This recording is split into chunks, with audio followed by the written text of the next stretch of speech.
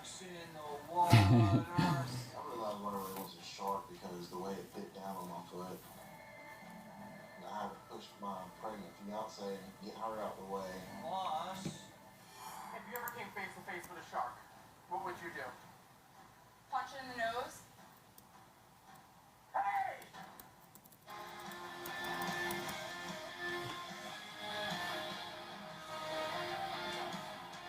You know how they always say you should never read a little girl's diary?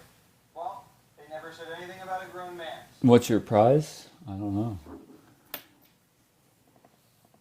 I don't know.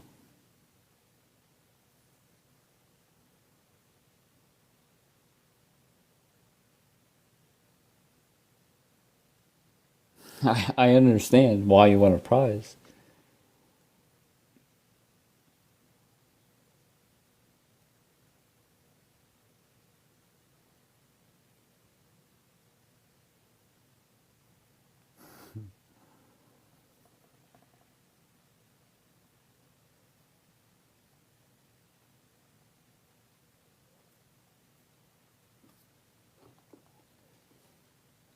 Dear Diary, the press is going wild with me. It is not hyperbole to say that today I am the most famous and talked about person in the country and one of the most recognizable persons in the world. The situation with my national and international fame is explosive and really unimaginable. The press is still hot and heavy about me. But it seems to be even though I am taking the spotlight away from him. Now, Fauci's writing about the press like it's a woman he's making love to. During the lockdowns, Fauci apparently spent hours Googling himself, reading every article, even going into the comment section. Anthony was on Tyra Banks' Instagram page, you know, America's Top Model. He writes, Dear Diary, one person said that Tyra was sexy, but that I was even more sexy than she was. Agreed. He clicked on a petition to name him Sexiest Man Alive. He memorialized that over 10,000 people signed it. Didn't win, but as a consolation, they cast America's Sexiest Man Alive to play it. Good evening. I'm Dr. Just imagine that the story that you're hearing in the background is on Fox News now. Supportive, inspiring, and sometimes I'd love to know how they got Fauci's, like, I don't know if it's really a diary, but how did Rand Paul get Fauci's notes? And keep in mind, Fauci was the one, he was like the go-to voice during COVID. What a fucking shame. And we will look back at 2020 as one of the biggest scams ever. And to think there are dumb fucks, Democrats in America that are still getting COVID boosters. Hold on, what does this say? by Barbara Streisand. When the song came on loud and clear, she started laughing and absolutely loved it. As someone who always considered himself a celebrity, finally the doctor was getting his due. Unfortunately, for Fauci to achieve celebrity status, Americans had to suffer. But Fauci knew he was destined for greatness. Even back in 2013, he wrote in his diary that he was a rock star and that the government was trying to keep him off TV because everyone was so jealous. 7 years later, his time had come and he was going to ride it. Here's one that says, I got my first dose of the Fauci ouchie. I told him that I bought his bobblehead. What a fucking shame. What an embarrassment, Dr. Fauci. Fucking clown. Cheeseburger, what do you got? I don't care nothing about Islam.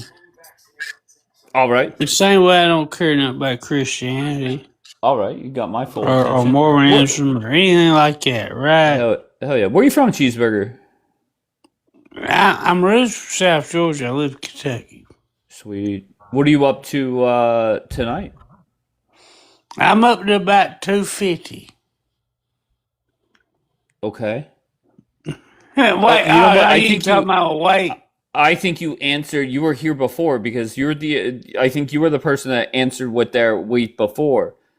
What what are you up to? Meaning, like, what are you doing tonight? Oh, I'm sitting here. I heard an awesome, Uh huh. unusual rainstorm come through, which was There's from the east. oh, you're a weatherman. No, well, hey, look, I looked at the damn radar. I could see where it's come from. It's from the east, right? Sure. That's not normal. Most storms you get, I don't give a fuck where you live. They Right. come from the west. Right. They come from the east. And, hey, look, that motherfucker. It didn't storm that bad, but Uh the huh. hardest rain the hardest I ever heard rain shoot down. Right. Had to be one of these days. Gotcha. So what are you doing? Just watching the weather radar, drinking some fucking bourbon or something? Yeah, I was watching TV. You were. Yeah. I was playing some Red Dead Redemption. Oh, that's awesome, man. And then I said, fuck it. It gets difficult sometimes. Can I ask you why did you come here? Well, I've seen your prompt. Right. And okay. I think that people subjugate another, not another religion, but religions they're not normal and accustomed to. Right. They try to push the problems off on that. Mm-hmm. Now, to me, I think they're all dumb, right? But I can. Well, I mean, I am. Definitely. Hey, look, if I've never had a Muslim knock on my door. Never in my life. Right. 48 years, my whole life, I've never seen that happen. Now, I have had a bunch of Christians. Hey, look, when I was a kid, they was Jehovah's Witnesses and shit. Hell, I've had fucking Baptist, Presbyterian, fucking Church of God. I'll knock on my door. Mm-hmm. I ain't never had no Muslim. Right. I've talked to them because I want to learn about their religion, right? But I called the imam, or the guy I think that's what it was, imam or something. Right. But I talked to him, and because I want to learn, right? Mm-hmm. Ain't like I'm gonna convert, but I still want to know something, right? Okay. And hey, look, 'cause they won't bring a book to your house. Hey, them motherfuckers won't even bring it. Hey, you can come get it. We give it to you free. Hey, you go there? He's like, yeah. I was like, well, I can understand it, right? Right. But no, I sat on the phone for a couple hours talking to this guy, man. And it was kind of like talking to a preacher, I guess. Right. I know what he's saying, but I was still thinking, it's bullshit. Exactly. The whole time. He didn't give a fuck, right? Right. But I still give him respect, you know what I'm saying? Mm-hmm. Same as I would a preacher. Or anybody else. Right. Because No, I I agree. ask.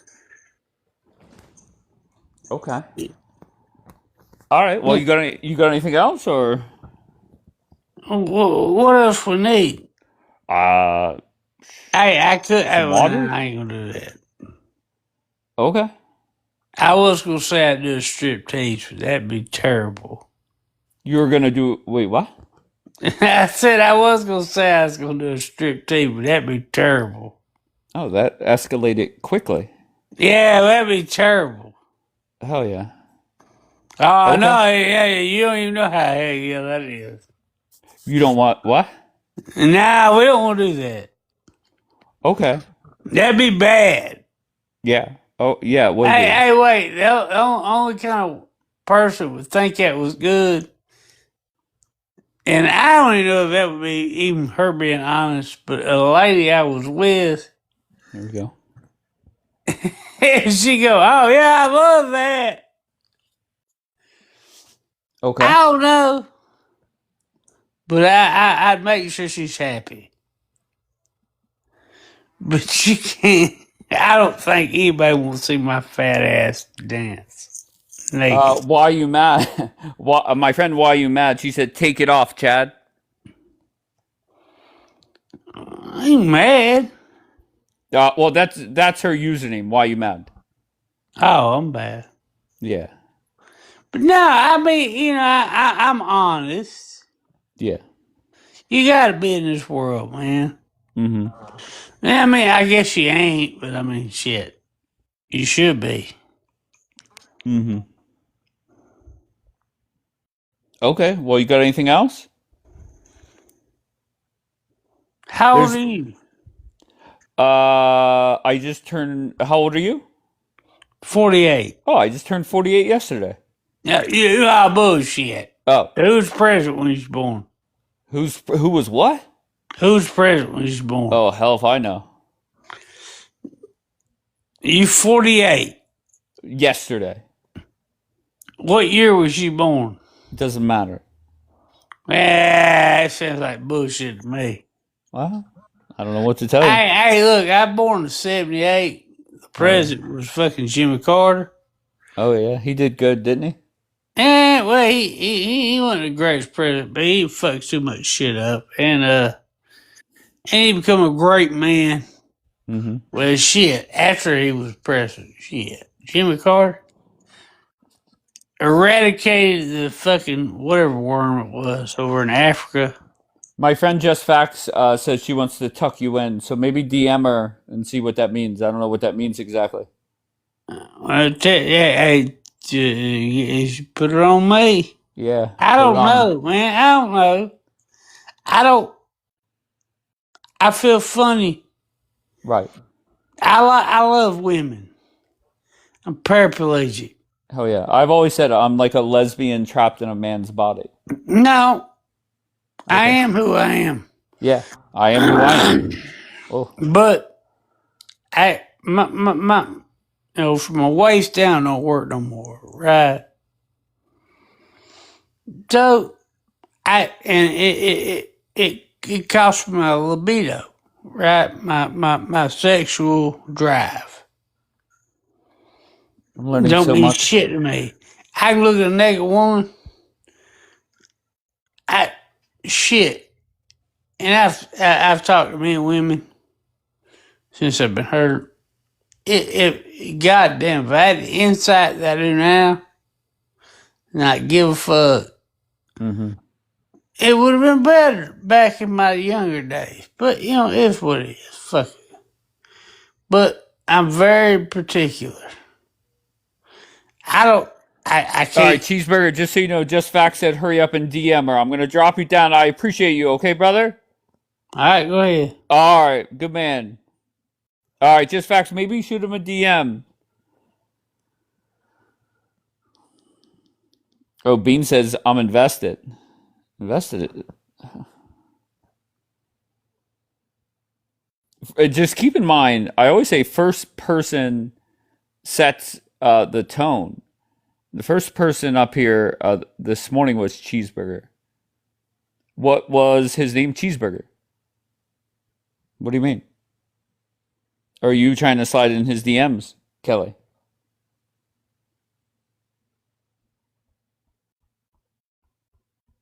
Thank you, Jen. W Cheeseburger. All right, you got a couple fans in here, Cheeseburger. Y'all can laugh all y'all motherfucking want, but these the type of Americans that's gonna save this motherfucking country. Because when all shit is said and done, you know You're what that man echoing. gonna do?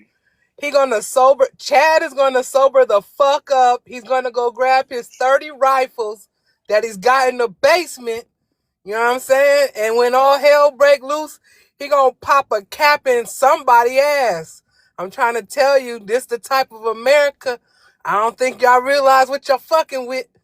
And somebody said, I know Steel Reserve when I hear it. You're echoing while you're mad. Why? Let me. Oh no, drop you're good now. back. No, you're good. You're good. Oh yeah. Okay, very good.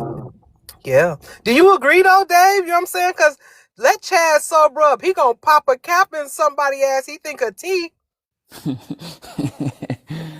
Yeah, America. Exactly. America. That's how he say that shit.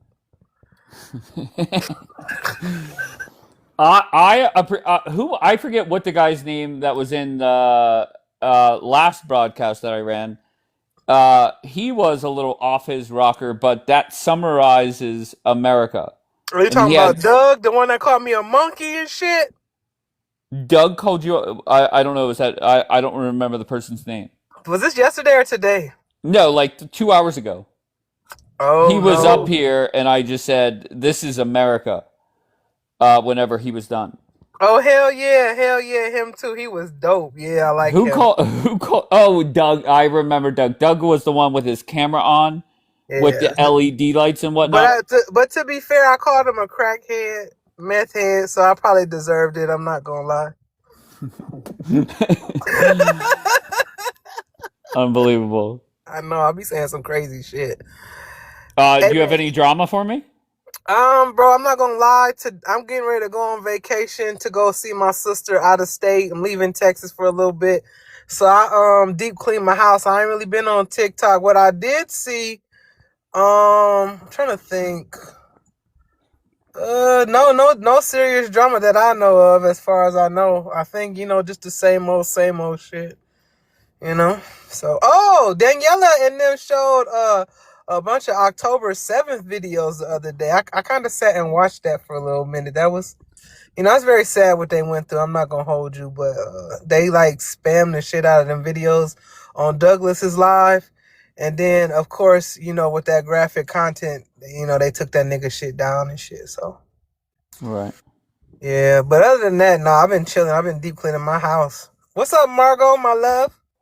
She's here to tell people to sign her petition. Oh, yeah, sign my petition. I wasn't trying to come up, actually, but since I'm up here, yeah, definitely sign my petition. What's the petition for? The family members of the 9/11 victims don't want Mom Tommy at the 25th memorial service. Do you think, is he planning on going? Yes, unfortunately, because he's a selfish prick. Wait, we on year 25 already? Damn. Yeah. I'm surprised he's even going, to be honest. Yeah, I think that he shouldn't be going, especially since his best friend and his father promote 9/11 and thinks America deserves for it to happen. But he the mayor, baby. Well, yeah, that's fine, but you shouldn't have values that are harmful to our country. He became a citizen in 2018. Immigrants come here to assimilate properly, not to come here and bring all the shit from their countries that don't work. But Margot, listen, I understand what you're saying, but obviously a lot of Americans don't, in New York specifically, because they voted for the nigga. Okay, listen, a lot of the family members moved out because it was offensive what's going on. So they didn't vote for him, and they're going back for this memorial, and they don't want him there. So you saying if there was a recount, you want a recount? Is that what you're saying? I don't think it would even work. Okay, look, they voted for him. I get it, but there are a lot of people who had families in those towers, mine included, and so I don't live there either. My daughter lives there, so the people that are going for the memorial didn't even vote for him anyway. Did your daughter vote for him? No, she's not a resident there. She just graduated from college and is there working. Oh, okay. Well, I mean, how you feel about, because you part Jewish, how you feel about the Jewish people voting for him? Yeah, I mean, I don't understand that either. But from what I understand, it's Satmar, which is a Hasidic group. That's Josh's clique, ain't it? I think so. But yeah, no. Damn. But what do you say to he won the race, he's the mayor. I'm not saying he's not the mayor. I'm not saying. Okay, you didn't let me finish. The sitting mayor, and usually the sitting president, goes to the 9/11 memorial service that they have that morning.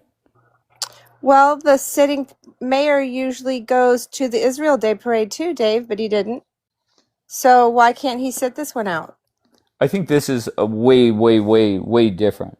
Like Okay, but when you are Okay. his father The says Israel that Day parade. suicide bombers are soldiers. His best friend said that America deserved 9/11. He appointed someone else in another district who also said America deserved 9/11.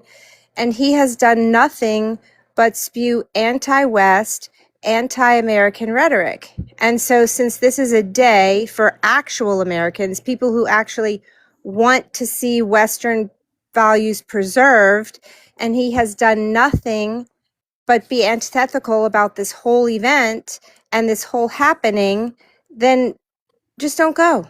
Because Well, Margot, baby. First of all, just a few questions. Why the fuck are you pressed about him not going to the Israel Day parade? This is I don't care. America. No, I don't care. No, I don't care Would about you that be at all. more upset if he didn't attend the America parade or the Israel No, this is one? where I think you're reading me wrong. I don't give two shits if he went there or not. My point is that he didn't go to that, which means certainly he can skip other events. I don't care if he didn't go. Well, he had a prior engagement that day. No. He's free as a bird. Shut up. On 9/11. He did No, not. He's but free as a Margot, bird. Margot, don't that make sense for an American serving He's not an mayor American to me. not He's not an attend any- American to me. He's an American citizen. He's not an American. Oh, what makes an American? Let me know. American is someone who loves America. Well, why you mad hates America? So what about the She's still American. American He hates Jews white that people say and Israel America. first, like Dapper did earlier today? I tell them to go live in Israel. He's not an Dave's American seen me do citizen? it. Huh? I tell them to go live in Israel. Dave sees me do it. I feel like I'm equal across the board. If I don't like what you're saying. A little bit. Yeah, I do. I tell them to go back. I told that guy Metz to go join the IDF. So what do you say to Moon that says, and you're not a New Yorker, stay out of our business? Well, I pay rent in New York, so what does that mean? In the city or the state? In the city, in Manhattan. So yeah, Moon. Damn, you pay Manhattan rent? Fuck me. Yeah. You got money. Well, in any event, Moon, yes, I do pay rent in Manhattan. Casey said she's going to start up a petition to make sure he goes. I'm sure you do because y'all are spiteful fucking bitches. I made that up. Stop it. Well, it's true. They are. Oh, the Pallies are some of the most vilest people on here and the most, they just don't care what happens to you. They don't care about 9/11. They laugh at it. They think it's funny. They think we deserve it. So the 21st anniversary is coming up in September. So Dave, don't say, I guess you can say, but then I'll probably come up and have a fit. Who cares? It was a long time ago. It does matter. It did matter. And Margot, it was a big fucking deal. Okay, Margot, I agree with you. It was a big deal. I'm just telling you that most Americans have forgotten about it, and that's just reality. And you know what? Maybe it's Americans' jobs to remind them of it. I got a question. When you don't remember why history, are you mad? Are you drunk? Why are you mad? Repeats itself. No, I'm a mute. Come on. Go ahead, Margot. Make your point. No, I'm just saying when you don't teach people history, that's when history repeats itself. But I'm not if you want life to get better, I'm not a professor. Huh? I'm not a professor. Well, I understand, but if you have kids, you teach your kids about history, they learn from history. You know, we didn't teach these kids about 9/11, so now look here we are. Casey How come said y'all she don't has got the same energy for when black people be like, oh, slavery, be like, get over it. So this is my question. Yeah. This is my question. Well, I'll say this to you. Why are you mad? I'm from Louisiana. We never said get over it. What is the cutoff for the fuck it and forget, move on type shit? No, I think 40 years. People don't talk about 9/11 every day. The 25th anniversary is coming up, so that's why it's being talked about. People Dave don't said bring 40 it up every day.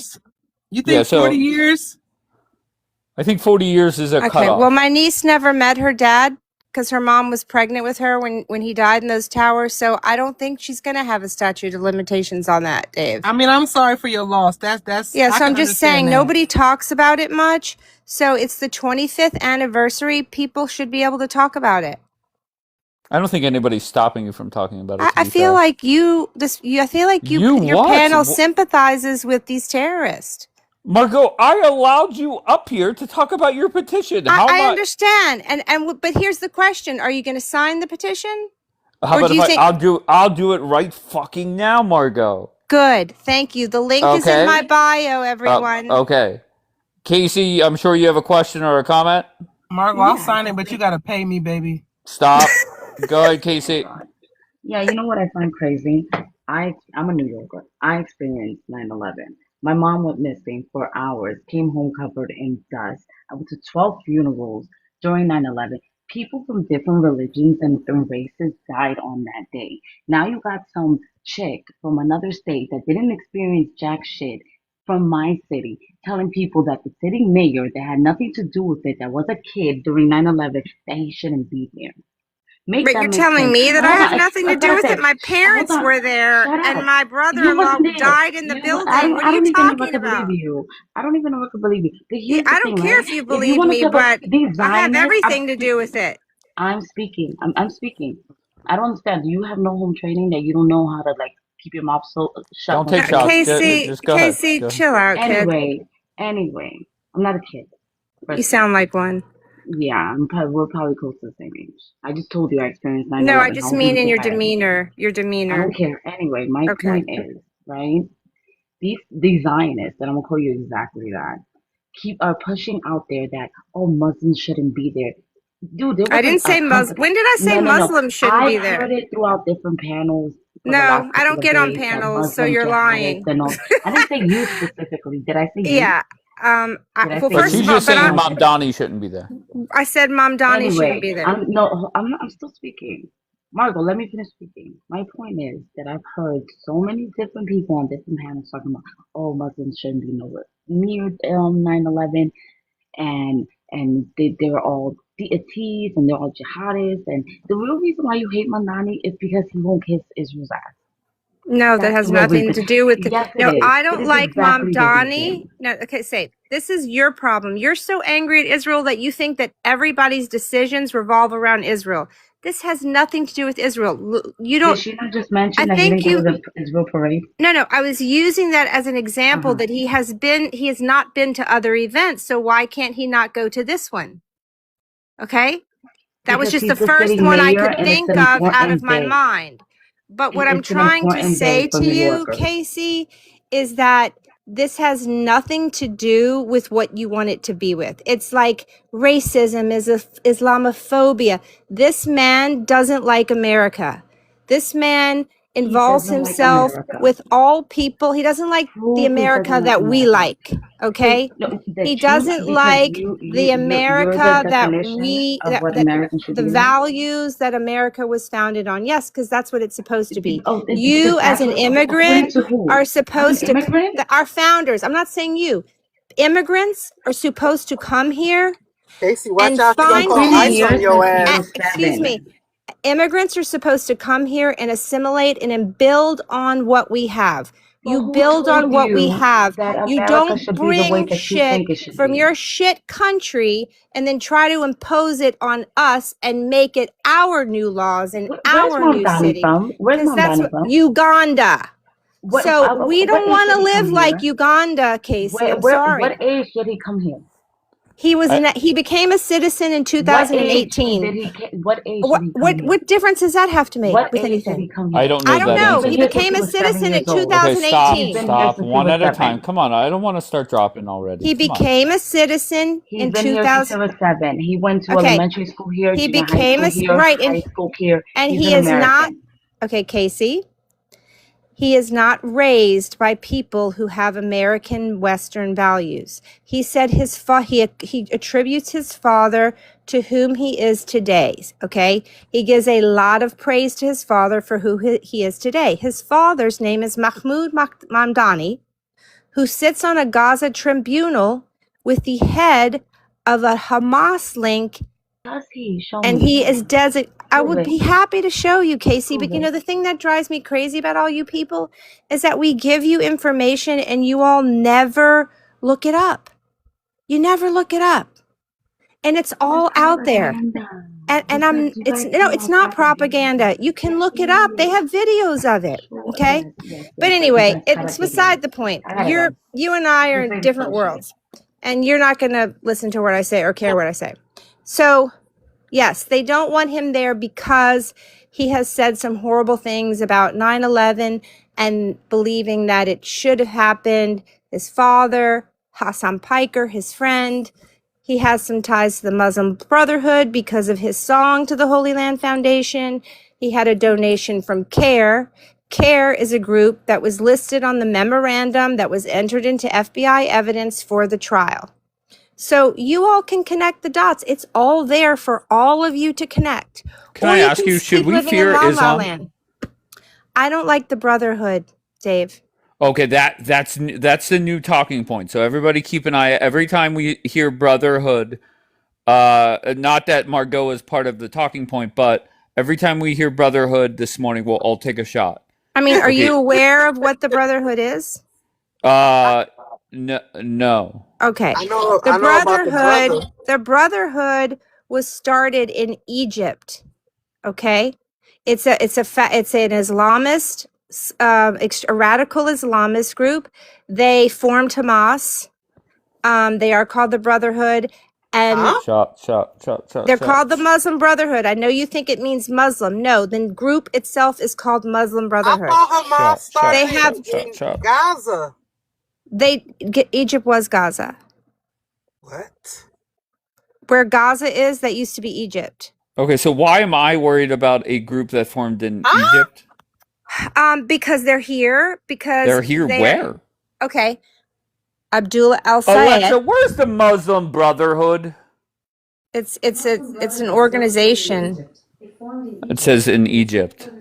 Yes. Alexa off. Okay, They so I feel formed better. in Egypt. They're here. They're Oh, here. they're here. Yeah. Where? That's who do you think Holy Land 5 was? I've literally never heard of that term. Okay. Holy Land 5? Yeah. Holy Is it a Land. movie? Okay, Dave. It's like the Harlem Five, but the Arab Okay, edition. everybody stop. Everybody stop. I know you know this, okay? I swear on everything I love, Okay. I literally have well, never if you'd heard of open Holy your Land 5. Telegram from me every once in a while, you might see some stuff. I am very okay? bad at that, and I'm sorry. So I sent you the Brotherhood Memorandum from 1991 that was entered into court evidence by the FBI for the trial with the Holy Land 5. The Holy Land 5 was a group of 5 men that ran the Holy Land Foundation, which was a huge funneling Islamic funding foundation that funneled $15 million to Hamas. They went to jail for 65 years, okay? They listed amongst the evidence in the memorandum that I sent you 29 other Islamic groups that were somewhat connected to the Brotherhood. In that group was the group that Mamdani wrote a song about. All my love to the Holy Land 5, being a Muslim in New York, the Holy Land Foundation, look him up. He's a Hamas fan, okay? So he has that. Then his CARE, which was a group listed on the FBI evidence of the memorandum, donated to his campaign. His father is a professor, Mahmoud Mamdani, and he stated in a paper that suicide bombers are soldiers. Okay, so we know we're not dealing with just your average Muslim. This is my point. He's tied to the Muslim Brotherhood. Okay, the Holy Land 5 was convicted in 2008, correct? Correct. Okay, is there anything else about them since then? Like, are they still active? Well, they're in jail. Okay. But they're always active, Dave. They have, if you look at the memorandum that I sent you. Wait, you just said they were in jail. Well, no. The people are in jail. But the group of Holy Land Foundation were connected to other groups. There was an unindicted co-conspirator.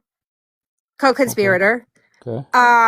And that was a man who was involved in the 1993 World Trade Center bombings, who is also friends with Mamdani. And there's, if you go look at the memorandum, there are 29 other groups, okay, that are considered to be parts of the Brotherhood. And if you look at the recent candidates, they are attached to that group somehow. And this all goes back to the Red-Green Alliance that they were talking about in Iran. It's the Islamists. Lord. Y'all can laugh all you want. You want me to take your Mike shot Charlie Clerk in the neck seriously, but you don't want to take this seriously, okay? Margo, So if you have 6 candidates and they're all socialists and they're all connected to Muslim Brotherhood, you're just going to say, "Oh, okay." No. It's the same thing that happened in Iran. There are Islamist groups. These are political Islamists. We're not talking about the religion. Political, ideological Islam. They formed an alliance with the socialists and the Marxists in Iran to overthrow the Shah. When the Shah got overthrown, they killed all the leftists and they became the leaders. And you can sit here and laugh, but if you want to go look it up, I have several videos on my page, Dave. I've sent you the memorandum that was FBI evidence that you can go look at. Make your own decisions. Can I ask you, when was the last time this group, the Holy Land, they were involved like in anything here in America? Right now. Okay, what the fuck how? are they doing? Hold on, while you're mad. They're backing all these candidates. The Holy Land 5 is now fundraising for these candidates? No, the offshoots that I told you 29 groups are listed in that memorandum that was entered into court. What are the groups? There's a million of them. I can't remember. ISNA, MSA, CARE. I can't remember all their names. I gotta be honest. Okay. If you want me to listen to your mic shit, yeah, I'm not saying you have to listen to it. Is bullshit. Go read the Margo, memorandum. I'm not saying you have to listen to my quote unquote mic shit. Okay, just go read the memorandum, okay? Okay. Margo, you have Abdul. Hold on. Stop. Okay. Abdul El Sayed is running for a Senate seat. Okay. In Michigan. Yes. I know that name. He is from Egypt. Okay. Woo. We'll do the math. Connect the dots. So everybody from Egypt is tied to the Holy Land 5? Okay. The Muslim Brotherhood, Dave. The Muslim Brotherhood. Shot. Okay. Okay. And his father-in-law donated $300,000 to ISNA, which is an Islamic group on the FBI evidence memorandum page, which is part of it. Okay? Okay. Like, go read. Margo. Rashida Tlaib. Oh, wait, the Congresswoman? Yes, Rashida Tlaib, Ilhan Omar. And do you think that it's normal for that Dearborn mayor, when that Christian guy was upset about the street being named after a Hezbollah guy, and the Christian guy said, "I'm just kind of upset because it's named after Obama, somebody Siblani, and he was a Hezbollah supporter, and I just feel like it's disrespectful because Hezbollah killed 241 of our soldiers in Beirut, and I just feel like, I don't know, it's disrespectful." And I watched it. Disrespectful. And the mayor looks at him and says, "You are a bigot, you are a racist, you are an Islamophobic, and I want you out of my city, and when you leave, I will throw a parade for you." Dang. All because he was upset that a street in America is named after a Hezbollah supporter.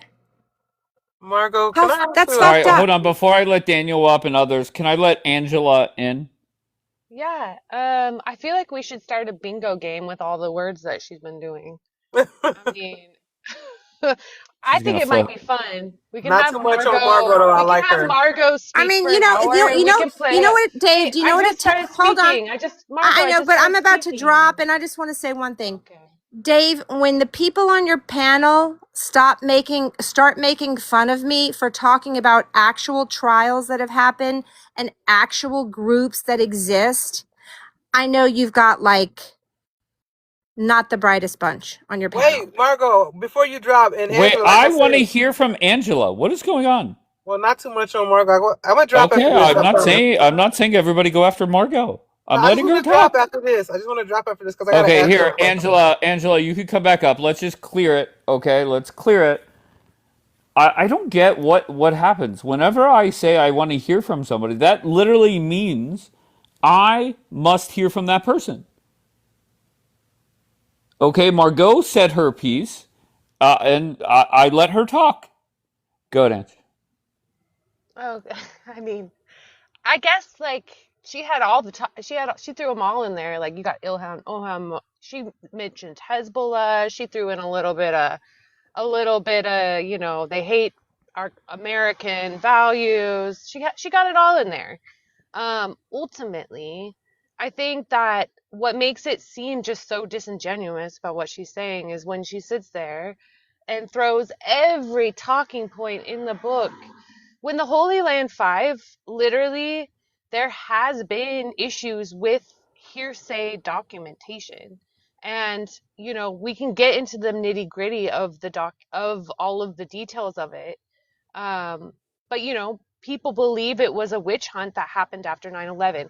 But ironically enough, of all of it, let's just get to the truth of it. They apparently funneled 12 million to Hamas. But don't we remember one thing? Let's remember one thing. Netanyahu funneled money to Hamas. So, I mean, should Netanyahu open? God forbid Netanyahu go to jail. All of a sudden, Netanyahu, we're going to ignore the fact that he Thank you, Bondi. funneled money to Hamas, right? No, we should all listen to you try and deflect. It's like when a Muslim person is It's not a addressed. deflection, bro. It is just Okay, well, one of those things. Look, I'm just going to finish my sentence and then you can try to whatever. But the I'll thing try. is that I mean, we got to get to the point. If they funneled $12 million to Hamas from the United States, then why is it that the United States kept on sending money to Israel and then Netanyahu himself was funneling money to Hamas? Why is it so hard? You two, 'cause you're not dumb. Why is it so hard for you to just say the Holy Land Five was You don't think I'm helping dumb? fund T groups, and it was wrong? Like why? And Why the would red they? green the red green brown alliance, that's my favorite Zionist talking point as of lately. That one's Okay, been but a good one. Did It's you hear my it's the question? commies, the Nazis, and the Islamists. That's a new Okay, one. but Anyways. but Angela, so did you hear my question? Why is it so hard to say the simple truth? They were funneling money to Theism, and it's wrong. Why Sure. hearsay? Well, What did you say Netanyahu earlier? was Here's funneling money to again Theism. Netanyahu. I don't know how that is any different. We're not talking about other countries. We're talking about Uh, America. Why uh-huh. is it so hard to just simply say, instead of deflecting to other But leaders, other countries, why is it so hard to simply say they were funneling money to Theism? Why it's wrong. That's it. It leaves the other what person is nowhere else to Theism go. at this point if Netanyahu was funneling them too? See, this is why you guys are great. You know how many times you said Netanyahu in the last 30 But, seconds and but you I'm can't answer a asking simple you the question? question in return. Why is it okay for Netanyahu to funnel money to Hamas, but not people in the United States? I swear, you don't. Uh, I don't think you can see I don't how you think you sound right now. understand what I'm No, talking about then. I do understand what you're talking about. He was funneling money to Hamas from Qatar to Hamas because it was the Hamas is the government. It's the one that they elected, and they said it was for humanitarian reasons. And if Netanyahu would have said no, then he would have had to go for the bill himself and pay it and starve them. And then what? People are gonna cry apartheid and starvation and famine all over again. Okay, So he had no choice. okay, It was their money. okay, They were the government. He let them have their money from Qatar.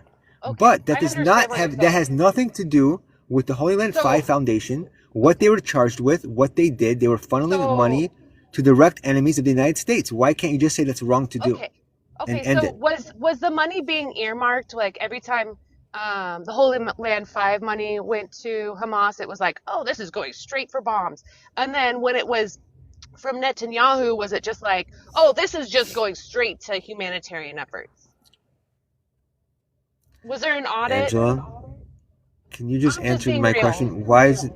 You're not being real. Why is it without saying Netanyahu or Israel or anything or anyone outside of America? Why is it just wrong? What's so wrong with simply saying they were funneling money to Theism? It's wrong to do. I don't understand why you make an exception from Netanyahu. Again, Netanyahu. Okay. What Well, about I if she mean, says both was wrong? Yeah, I mean, personally, I think that the people of Gaza deserve money in order to survive. Yeah. you think there's a chance of that, Dave? Should it be going through Hamas? It's not really, I don't really understand how you're going to get people in Gaza who don't have jobs, who aren't able to actually live a regular life, because Israel doesn't let people, even fishermen, go outside of 12 nautical miles outside of Gaza. Like, people have no ability to make money, and therefore they are reliant on outside aid.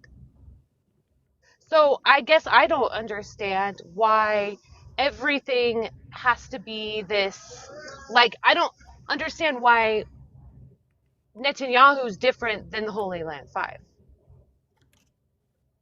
Okay. Dave, does that answer your question? No, I don't think. I mean, Yeah. No shit. I don't know where the hell. I mean, this is Well, where is the money going, I guess? You know, They what do also we know? Did they also audit? started. Are they auditing it? Like, how do we know? Hold on. Was it going to orphans or was it going to Okay, bombs? we get it. They're all innocent. Okay, all the Muslims in the world are all innocent. No, I that's get it. not what Okay, I'm I concede. saying. Of course not. I I mean, concede. maybe You guys because never have any accountability. that's at not the all. point. Maybe because the leaders of Hamas all of a sudden became millionaires. Maybe because they spent a lot of money into Billionaires. building tunnels and your quote unquote resistance. I mean, you can go in multiple points, but Dave, you want to know something funny? Go ahead. The Muslim Brotherhood. By the way, Margot was one of the first people to like focus on that. So before everyone else jumped on that bandwagon, don't give Margot shit because she's always talked about it. But I'm not giving Margot shit. No, not you. Everyone in the chat. Shut. Everyone in the chat. I'm just saying that. But the Muslim Brotherhood got kicked out of Egypt because they were too fundamental Radical. for Egypt. No, fundamental. Yeah. The Muslim Brotherhood was doing shit that Egypt was like, no, don't do this. We're trying to be like cool with the West. So they even got kicked out of Egypt. They're considered a terrorist group in Egypt. Wait, why are you guys over talking? Sorry. Okay. Margot was talking. Go ahead. Sorry. No, I was just gonna say Margot was talking faster than I could type, but everything else checking that she was saying was true so far. Yeah, no, but I'm just saying that's the funny part. And an offshoot of them also started an organization called like the Palestine Committee in New York City as well. That ended up funneling money. I just don't think anything in America should be going towards actual terrorist groups that we classify as terror groups. Okay, let's set the tone. It was like Daniel and Jackie were purposely over talking one another. I don't get that.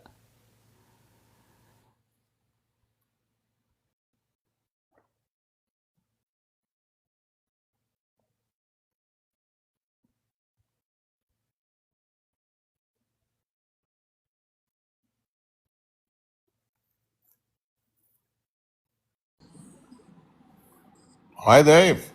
Bon, how's it going? Lovely. Oh, good. Did we figure shit out yet? Did we figure out what Israel has to do to get America back on their side, or we still out here just winging it? Look, seriously, we are talking seriously about things that are in the top of the list of Trump also. One of the things there is to finish the Iran game. Yeah, but that's not happening. And for doing it, I think a good conversation is taking place right now, once Bibi is in New York. Well, BB's not, this week is not the New York trip. That's in September when he'll be in New York. No, but there would be a conversation between Trump, the hesitating president, which did not finish the job, and Benjamin Netanyahu, that wants to finish the job. Okay. But, I mean, listen, General Kane has said to Donald Trump that it is not wise to escalate. General Kane is the most valuable voice on the planet right now. Okay. Brilliant. He said. What BB says means nothing. I don't know. I don't think so. But Iran is so weak, and Israel have some fashionable ways to end the game in a more decisive way. And And therefore, they are hearing each other. They are consulting each other. no, They are embracing the ideas of each other. no. Look, Dave, you are such a nice guy, But Bon, that's young. not reality. What you're saying is not reality. Like I don't understand how else to put it. Bibi, of course, when Trump picks up the phone, Bibi could voice his opinion, but it means nothing. And whenever the reports come out that General Kane said, no, there's no point in escalation, I just don't get it. General Kane in 2 weeks from now will say, let's lose it. You see, once a nation is not standing for their right to exist, somebody else stronger comes in the theater. China, China, China. Okay? Now, the moment that you are getting into the books of history as incapable, you will bring your empire down. That's the way it works. Now, General Kane or General XYZ can say whatever he wants. There is enough firepower to change the regime and start a new page. Right. I don't even think you believe what you're saying. You know you're just flat It's out okay. lying. No. You know you're flat out lying. No. I'm telling you If Donald Trump exactly. believed it was possible, why were we in a ceasefire for over 100 days? Why is it Bibi has not dropped anything in Iran in probably 110 days almost? I will tell you. We collect every day the necessary bombs necessary to do it without you. We shut our mouth, we bite our tongue, we are expecting that something will happen from Iran, with other words, that they will throw at us ballistic missiles, No, and we it's are not going ready to to happen. go. No, they are Trump and the regime. They're just fucking with you now. They're just flat out fucking with Dave, you. They'll be at as soon, war for 13 days, then they'll take a break. Then they'll pretend something else goes on. They'll fight some more. The Dave, goal do you agree is with me? wait, Bon, pay attention, please. The goal is to play this along until October 27th. Make sure BB loses, and then end the war shortly after BB loses. That's the goal now. Now Okay. we're just gonna fuck with the warmongering fools. Okay. Now, let's talk about what would be the consequence for America once they topple off Bibi and the great empire is doing a peace with Iran. They will start within days the whole process of being the number one exporter of terror. They will continue with embracing their program for creating more and more missiles, ballistic missiles, nuclear devices, Yeah, and you that's your will be. problem. That's your problem, not mine. That's Listen, your listen, problem. listen, We're not listen, worried about it here. listen. It is my problem. We will solve it ourselves. Don't you worry about that. I don't know about But that. they will go after your allies. They will go after Europe, and they will go after you. You cannot run away from terror. You cannot, but you have the balls to say that you can. You have the arrogance to say you can. Mm-hmm. America is declining. No. You That's where have you're, been. Bon. That's where you're wrong. 5 years from now, Iran will be more powerful than Israel, and so will Turkey. So we're not in decline. I can assure you of that. Okay, you've been sitting on the bench for over 100 days doing nothing. Okay, and I love it.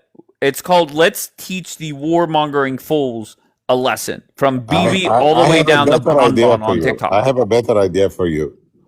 Embrace the narratives of creating an America which is disfragmented, polarized. Bring more troublemakers in the name of Allah into your country. Make an experiment as like, they called it multiculturalism. I'm sorry. Make, My country has 1.5% Muslims. You have 20%. So my why are friend, you lecturing us on the I will big tell bad you why I'm Muslims? lecturing you. Once your biggest city fall, the rest is a domino. With 1.5 or 1.7%, they created a situation that they called the calls in New York. And you have the audacity to answer this lady, she's a victim of September 11. And comes here another, sorry that I say it this way, Angela. Angela is comparing, she's comparing a terrorist with Bibi. She's getting information about somebody which is doing terror. Do you think that Bibi allowed this money for the sake of terror? No. He allowed this money through Qatar for the sake of making the miserable people of Gaza capable of having $100 a month for a family. All right, let Angela But respond, Bonbon. Hello, Bonbon. hello, sweetheart. Hello, woke, liberal, headless, brainless, spineless, Let her fuckhead. talk. Of course. Bitty Go bitty ahead, bitty Angela. bitty bitty bitty bum bun. Sure, sure. Yeah, no, I don't even know what you were talking about, quite frankly, but you So, brought of my name course up. not. Of course not. You do not know what I'm No, talking about. yeah, You no, know what? you were I talking know what about you are talking America. about. You Okay, are talking. fine. I know what you You are speak. talking about. Globalize the Intifada. Organize the Z generation, headless people like you, and create chaos. In your universities, burn American flags. Make sure that America cannot function. Embrace Islam, the radical part of it, the brotherhood, care. Shot, shot, shot, shot, Why shot. should I shut? Why? No. Why? I'm Because saying it every is time we hear painful? Muslim Brotherhood, because that's now the talking point. We've moved it. We're gonna all take shots. So, but continue. No, Bonbon, I mean, we're going to survive. We're Hell going yeah. to be Sure. okay. We're gonna be Sure, okay sure. Till without they you will eat guys. you alive. We'll be Like in okay Great without Britain. Israel. I don't Israel understand. is no good. Hey. I agree with you. Israel, we are sin. We are the brother of sin. Sin and us are brotherhood. We should not exist. We should not have a roof under the sun. Our cause is, bully us. You are allowed. Bitty Murdering bitty us. bitty You are bitty allowed. bitty bitty Okay, bum come bum. on, come on, come on. Sure. Let her respond, It Bonbon, is please. normalized to kick us out Oh my of this God, universe. Bonbon, come on, come on. I don't want to do Showtime this early. Let her fucking talk, please. No problem. Fucking talk. Yeah, I mean, I just think living in the United States, what's beautiful is that we have freedom of speech and that we Sure. are able to have Muslims that can be conservative, they can be Democrats, they can be anything they want, right? We can have Christians who can be conservative, they can be independents, they can be anything they want. And so when you come here and you try to make it as if Muslims are the root of all evil, I live in the United States. People get pew-pewed all the time. Like, no offense, it's of every color, every like we're all crazy here. And like that's, like to say that the Islam is the only crazy people, like I'm sorry. We got crazy Christians, we got crazy Jewish people, we got all crazy, all types of crazies. This is the United States. We're With proud of other our words, crazy.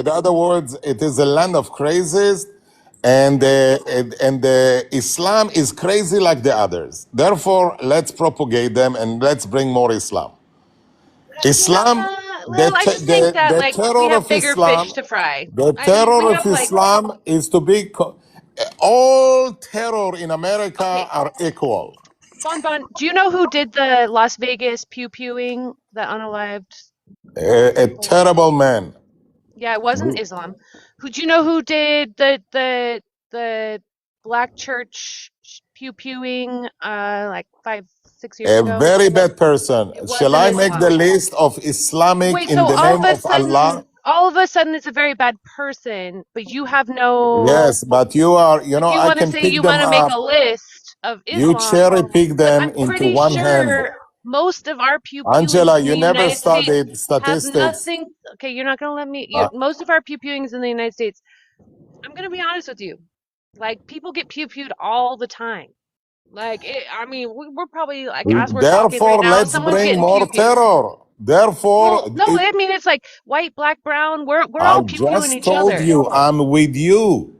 Well, Bring you more said you're not with me. You Islamic said I was terror into America. spineless. All right, Destroy take a minute, America. Angela. I'll bring others up. Go ahead.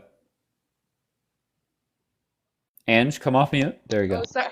Good job. I thought you were having him talk. I mean, essentially, like we have a lot of violence in the United States, and I'm not saying that that's a good thing, but it's pretty regular all across the country. I mean, it doesn't really matter. People like you are gonna come here and say all black people are pew pewing each other. It's all old racism. You're gonna constantly be using an excuse, but the thing about it is it's across the board. Every group is pew pewing each other. That's just how it goes here. So I just think making Islam into the boogeyman is kind of pointless because quite frankly, we love pew pewing each other here in the United States. It's like an American thing, you know? You can pass it along.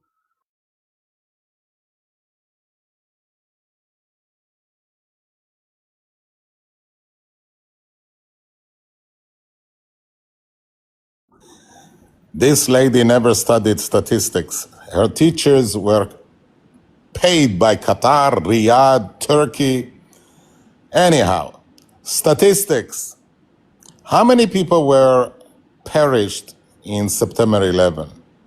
Near to 3,000. How many Americans were perished in Iraq because of EDIs made in Iran? About 4,500. She is comparing bagel with bagel? No. She is mingling parrots with heads of pigs.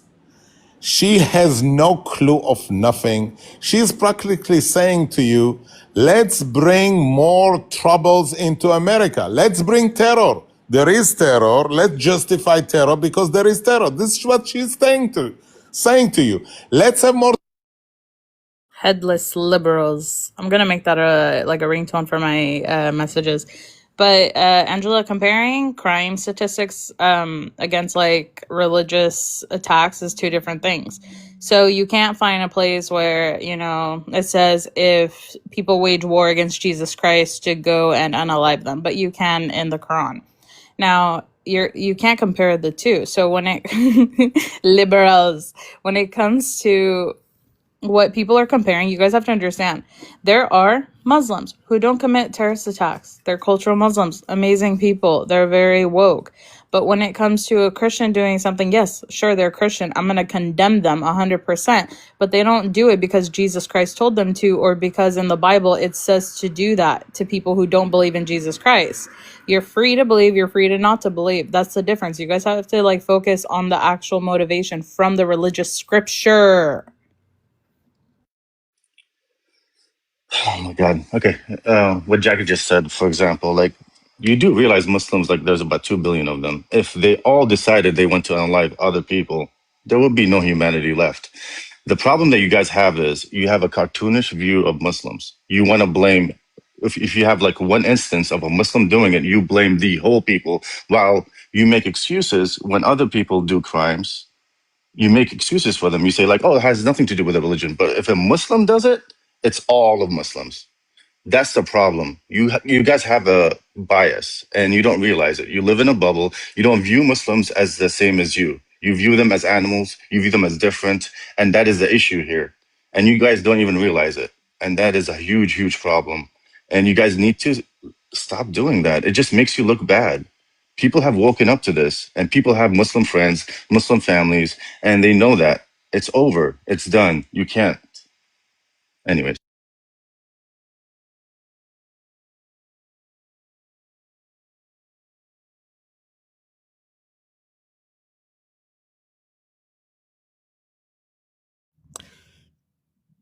People are waking up to what exactly? Because it's not about hate, or at least not for me. I don't hate anybody. I don't care about which faith somebody has. But you heard 5 minutes ago, I was asking what's so wrong to saying that an organization funneling money to theism is just wrong. Period. I wasn't asking a whole lot. It's not unreasonable to condemn such a thing if you really are an American. Okay, and there's a big difference between urban violence and a person in the name of Judaism going out and unaliving somebody, a person doing it in the name of Christianity, and a person doing it in the name of Islam. Okay, you cannot deny the numbers. I don't understand. Nobody's trying to vilify anybody, or at least I'm not trying to vilify anybody, but it's absurd seeing people try and deny reality. Okay. Well, reality is that in America, Muslims are not committing more crimes than anyone else. That's a reality. So if you want to paint a picture like the future, they're going to commit so many crimes if you let more Muslims in, I think that's absurd. Because just because you're a Muslim doesn't mean that you're going to commit crimes. And so I hate that argument. But on top of that, we really have to get down to the fact that people are sitting here trying to make it about a religious thing. We can say that funding terrorism is a bad thing, but I think that's why I want us to cut Israel off. What I've seen for the last 3 years is Israel committing terrorism in Lebanon, in Iran, in Syria, in Gaza, in the West Bank. So I think Israel is the terrorist. Another woke liberal headless. Fuck it. We are the terrorists. Who was attacked in 7th of October? By the way, the troubles did not start in 48. The troubles started in the moment that the inception of Islam came. Islam, straightforward, the religion of Islam wants to annihilate any Jew anywhere, everywhere, all the time. It's not I'm saying it. It is your book saying it. Now let's go to the issue of Israel is committing terror. You aim at us. You penetrate into Israel. You send ballistic missiles. What do you expect, headless? Man, I'll never get over that. But no, for like, I get what you mean, Angela. Letting more Muslims in the country necessarily doesn't necessarily mean that there will be more attacks or violence. Give or take, when it comes to any type of immigration, I'm against all. Even when it comes to my own people, literally my own blood family coming in, I say that when there's a sanction on these Islamic majority countries, that it includes Christians that are in there, and they're restricted from coming to America. I'm for restricting immigration from all. So it's not just Muslims don't come here. No, it's literally all of these people. I'm sorry. I just don't think America should open their borders and be like, yeah, let's welcome everyone. Because that does include inviting like evil into your country. Now, when it comes to specifically the Islamic point, you're not going to win. Literally, you're all waging war against Allah and his prophet. It's fair game to them. Oh my God, these guys just keep proving my point. They don't get it at all. Like, dude, Jackie, oh, whatever your name is, like, Christianity came from the Middle East, right? So, like, the religion you follow is really based on Middle Eastern culture, by the way. Just FYI. So if you don't want them to, like, come to America, you wouldn't even let Jesus in, by the way, if he was actually alive. Anyways, I don't like this like whole minute thing. Can you skip me, please? Thank you.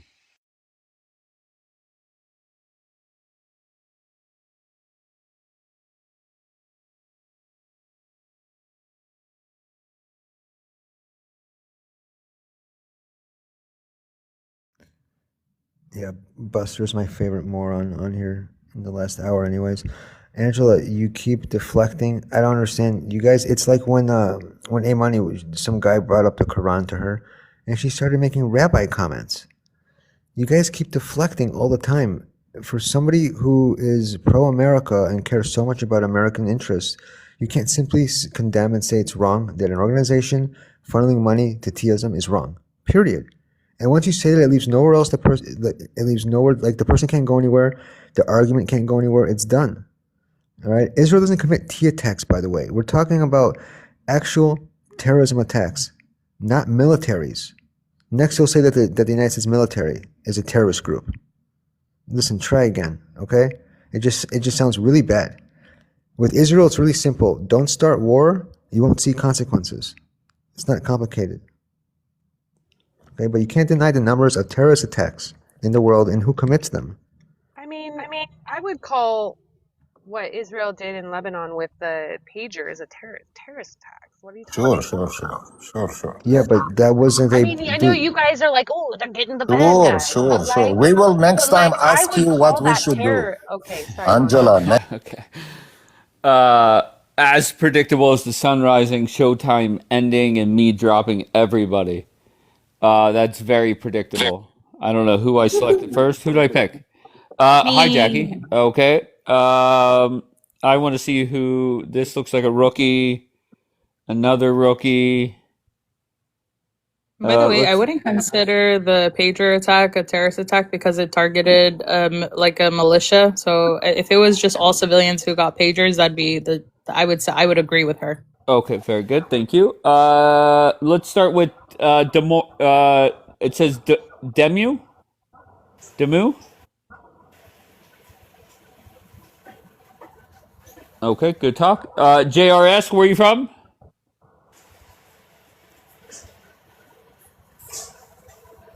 All right, very productive. Buster, you came up here twice during Showtime and you didn't say anything. What's up, Buster? Dude, I don't know. I can't hear, I guess maybe it's my phone or something, but I'm like just waiting for my turn to go. I don't like talking over people, so I'm like just waiting for But the I chance brought to you up speak. here on show. You know how whenever, if you pay attention, it's like a minute each, and Yeah, then you I go get on the that. big box. You have to unmute, and then you have a minute to talk uninterrupted. Okay, well, I've only been on TikTok for like 10 days, dude. I No, I got apologize. no. I'm just trying to help you out, bro. I appreciate it, Dave, and I Uh, appreciate what you're doing here. All I wanted to weigh in and say is that it sure. seems like all we hear from these Israelis is how, or Zionists, whatever they are, just how dumb we are for letting Muslims into our country and how to tell us how they're terrorists and all this bullshit. But like, they're so arrogant that they don't realize that we know they're fucking talking shit about us behind our back too. They're just using us as a platform to try and dog on freaking Mom Donnie and all the other people that are coming up because they're afraid that they're going to lose the teeth that they've been suckling on for so long. It's really all it is. Like, I think they think we're dumb. They consider us like cattle, I guess, and that we're just so stupid that we're just going to listen to everything that Daniel and freaking all these people have to say. And they don't really say anything at all except Muslim bad, Americans good for the moment. Like, they really don't give a fuck about us. And I'm just like so sick of hearing it. It's honestly just disgusting to me that they can sit here and try and tell me, oh, you're doing wrong in America. What you're doing is wrong for bringing in letting these people in. It's like, we were founded on immigrants, dude. Like, what is the fucking problem with immigration? If you do it the right way, I got no fucking issue with it. Like, We I'm were still founded against on anybody doing it conquest. illegally, but what the fuck are we talking about right now? Like, the only reason all these people are getting so much hate is because they're actually doing shit that actually might make a difference, and it scares the fuck out of the global elite or whatever the fuck it is. And BB and his 7K You think freaking, Daniel's the global elite? Go ahead, Daniel. I think Daniel's a fucking idiot. Okay. To be fair, I think he called you one. But let's Buster, I appreciate you. Fahid, I think it says. Yes, sir, Fahad. Where oh, I'm so sorry. Fahid, where are you from? I'm from Lebanon and I'm an American citizen. Okay. And what brings you up here this morning? I just want to say that everybody knows that the Israeli lobby is very strong in the United States, and it has been a problem, and that problem has become very obvious. You do not replace negative by negative. It looks like the Arab countries have catch up to this because they were not very good with politics at the point. You know, they were more busy building their economies and getting richer and richer. Now they have the money and they are starting to buy the politicians and they're starting to lobby, and better and stronger than CARE is getting to be even stronger than APAC. And you're not gonna have to, if you have a problem, I Wait, understand, but don't hold on one replace a second. So problem far, with a problem. it seems like you're complaining about APAC, but yet complimenting the fact that CARE is becoming just as powerful. No, I'm only Oh, I'm saying sorry. that APAC is a problem, but Okay. you have to open your eyes But you're because saying you're CARE about is doing the same thing. Do you have a problem with CARE becoming impactful? exactly, yes. Because I know that it's ideological. If you want to come to this country, I'm Lebanese. I came to this country. I enjoy everything that this country has given me. I blended in this country. I love the culture and everything Hell yeah. about this country. I don't want to change this country into what I want to be. I want to be part of what this country I came for, and I worked hard to come here because I loved what it stands for. And if you're gonna come over here with an ideology to change a country to what you want it to be, then you shouldn't be here. Simple, you know. And Amen. Some or maybe try to get powerful inside the country that is the strongest in the world, so that it can support your ideology outside of United States and like your wars or whatever. So I'm not saying that Israel is right, and I'm not saying that the Muslims are right. I'm only saying that they're both two sides of the same coin because they have ideologies. Keep your ideologies outside of America. Just be American and enjoy being an American hell and yeah. work for America. He's smart. This is a smart one. But I must tell you that there were people throughout last night that was telling me that 90% of the Muslims are to be feared. I Maybe don't know not. what. No. I don't agree with that. I would even say 90% of the Muslims are not to be feared. The 10% are to be feared, but those are the problem because it would take one person to be able to unalive many. So the ideology is there. Those 90%, unfortunately, even that they're good, they're ideological. They will go and vote for a certain person, even though they're not good. I'm not talking about Mandani. He's a well-spoken. He put a certain program. He made some promises. But someone like Ilhan Omar or Rashida Tlaib, they don't even level up to be a CEO in a company. I don't know how they made it to this position. And when they actually made it to this position, they talked shit about the same country that gave them the chance to be elected as part of only 500 people. Like, you're on the top 500 in politics and you're talking shit about the country that gave you that chance. You've never had the chance to get it in your own country. So Fahad. this is the thing, is that they're ideological. The sheikh in the mosque tells them who to vote for, and they go all together and they vote for. So that's dangerous. It's Fahad. dangerous. I'm Lebanese. I would vote for the person who's gonna make my state better, who's gonna make my city better. I don't care if he's Lebanese, if Could I he's, ask you a I don't question? care if he belongs to Okay, my okay, religion or okay. not. Hold on one second. John has a question. Go ahead, John. So, Fahad, are you willing to do what the Iranis in this country do? You talk shit and never go back to fight for your country? My friend, let me tell you something. I'm not talking shit. What am I talking shit? I'm an American. Talking I about, love yeah, this but you country. keep saying I'm, Lebanon, Lebanon, Lebanon. I'll answer your question differently. If this country ever gets in danger and I would Yeah. get deployed as an American citizen, I would receive a message and say, hey, would you volunteer to fight for United States of America? Yes, I'll fight for United States of America because I've been here for 12 years We all and will. I have had and I made a good business Okay, and I but let's not supported monologue. my family, My domestic question to and you is abroad. this. Okay, my So I'll question fight to you for is, United we States, got a lot yes. of these Persians that say, they would love for the U.S. and Israel to destroy Iran, And then we got some Lebanese like yourself that would say, you know, Islam or 10% of the Islam is the problem, etc. Would you fight for Lebanon if you were in Lebanon? That's the question, and why are you here? Yes, if I were in Lebanon and the Lebanese army would be empowered enough to be able to face That's a cop Hezbollah out. and disarm That's a them, cop out. I'll be part of it. Yes, I See, you will. see, I will host, where be I'm going with proudly this. part of it. A lot of these Persians, they in the hundreds of thousands in DC and I'm Los not Angeles. Persian. I don't Hold know. on, hold Okay, on, I'm hold not a on. Persian Let though. me, okay, but let me I don't know finish why my you're point. taking me there, but Because okay. you guys are similar to the Persians that are in DC and Los Angeles. Like you Lebanese that are in, what is that? Michigan, Dearborn, and Jersey, and Chicago. You do the same shit too. You're willing to talk all that shit, but when you were back at home, you wouldn't pick up to help out the very military that you love. If you love the Lebanese military and you want them to be empowered, you could be the sacrifice overseas and not talk shit about it here. We have been the sacrifice. Trust me, we've been fighting Hezbollah So for a why are very you long here? time. That's the question. I was born John, here. the Why are man you loves here? America. I'll Why are you bashing? Why are you attacking him? Okay, I'll Because I tell Because you feel he's why I'm here. against I It's feel a they're good cashing because question. out. That's why, host. It's a good Wait, question. It's a good I'm question. so sorry. I'm asking John a question. I want to hear from John. Go ahead, John. Why No, did you come up here on a mission? because I feel these immigrants like Jackie and Fahed You sound like and the Julian. other Persians. Yeah, Jackie's an immigrant.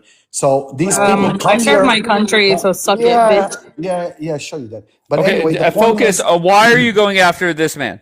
because I believe they make cop outs. Remember, host, when we used to tell the Persians, you have a lot to say from the United States, but why didn't you sacrifice when you were in Iran? So I say the same thing to the Lebanese He that said he'd talks like sacrifice Fahed for America. and He's America Jackie that talks about first. Syria like that. Why didn't I don't understand why we're.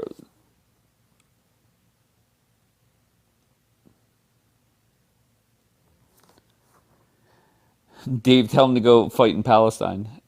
What's up, Desiree? How's it going, babe? All right, I didn't hear from Rando yet. Hey, I just wanted to bring some stats about teaism in the United States. Let's see here. So, most of the tea attacks and plots in the United States are by non-Muslim extremists, right? Mostly right-wing extremism, left-wing, anarchist, and then like through the 70s and 80s. But when you look at Muslim related extremist attacks and plots, they are a small fraction. Shows that they account for about 12.5% of domestic tea incidents, with total fatalities numbering around 159 people since 2001. And how many have the Muslims killed? This is the Muslims, Oh, 159 I'm sorry. I thought you were. people. How Yeah. many have the right wing killed? I don't have that number. Actually, I can go get it. No, it's okay. It's okay. And then you can see here that even though they're 1% of the population, attacks on Muslims are actually 9 to 14% of all religion motivated hate crimes in the United States. Okay. Poncho, what do you got? Oh, not much. Hell yeah. Where are you from? Not much. Huh? Where are you from? I'm from San Antonio, Texas. Oh, that's amazing. And what brings you up here? Well, seems like your headline is a little off there. Sounds like, I'm sorry, what's a little off? Your headline there, My headline What do you meaning call stop fear mongering about Islam? Right. Okay, tell me more. You know why they're here for. Okay, what are they here for? Nobody needs to say anything else about, what their main mission is, Okay. And I'm not going to live under Islam. They've already said what they want to do. We all know. So, no, I don't accept Islam, and I'm not going to live under Islam. So, what do we do? Okay, so you're not going to take Islam. No, I don't think No. anybody's knocking on your door forcing you. That's number Oh, one. yes, they are. Oh, they're knocking on your fucking door. Oh yes, they are. Hell yeah. And what did they say? Yeah. Look at Ireland. Look at Well, England. Come okay. on, man. Come Okay, on. so what Use do your they say common when they knock sense. on the door? Common sense. Are Common you sense. all right? That's all we're talking about. Common sense. I Okay. don't like to fight unless a bully wants to fight me and I can't get him off my back. Then what Right. the hell am I gonna do? Once again, I said a Muslim is not knocking on your door. You say, "Oh yes, they are." What do they Yes, they say? are. What do they say? They're trying to take over Texas. They're trying to take over the United States. Okay, so you They're know what? infiltrating our government as we speak. Okay, great. So how about if I go your route? How about if I go with, yes, now I'm afraid of Islam. How do we stop them?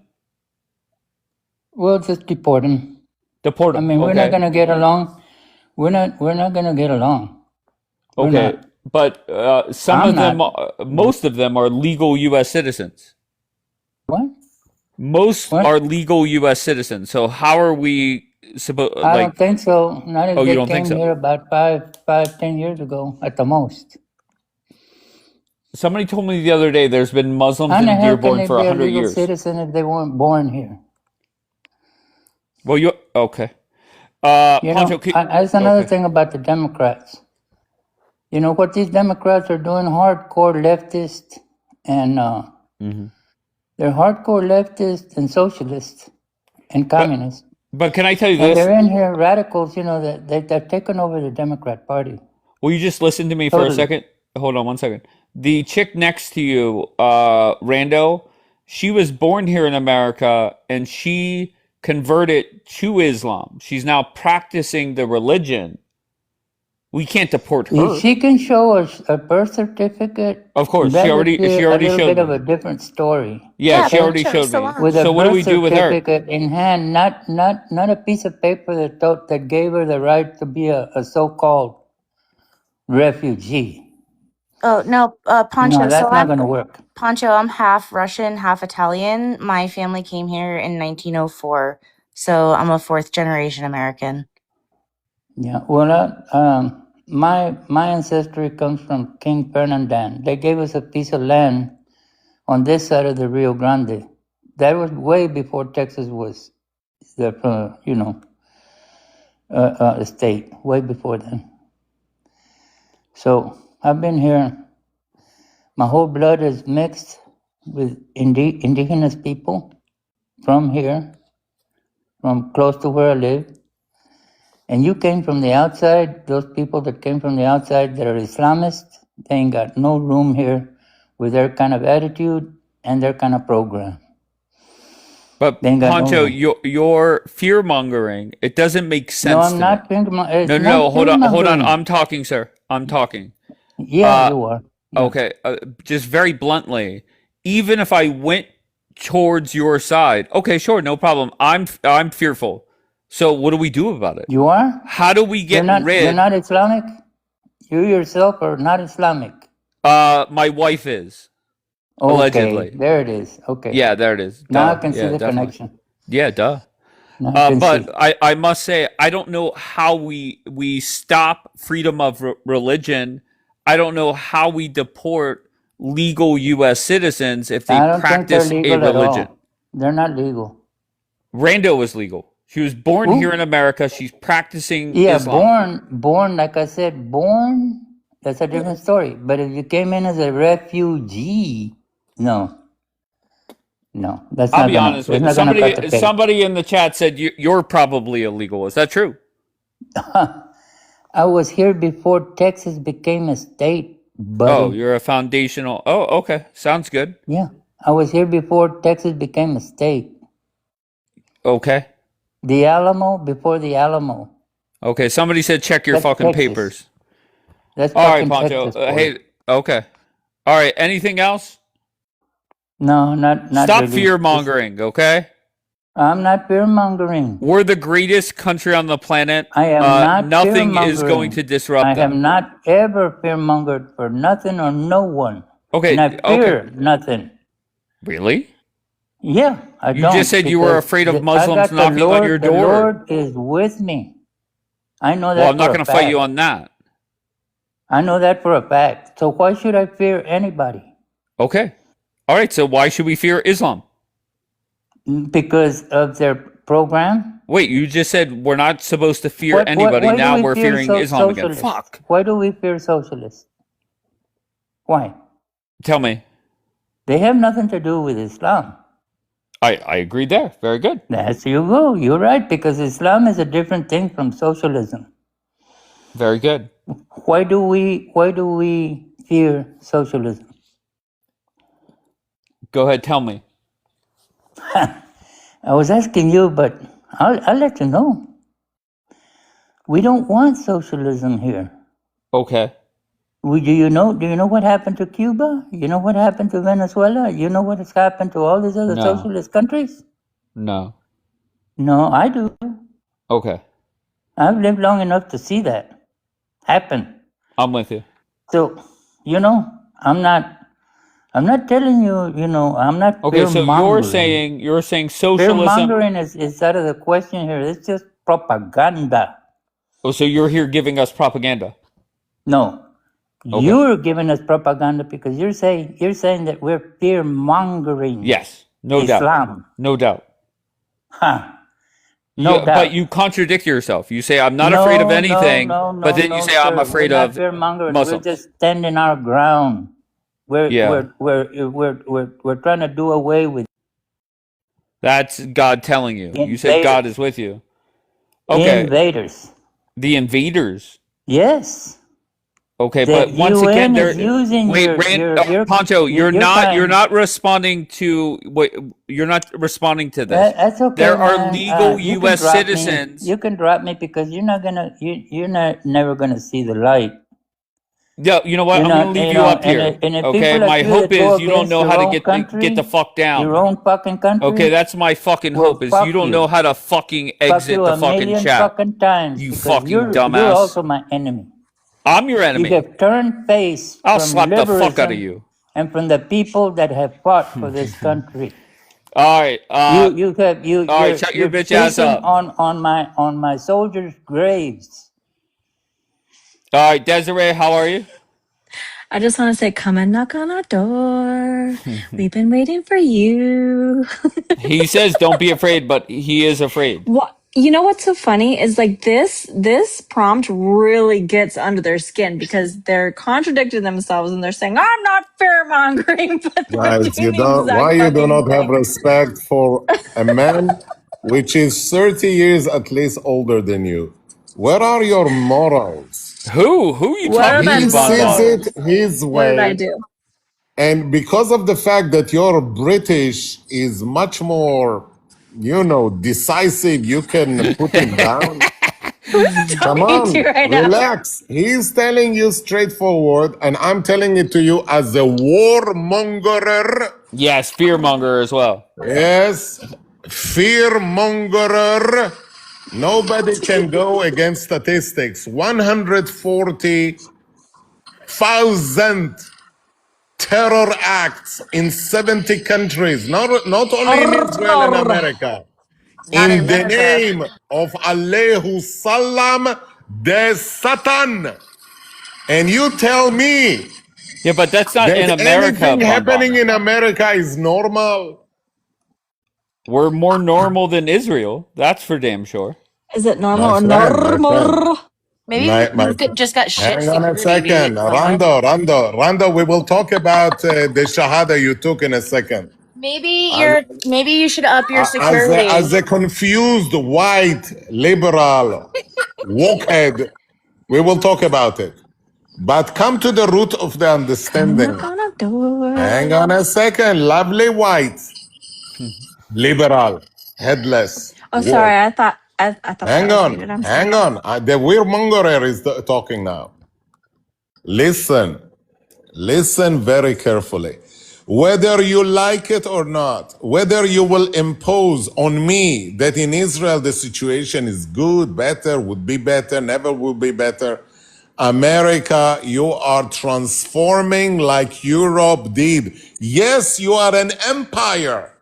And nobody is strong like you. But we, the Jays, we would love to see you strong forever. We are Not going to be strong weaken, forever. What are you talking not about? weaken. We, the Jays, want to see you strong forever. What kind of Yes. bullshit is that? We're going to be No, strong don't I'm take gonna with or it see this without. country away. strong With or Do forever not because without take I'll it protect your away fucking blood from warm me. bonbon buddy. and As ponchos a So you can J, do people. fucking not turn your take head Wake my the around and fuck be up. some wish. kind of fuck. Wake the fuck up. Poncho and Bonbon. We're going to be strong with or without the approval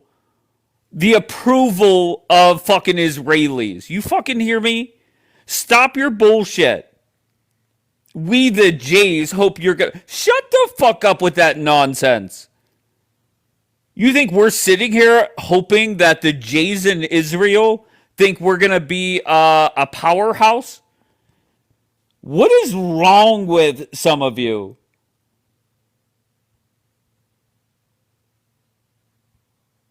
Another one. Hello, hello. Is America gonna be strong regardless? Yeah, of course. Okay, so why are we taking this dumbass approach? I don't get it. I don't know. A certain level of it is obviously just entertainment, right? But at the end of the day, America is in any country that has a nuclear arsenal is going to be okay. North Korea will be okay. Germany will be okay. England will be okay. France will be okay. Pakistan. If you have a nuclear power, you are fine. There's nothing anybody can do to you.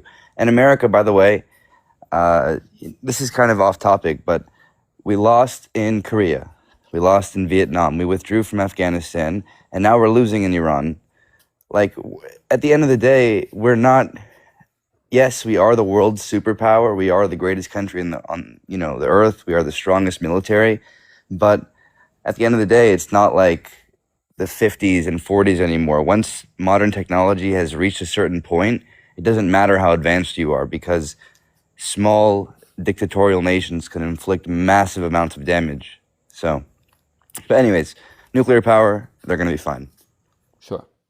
All right. Do you have anything else you want to say before I bring others up? No. I mean, I just took a massive shahada in my toilet, but besides that, no.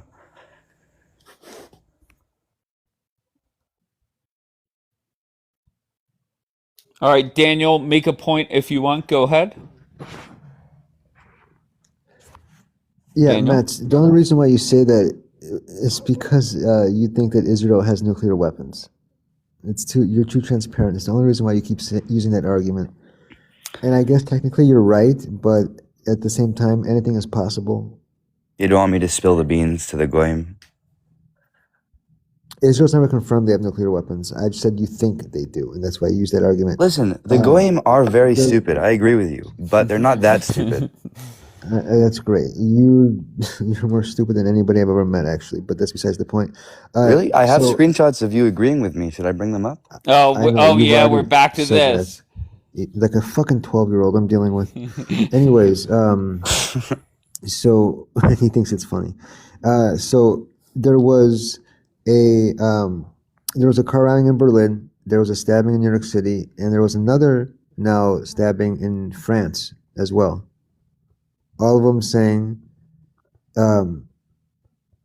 like all three perpetrators being Muslim. So the thing is that I don't understand what's the point of trying to deny certain arguments. I don't think that America is in danger of anything.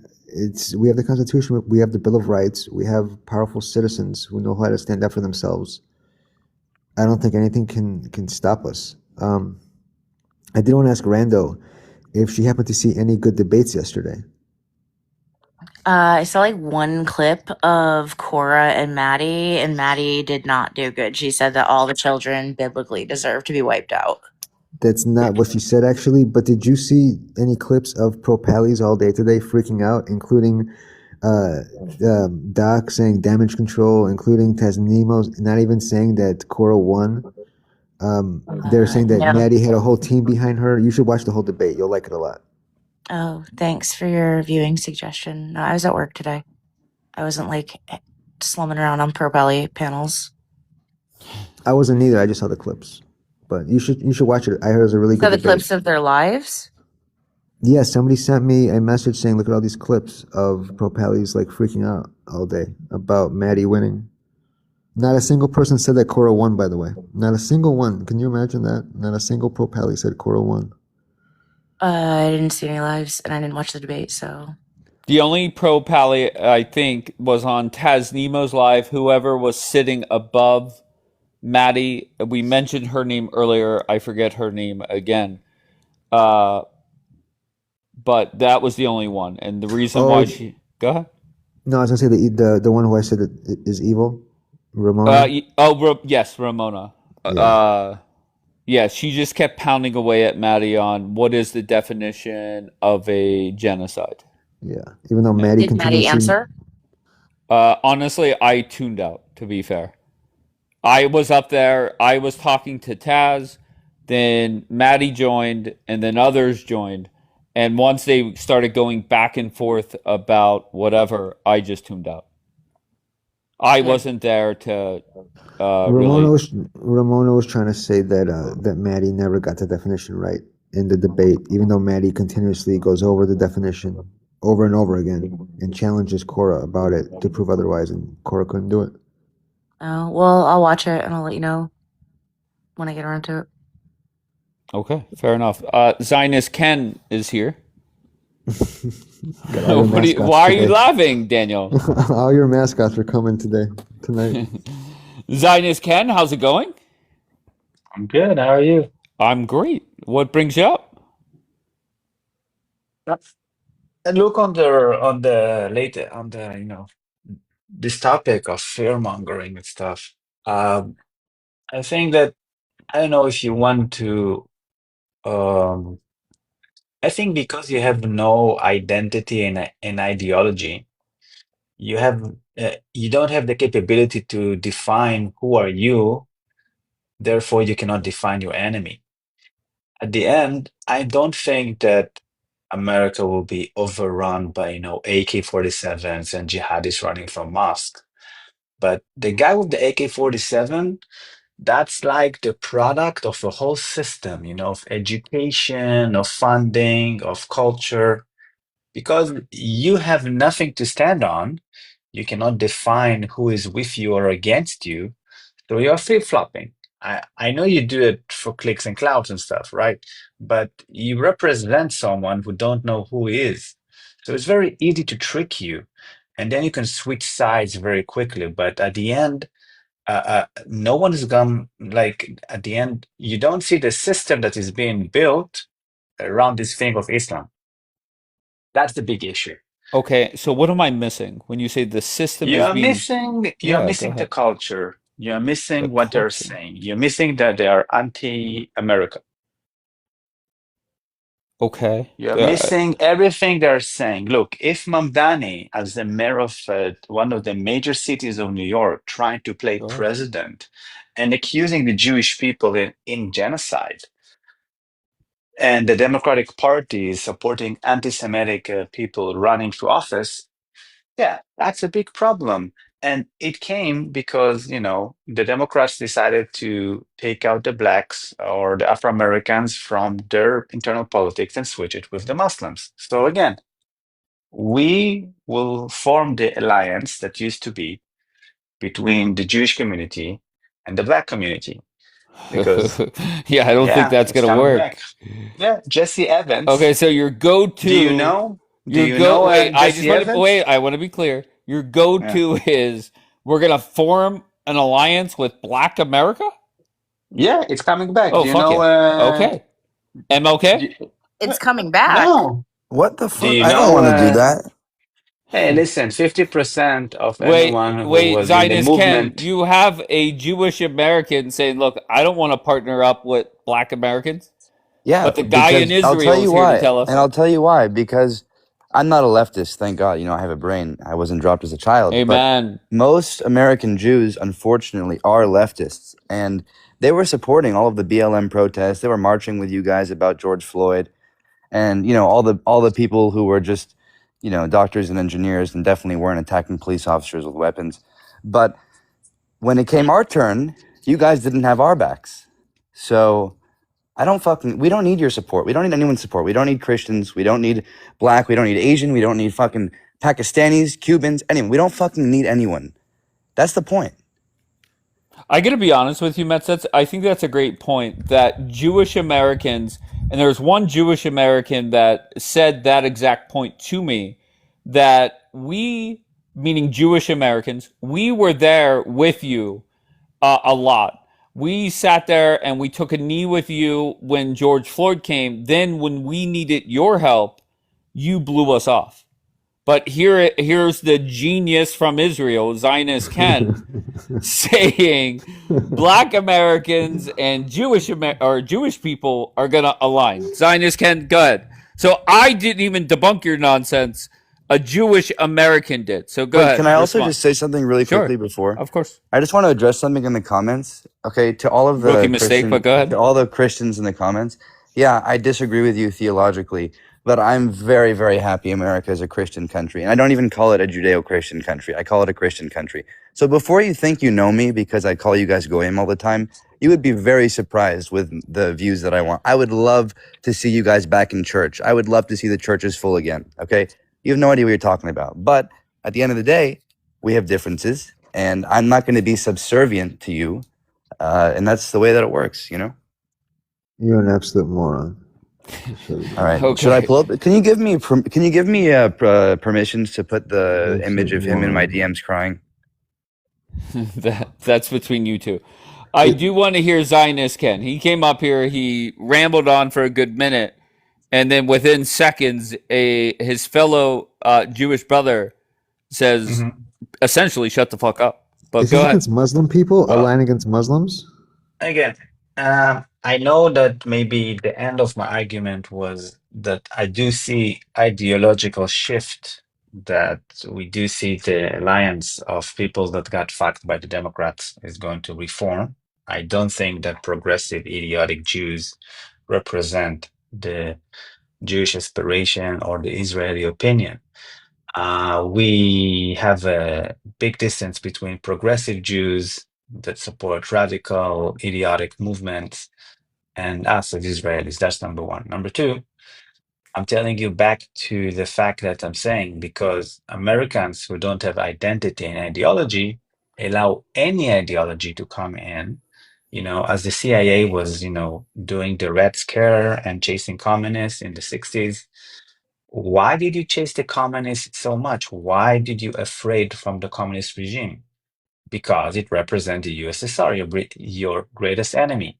And now you allow Muslims, the Muslim Brotherhood, to come in and pay up for Democrats, to pay up for politics, to build mosques.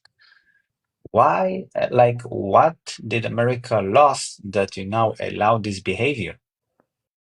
Like you have nothing to stand on, so you allow anything to come in. And that's why you can define your enemy. That's why your border is open. When you allow your sovereignty to The be, border is open, the border is completely open. Yeah, millions of and migrants coming in. that's what I'm talking about. You're so fucking lost, and I Mm, allow you to come up here and embarrass yourself, and I'm thank all you. for it. I have no problem with it. But for you to sit here and say that our border is wide open right now, now, if you were up here 3 years ago, I would say, yeah, unfortunately, it is, but it's not right now. Oh, really? What evidence do you have that our border is quote unquote wide open now? Look, the border is open for No, no, two no, no, no, reasons. no, no, First, no, no, no. yeah, What evidence do you have that our border is wide open? you still have Sanctuary City, right? Not the argument. Okay, because you still Okay, have no, no, no, no, no, no. Answer, it's answer, answer. Do you have any proof that our border is quote unquote wide open? yeah, you still have over Okay, 2 million illegal migrants coming this year to okay. So where America. where do you see that? Where do you see that? In the statistics that the Border Control of America was publishing, and the amount of people you're putting on camps Okay, to can you pull deport. it up? Well, no, no, no. There's a difference between the amount of people we're deporting and the new illegal immigrants that are entering the country. There's a difference there. So I want you to give me the best proof you have that our border is wide open. Wait a minute. Do you think your border is now closed and no one is coming in? Once again, I'll try again, Amir. can you give me evidence that the border is quote unquote wide open? Let me just look it up and I will bring Okay, it to you for the number of 2025, how many millions of people came in. beautiful. Here you go. You want to hear the numbers? No, I want to see the numbers. I want to see the numbers. Yeah, from Pew Research is good enough for you, or you want to see No, someone you else? said you quoted the Border Patrol. It's Pew Research. It's Migrant Encounters, U.S.-Mexico border. And how did it, okay? How did Pew Research come up with their numbers?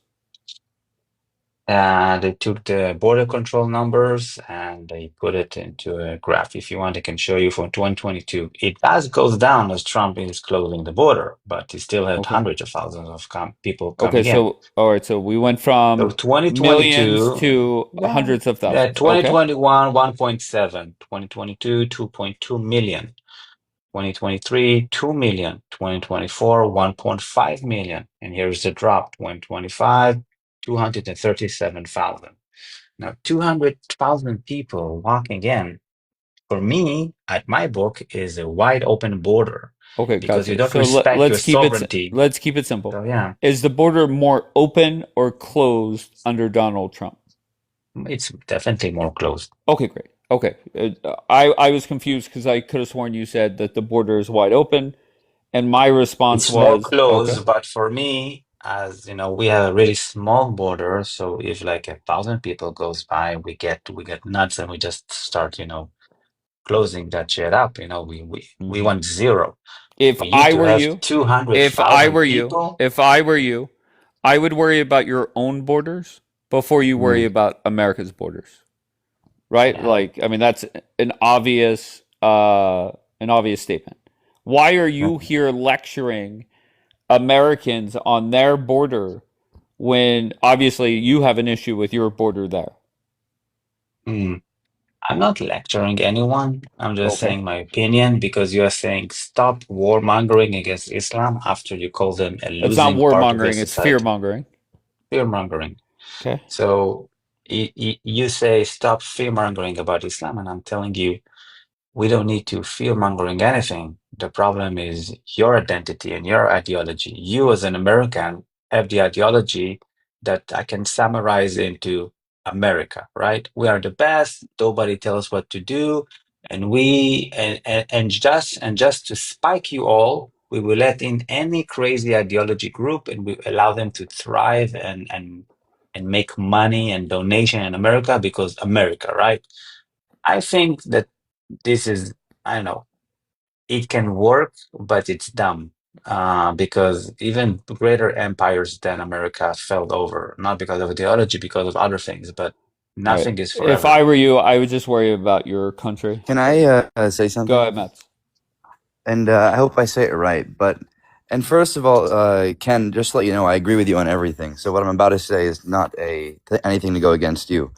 This is not disrespect, to any Israelis, but what I think many Israelis genuinely don't understand is that the Republican Party is not the party of, George Bush and what's it called? What's his name? The guy, the Senator Dick Cheney.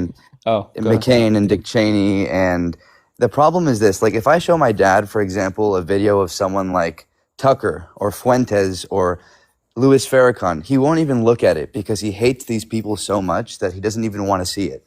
But I like to look at every perspective to know exactly how people think and what they say. But many people on the Israeli side are like my dad, where they see a figure like Fuentes and they'll say, no, this is just some Nazi. I don't want to hear what he has to say.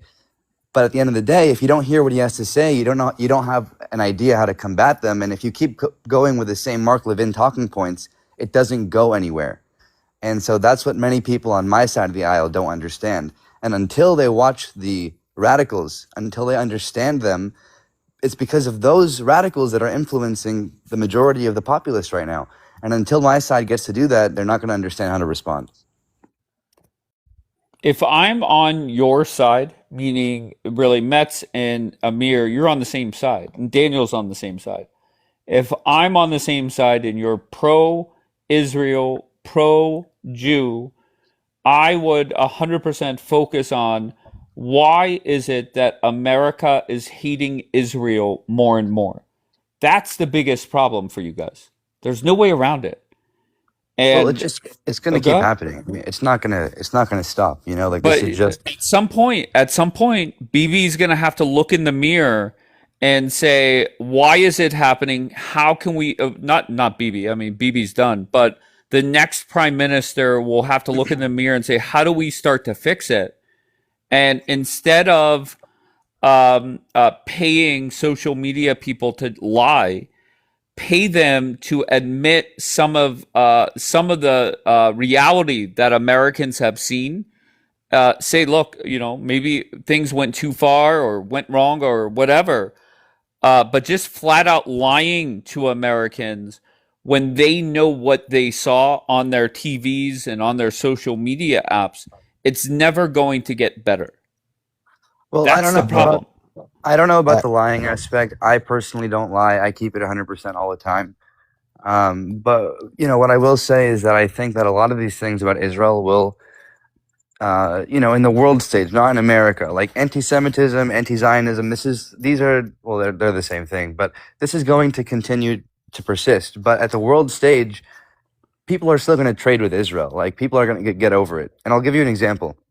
There was, I don't recall the names of the French presidents, but there was 2 or 3 French presidents in a matter of 10 or 15 years when Bashar was president of Syria. And one of the French presidents in the beginning tried to, foster him into bringing him into the West and making Syria democratic. And then Bashar went crazy and started gassing his own people. And then the next president came along and cut off relations. And then the president after him came along and brought it back. So it's like it doesn't really matter because at the end of the day, 10 years later, 15 years later, the world is going to forget. Like, look, who cares about Gaza right now? No one cares anymore. There's no protests in the streets It's anymore. not He's a about liar. Gaza People though, do care. and it's Hello, not a. Dave.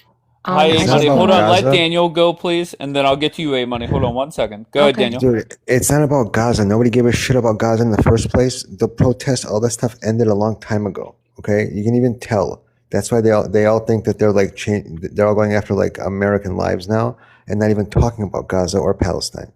The Gaza thing is over. It's not about that, and it's not about what France or anybody else thinks of Israel. It's specifically about America. America leads the way. America makes the biggest difference. It's not going to matter about other countries. It's a drop in the bucket compared to America and the actions that America takes. But the chain That's of what affects events the I would world. be worried about is one, you lose America's support. That's number one. Yeah, we're not at that point yet, but we're going to go through an election cycle where you could do that. And then once you lose America's support, that opens up Israel for a whole bunch of bullshit that if America gives a green light to distance themselves from Israel, then all the other countries are going to follow suit. And when we talk about the UN and shit like that, that's going to get ugly very quickly. The UN part, I agree. As far as other countries go, I don't, just because Israel's very good at innovation. At the end of the day, governments care about their own economies. They care about trade. They care about what makes them money. Israel makes countries money. I mean, that's a fact. Nobody can deny the numbers. So as far as that goes, I think Israel won't be as isolated as some people make it sound. But I do think that America carries the most weight. Obviously, I don't think it has anything to do with the global scale or what Metz was saying, or France or anything else. America does carry the most weight.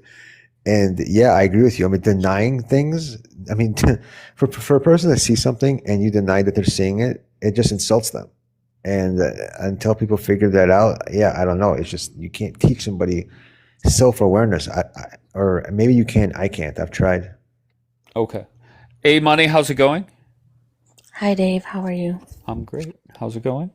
What Still what going. brought Still you out up? here advocating and shit. I came up because this guy said What guy? What guy? anti-Semitism, Metz, whatever his name is, Okay. anti-Semitism is the same as anti-Zionism. I don't think so unless attacks on Christians are anti-Semitic, because a lot of Zionists are Christians as well, by the way. That's one too. This idiot above me, Daniel, just said, yeah, people don't care about Gaza anymore. Like, nobody talks about them. Every other post on TikTok is talking about Gaza. You still have people protesting in Washington, D.C. because that mother flower BB pulled up, and there's people protesting it because of what? Gaza. Hello? People still talk about Palestine. People still talk about Gaza. You have BB who's trying to allocate over $700 million on fucking propaganda.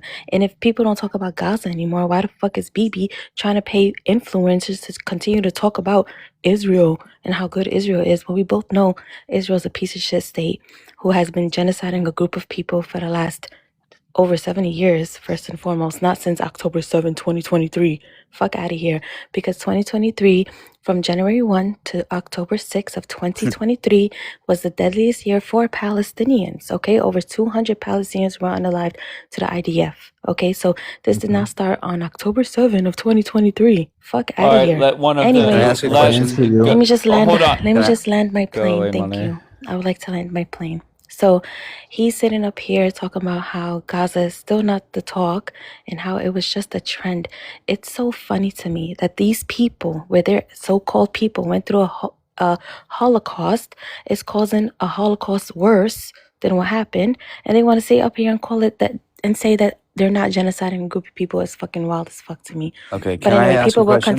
people will Can I continue to speak Come on, about respond to Gaza that? and Imane. Come on, Palestine. come on. Free 30 Palestine. seconds. Okay, I'm done. Free I just Palestine. had a Go quick ahead, Matthew. question. Hey, So Money, I just want to know, did you by any chance convert to Islam in prison? Yes, anyways, I did. Thank you. so You I did? did. In listen, prison? Yeah. I reverted in prison. Yes, All 100%. can I give right, a Daniel has serious? the next Yeah. question. Go ahead, Daniel. That makes sense. It's not a question. I want to respond to it. Sure, go ahead. Listen, hey, Money. If in case you don't know the definition of genocide, Maddie debated one of your cousins yesterday. Maddie, and your bitch ass can person I did not finish? debate the Can I finish? definition. Thank you. She did a great job debating genocide yesterday and wiped the floor with all your cousins. Even pro Pallies have admitted it. Even Tasnimo No, said they that didn't. nobody Pull up won. proof. Thank you. W. Cora. So you can go watch it. Anyways, I Doc watched said it they have to live. do. Can I? Why do you keep it? It's like a tick you guys have. Go It's ahead, like a What's Daniel. wrong? Who raised you? What's wrong with you guys? So listen, Doc even said the words damage control needs to be done.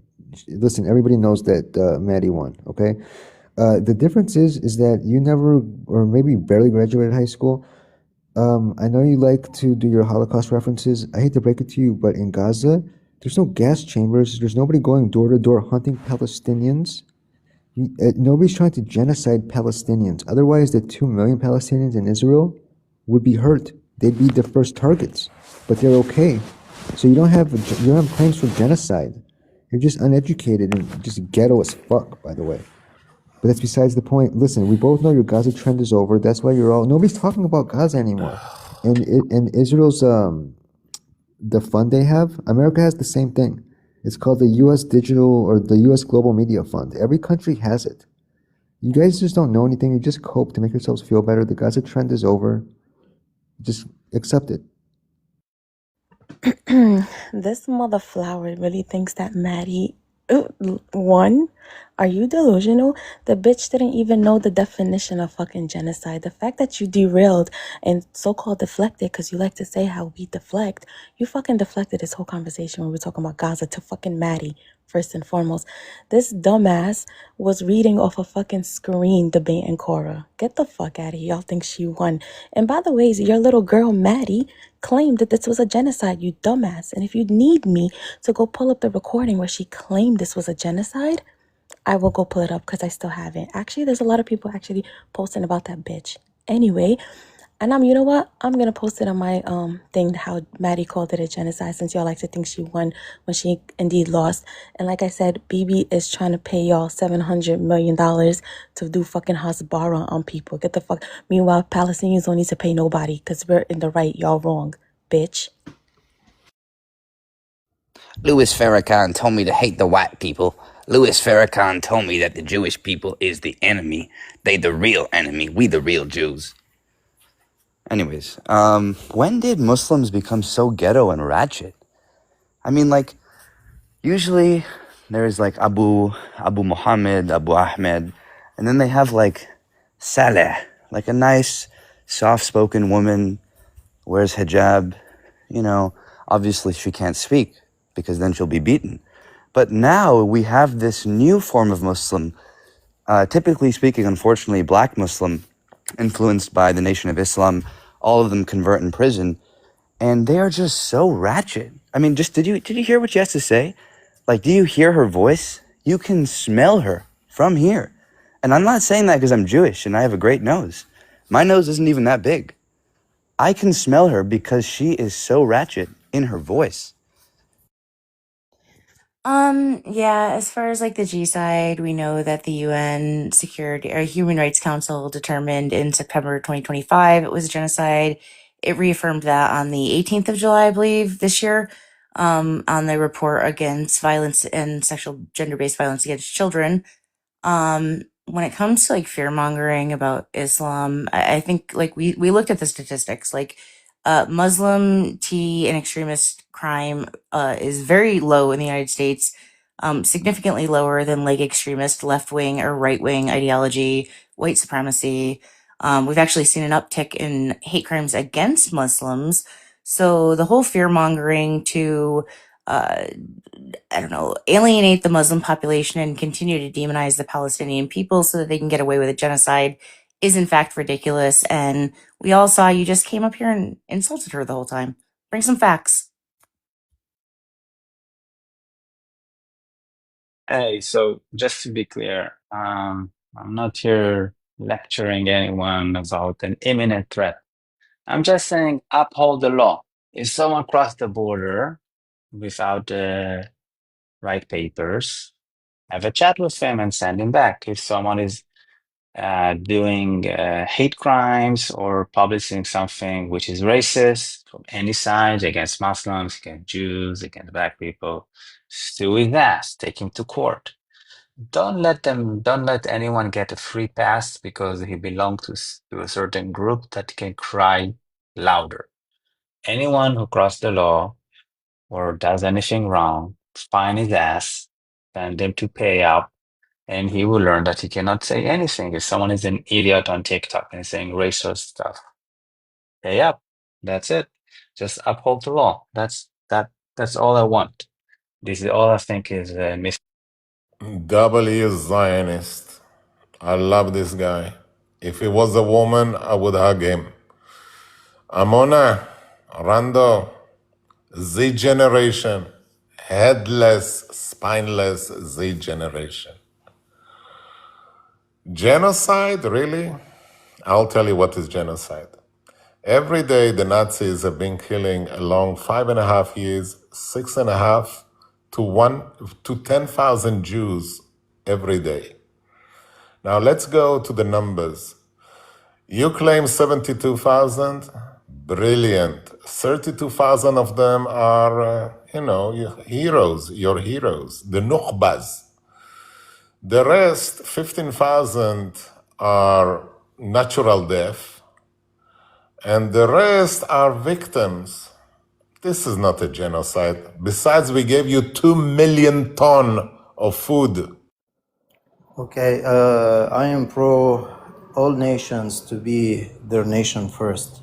So I'm pro being America first. And I want you to take a look at Saudi Arabia, United Arab Emirates, and so forth from those rich Arab countries. They haven't taken any Muslim refugees in their countries because they know the impact that these mostly, not all of them, undereducated people, that they can be ideological. They can bring back Muslim Brotherhood or ISIS or whatever into their countries.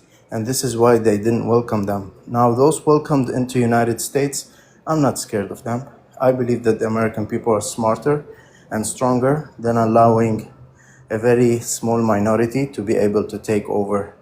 I just have a wish that they keep the religion in their homes and act American. When you're American, no one's gonna come to get you, no matter what your religion. So again, I wonder if Rando is ever going to be able to answer me. How is Israel genociding Palestinians in Gaza when the Palestinians in Israel are perfectly okay? I mean, you know the definition of genocide, right? Do you have any idea? Have you ever looked up everything that Israel does to minimize civilian casualties? Like, truly look that up? What Israel's done in Gaza is not a genocide, it's mercy. I'm sorry to break it to you. Breaking news. When you slaughter people in a music festival, when you grape people in their homes, when you execute families, there's consequences. When you kidnap people and hold them in tunnels for 2 years, there's consequences. It's not a genocide, though. All right? Even your great Hamas, even Money's cousins, they say that the total casualty count, including combatants, by the way, is still 5% of the entire population, just 5%. That's a gift. You should be thanking Israel for having mercy.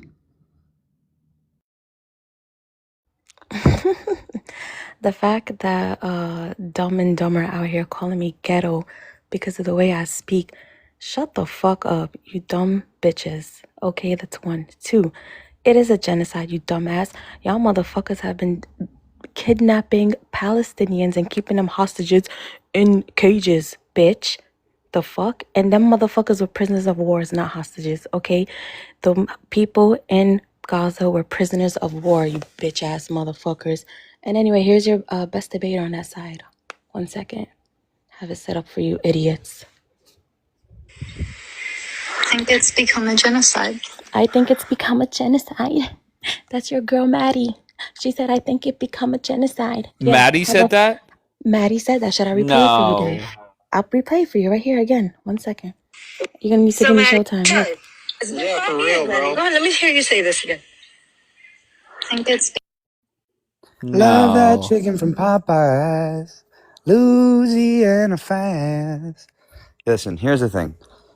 Maddie did say that actually a long time ago. I believe, I don't know if this is true. I just remember our side of the aisle was very upset with her because she was dating a Palestinian guy. Obviously, things went south. I think that's what I remember correctly. I wasn't really on the TikTok scene. But yeah, it was a while back. And you know what? Even if she did say that, it doesn't really matter. People can change their mind. They can change their views. And yeah, so it is what it is. But it doesn't distract from the fact that, what's her name? Money is extremely ratchet. And I also want to point out that black Muslims who are Muslim, you guys have brain damage. Muslims still have you as slaves. They still trade you. And you are part of that religion. Anyways, that's just not a good idea. So I'm going to use my minute to not just call people ratchet. So this is an article from 21st of August, 2025. IDF figures from classified IDF database list 8,900 named fighters as unalived or probably unalived in May, as the overall death toll reached 53,000. Again, that was a year ago, but to expect to believe that 40,000 fighters were unalived, that made 30,000 in the last year, just doesn't track, right? So the fear mongering, the lies, the spreading of the propaganda, it's all over.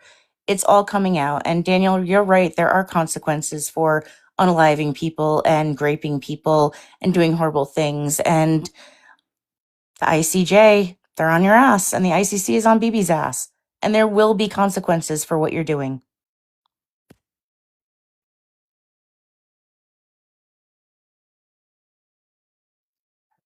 Again, these radical claims are still getting no ground in the civil world. I know that all those Hamas sympathizers out there that are only talking about this topic because Jews get slaughtered have their blood boil when they see Bibi in prison and the ICC and the ICJ. So the ICC is a joke. The ICJ is also a joke. Those courts have no jurisdiction. America and Israel are not signatories to anything that can uphold. No one is going to arrest Bibi. No one is coming to arrest Trump. We're going to take the land in Gaza because that's what we want for the 7th of October. We're going to keep destroying the Hamas, and you can come here to TikTok like the last 3 years and fart away and think on Gaza.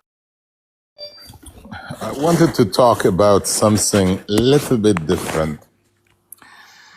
Never in the history of humankind, the party that was murdered, the Jays this time, delivered 2 million tons of food and the whole orchestra of the debiles, white, woke, liberal, headless, were crying that they have a famine. The party that was murdered is delivering food and water to the party that murders the providers of water and food. Do you comprehend that? Never in the history of humankind. And we are the Jays, the wrongdoers. Funny, eh? I believe in the greatest president in the history of mankind, my president, Mr. Trump, and I think that he is a very logical person. He stands on the right side of humanity, and whatever he's doing is doing for the sake of this country. As long as he's here, nobody's to be feared. But let's be logical about it. Muslims vote in big groups for those that advance Islamic ideology. It's a little bit concerning. Shouldn't be feared as human beings, as colleagues at work, but when they go and vote, they can vote Democrats today, they would vote Republicans tomorrow. They have no set principles.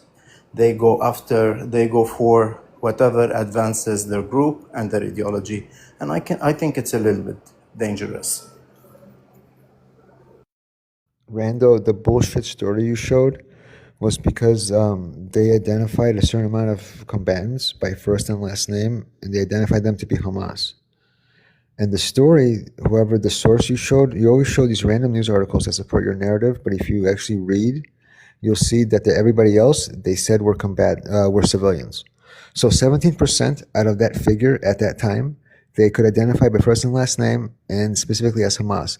And everyone else, that your bullshit source decided to say everyone else are civilians, which would be 83%. But they don't mention PIJ. They don't mention the half dozen other terrorist groups, Islamic terrorist groups of your cousins. They don't mention the Hamas combatants that were found that they couldn't identify by first and last name.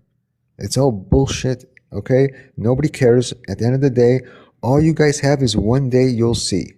You guys have been saying it for years. Israel's economy, ICJ, come on. We don't lose. We don't lose. Wait till y'all really lose. It's still like sickening that y'all don't know the actual definition of a genocide. Like, hello? Mass casualties, like y'all unalived a lot of people. That's one. And if that's not enough for you guys try to use starvation as a weapon. Stupid. And not to mention, you displaced 90% of the fucking population.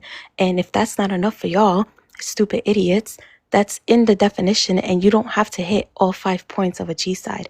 You can only hit one of them and it still be considered a G-side, but y'all idiots have hit every single one. It's so funny. I wonder if we were back in the Holocaust, would y'all motherfuckers be up here debating the Nazis? Because that's what y'all are. Y'all some fucking Nazis. Y'all Nazis 2.0. You're worse than the Nazis. And here it is again. I think it's become a genocide. Bitch, and y'all some fucking racist ass assholes.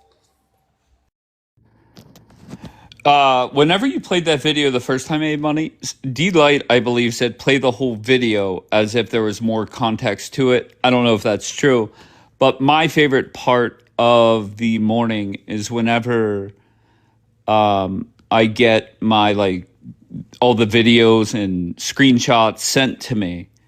Now, I just want to remind some of you that there are people that you are sitting with. You're sitting with them, and as you're sitting with them, they're screen recording you or screenshotting the chat and then sending it. So I just want to give you the update from one. Here's the recap, okay? Clip one, Daniela versus Star, a 60-year-old pensioner who reads tarot cards for a living. Daniela completely loses the plot while Star is just laughing her way through a meltdown. Get this lady on your panel as soon as possible. Clip two, Daniela casually threatens Star with 5 years in prison for saying something she did not like. Reaching for criminal justice system over an online disagreement is such a Daniela move. True. Clip 3. The warmonger panel is in full swing. The debating whether Trump has a stronger bromance with Erdogan than with Bibi, while Zionist Barbie is busy warning everyone about Mamdani's terrifying Muslim activities. Clip 4. Kapora is once again deeply wounded that someone suggested he copied you. He tried to play it cool, but the emotional damage was already done. Thoughts and prayers to him. All right. Clip 5. I genuinely don't know how to explain this one. Kapara appears to be experiencing a full-blown midlife crisis in real time. My eyes suffered. So naturally, I'm passing that burden on to you. Sharing is caring. And clip 6, DJK confirms that what we have all known for ages, you simply cannot resist a blonde. He's not wrong. Not wrong. Just screenshots of your favorites doing what they do best, complaining, moaning, spiraling, and discovering creative ways to forever be offended. All right, so that's your update. Shout out to that person. And I guess nobody's really changing. So, A-Money, I just want to What zero are you in on reading, the... Dave? Wait, I'm so sorry. What are you reading? I'm reading a message that was sent to me with a whole bunch of clips and screenshots Oh, that some of them I take and put on my story. gotcha. Okay, go ahead. What was your question? Whenever you played the Maddie clip the first time, I think it was D-Light, and if I'm wrong, somebody can correct me, but D-Light said there's more context to the video. Hold on. No, there's no context. 1 second. I don't know what context you need for this video. Hold on. Also, I don't know if you ever heard her say how the IDF are doing too much to the Palestinians because they're Palestinians. 1 second. Got context. What's the context of her saying it's a G-side? That's weird. Honestly, I don't know. Okay, look. Let me ask. Do you agree that it's a genocide? Yes. Hold on, no. So somebody say it again. Can you give me Maddie, repeat that again? One more time. For real, bro. Go on, let me hear you say this again. I think it's become a genocide. What more context do you need than that, Dave? I think it's become a genocide, and they asked her to repeat it again because they were kind of confused. And she said, I think it's become a genocide. So I'm not saying the clip is fake or you're lying. Why wouldn't the chick that debated her last night or 2 nights ago, why wouldn't she just play that over and over again? Okay, I agree with you 100%, by the way. So Cora, before the debate started, right? So Maddie, when they asked what's the topic, Maddie said, I want to debate the genocide. And Cora agreed to it. Cora hasn't been on the debating side of TikTok here. So she don't know Maddie the way we know Maddie. The way every single Palestinian on this side has debated Maddie. Cora didn't know that. And I wish Cora did, but Cora didn't. Cora doesn't even know Maddie's debating tactics. But Maddie studied Cora. That's the difference here. So had Cora had the knowledge of this clip where she said, I think it's a genocide, she would have cooked in the first line. They would have never needed a debate because she already admitted it's a genocide. So, yeah, Cora didn't know, and I'm pretty sure if Cora did, she definitely would have used that clip. To be honest, I watched that debate because I thought it was about to be a Islam versus Christianity debate, and Cora would have cooked in that. So, who won the debate? I think like, Cora if you're won the being debate. honest, like, If don't I'm be. being 100%, hold on. Right.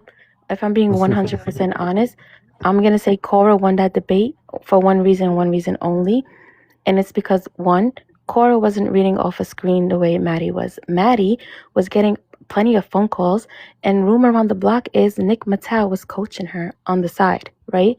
And then two, Cora wouldn't let her up off that question. She kept asking that question because she wanted an answer to that question. And Maddie just wouldn't answer it. And Maddie wasted all that time and she decided to hypothetically answer it towards the end. And that is why Cora won that debate. The concerning thing to me, Maddie responded very quickly whenever I said, "Did you win the debate?" She messaged me back, and then I messaged her and I said, "Can you send me the clip of your best moment and your worst moment?" Because Maddie is not dumb. I compliment her; she's very intelligent, and I don't think she responded with that. So to me, that was a bad sign. But let Daniel respond. I guess Daniel's defending Team Maddie. Go ahead. Yeah, this is the thing, is that this is exactly why I thank God every day that pro-Palestinians are exactly like A Money and her friends.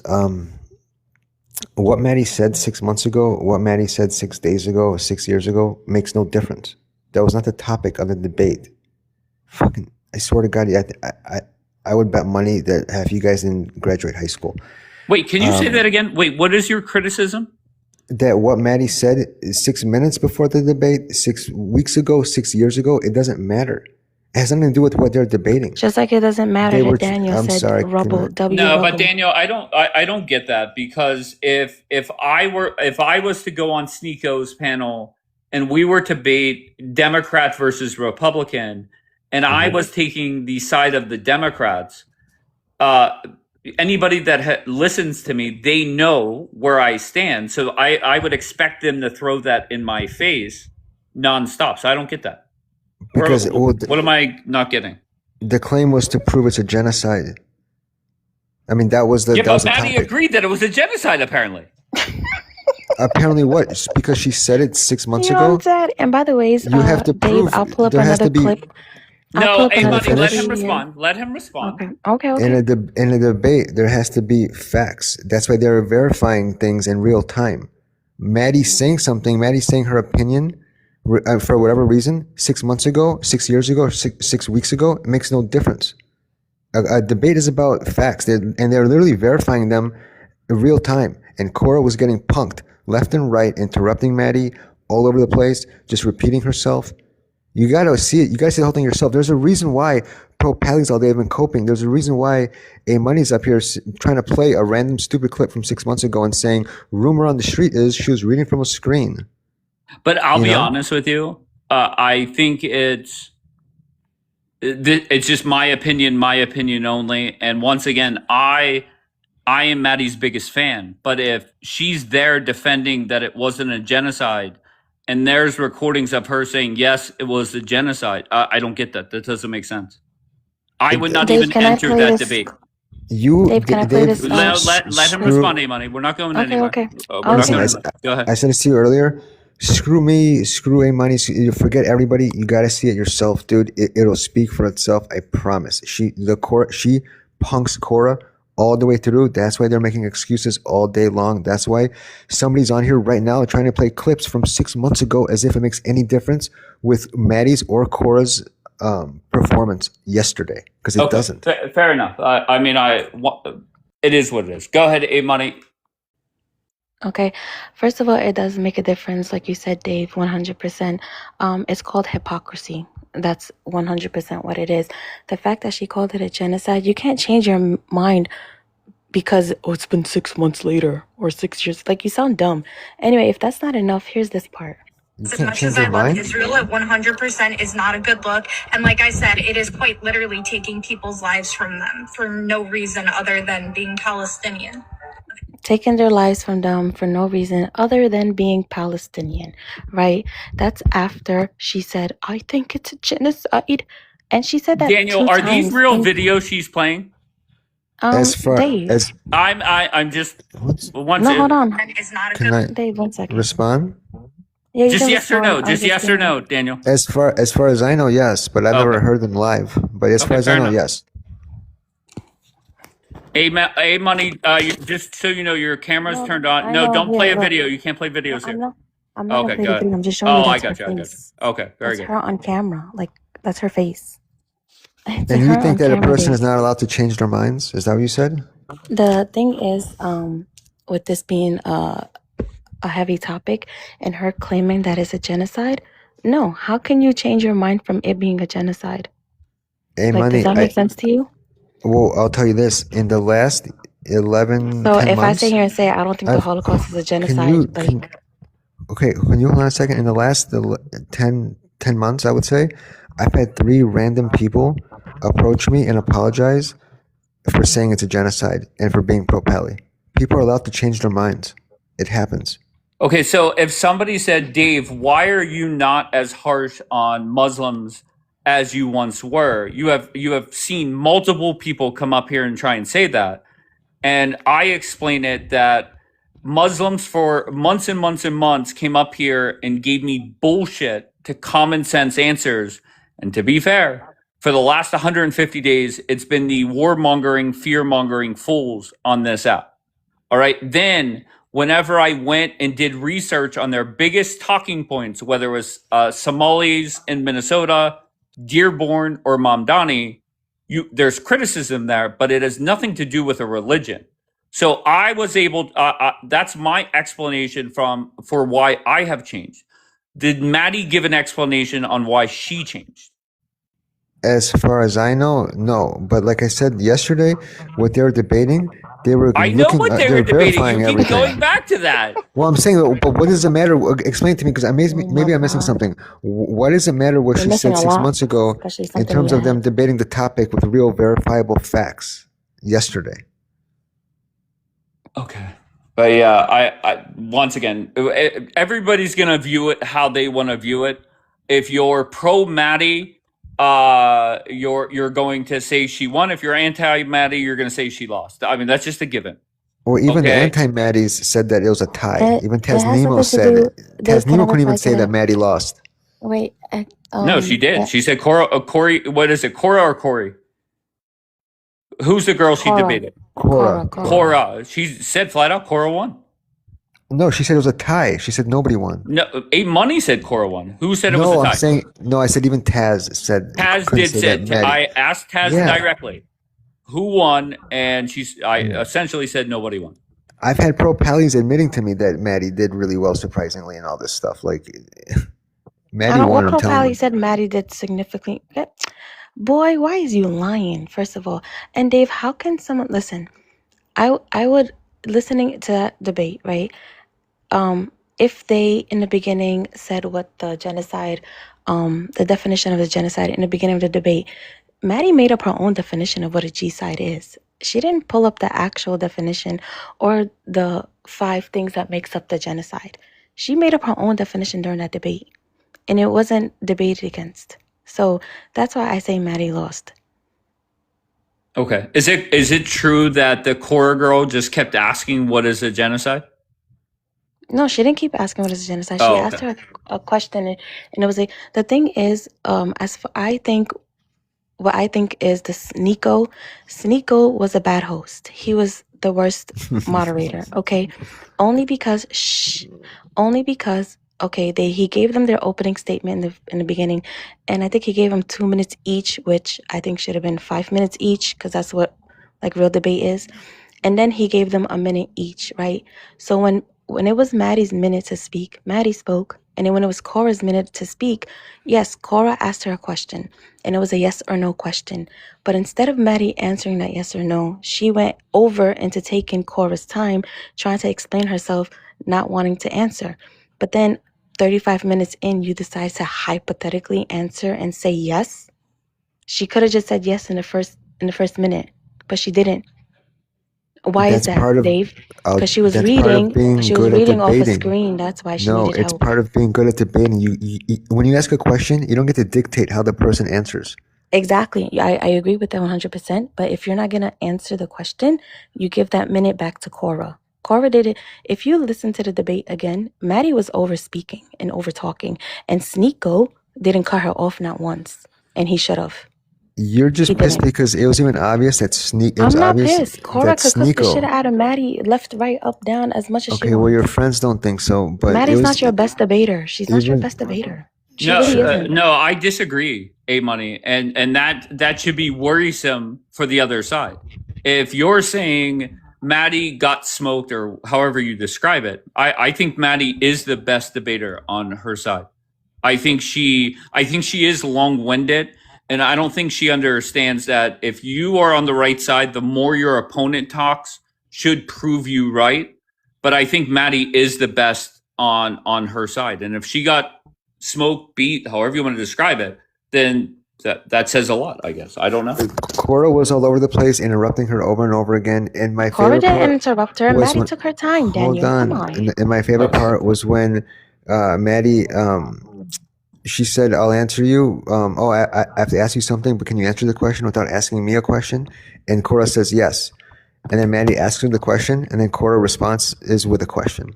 That was my favorite part. Okay, somebody that sees clips of this debate, I just want to see Maddie's best moment and Maddie's worst moment, and then that I'll be able to tell from that. If you have it, send it to me. If not, You then didn't watch it, Dave? I did not know. I have the link, and I actually because I ran into Maddie somewhere. Maybe it was here, or I don't know where I saw Maddie, but she said the link was in her bio, and I actually put it on my story for people who want to go watch it. I just wasn't going to sit there for. They said it was over an hour. No, it was And about an Dave, hour. they don't It was like an hour. Maddie because she's really good, but they hate and are scared shitless of debating Nick Mattel. And I know you Actually, said Dave, he's boring, he's lying. One but second, Dave, he's a liar because okay. Nick Mattel actually blocked half of the Pallies that are amazing debaters, aka Mo Pesci will cook the shit out of Nick Mattel, but Nick Mattel blocked him. I don't think that's not like a good argument for me because I'm the one that said Nick was boring, and then half of Israel fucking flipped the fuck out on me. So Dude, I mean, it is what it he's is. unreal. He really is unreal. I would bet money on him every time anybody he's debating. He's sick. He really is good at So it. why is he And blocking pro Pallies and that want to debate what him? pro Pallies? Doc was on there. Libiano was on there. What No, pro they were Pallies? All the debating best. Islam. No, they were debating Islam. What They weren't difference does it debating make? Palestine because they weren't It's debating all the same Palestine. shit. No, it's And not. Nick, It's all the same shit. yeah, it's all the same shit. Okay. And by the way, you don't know what genocide is because it has nothing to do with mass You casualties. don't know what genocide like you said is. a few minutes ago. You and Maddie, Okay, you should have graduated high could school. just fucking say intent. You should have graduated high school. All right, let's just move on. I just want to be clear that I am, whether you guys like it or not, I am a fan of Maddie's, and I think she's very good at what she does. All right, and the other thing that is very rare, she is so self-aware, and whenever her and I, why though? Why what? Why are you saying why, Mocha?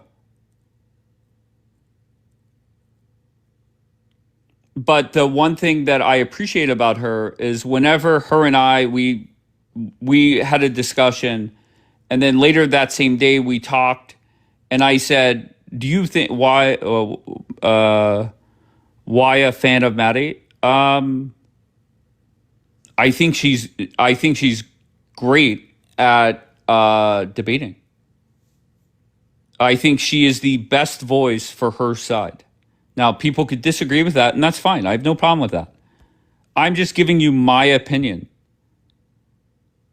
Okay, I don't think and just being honest, I don't think there's many good people debating on like the pro-Israeli side. I don't find many of them. Oh my God, they're so amazing at debating. I think Maddie is really good at it. Is she perfect? No, of course not. Nobody is. Okay, and Jackie was putting she lied to you. I don't think she lied to me. I didn't say she lied. I think she brought up a bad source. But the one unique thing about Maddie that a lot of people that debate on this app don't have is self-awareness. And whenever she came back up later that day, she was self-aware. And keep in mind, Maddie is young. I don't know how old she is. Okay, she's very intelligent, and she's gonna. She lied about taking. I don't even remember that coming up, to be honest. Yeah, I'm intrigued by this one. Hi, Dave. How's it going? Good. How are you? I'm great. Go ahead. So when have you seen Maddie debate? Like just like the couple of times on your panel? I to be fair, you kind of got me there. The only time I heard her before she came here was somebody doxed her on the pro-Israeli side, and I heard the way she handled that, and I heard her debate one other time, and then twice here. So I literally have only heard her voice 4 times, but I am impressed with her. Should I not be? I would say you shouldn't be because this is my impression of Maddie. Number one, she's a headline reader. There's been many times where she's brought up an article and she reads the headline, and then someone like Ramona or Celine will bring up the article and say, if you continue reading, it literally debunks. You know how headlines usually have like the eye-catching thing, but then you read the article and it like completely debunks what they're saying. So I've personally have witnessed Celine and Ramona debunk her on her own article at least 5 times. The other thing that she likes to do, which is hard if you're not a good debater, like if you don't know how to control it, is she steamrolls the hell out of conversations. So she'll just talk and talk and talk and talk until it's like a tactic that debaters use to exhaust the other person. You see a lot of the Israelis do it here. Or the Zionist, they'll come and just like steamroll the F out of you to the point that they, get the other person exhausted and then they just give up. It's a tactic. So that's Who's why better than her though? I mean, it's hard to say better when the arguments are false. Do you see what I'm saying? So like I think you're basing it on the fact that there's pickings are slim on the pro-Israeli side because you have people like Bon adding R's like, 100 of them for no reason. So it's like, then you have Maddie that comes up that can, get together a couple of sentences. So your ears perk up and you're like, okay, well, she sounds more intelligent than this guy or that guy. Then yeah, you might say that. But if you actually listen to her words and fact check her, then you'll realize she's not a good debater. And then if you do watch some of her other previous debates, she gets stressed out really quickly. There's been many times she's cried on this app mid-debate. So No. I swear, She there's cried in the videos. middle of a debate. You're Yes, she's had exaggerating now. No, A Money probably has the videos. She's had panic attacks and she's cried mid-debate. She's like freaked the F out. And so I think again, you shouldn't base it on the couple of times you've heard her, and you shouldn't base it on because have no other options. You have people like Bon and Daniel to pick from, so it's kind of hard, You see the chat, everyone's saying I'm right. That is crazy. So, But yeah. but if I'm on your side and I'm complimenting Maddie as the best debater, and you're saying she loses debates nonstop, then that's a good thing from your side. Yeah, for me, my perspective, like for instance, the debate yesterday, I think it was like a draw. I don't think anyone did good because on one side, I think Cora is a good debater, but this wasn't her topic. I think it would have been a lot better if there was someone that was very well versed in, the topic.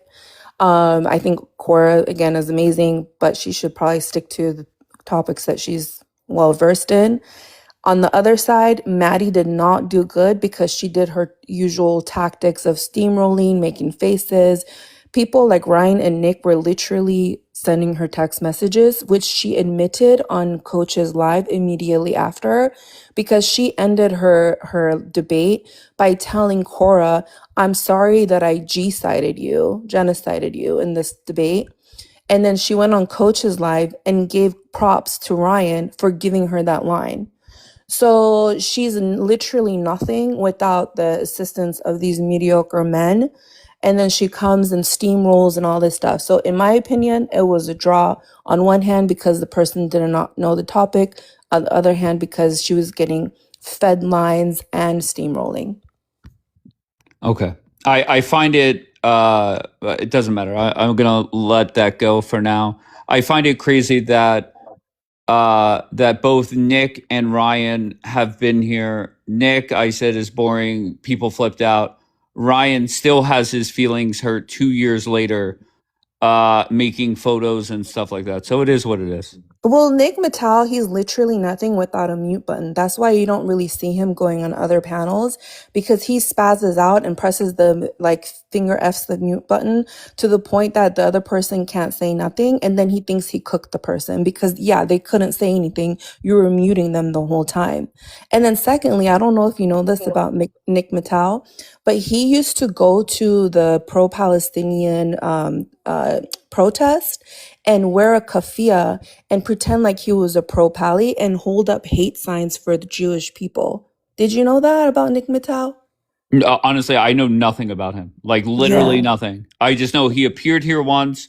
I said what I said. I will never forget the message that Miss Blonde sent me. It was about 9 pages long. And that's about it. That's all I really know. Yeah, that's the type of dude he is. Is that true, Daniel? That he went to what kind? Wait, he would hold up signs with what? It would be like spew stuff about Jewish people, like W the Holocaust, W this. Why would anybody do that? Because to perpetuate that pro-Pallies are hateful Jewish hating people. Is that true, Daniel? There's videos of it. What do you think? Honestly, I have no clue. No, it's not true. Okay, so Bianca's saying he went dressed as a pro-Pally. Yeah, with a keffiyeh and a sign. And he was like walking and saying, F the Jews. He was recording him like bragging about it. He posted it on his own social media. Okay, just so you know, before we keep going, somebody I trust says, yes, that part is true, what she's saying. But go ahead. Whoever said that, let them correct me if I'm wrong. It's always half truths with these better idiots. Okay, so your mother is an idiot. Shut the fuck up. No. Come on, have a conversation. No, he can't call me these names. He calls me animal. Daniel, he calls me idiot. Please stop. I got please you. Stop. Enough said. She just revealed herself. But anyways, so this is the thing: is that and whoever said that to you, they can correct me if I'm wrong. He did dress up like a pro-Pally. You know, he dressed up. It was funny too, like a complete moron. You know how they do. And he did go to an encampment and do a protest and act like he was a pro-Pally. He never held any signs up saying WH cost or anything perpetuating Jew hatred. He did record it, and there's nothing about Jew hatred or WH cost there. And one thing I want to say is that he had a big debate a couple weeks ago against a big creator on YouTube, Myron Gaines, that was on a different panel. He didn't have a mute button or anything. He just debated some of their most heavy hitters 2 weeks ago with Libiano and Doc. Nobody was getting muted left and right. Yes, he was. He was muting the hell out of them.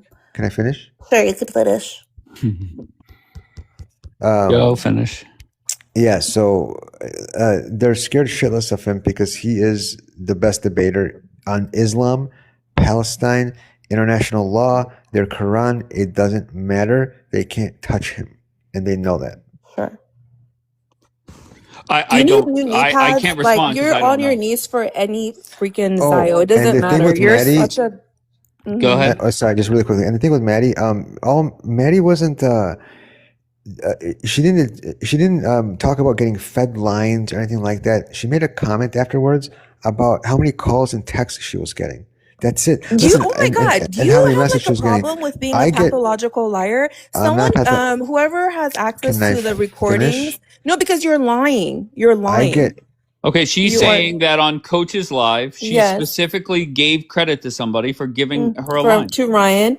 And she said, and I want to thank Ryan for giving me the line for saying, I G-sided you, Cora. Yeah. And he said, no, technically what I said was you Cora-sided her. He said that. He said, I said you Cora-sided. So you're the one who said, okay, then I'm not lying.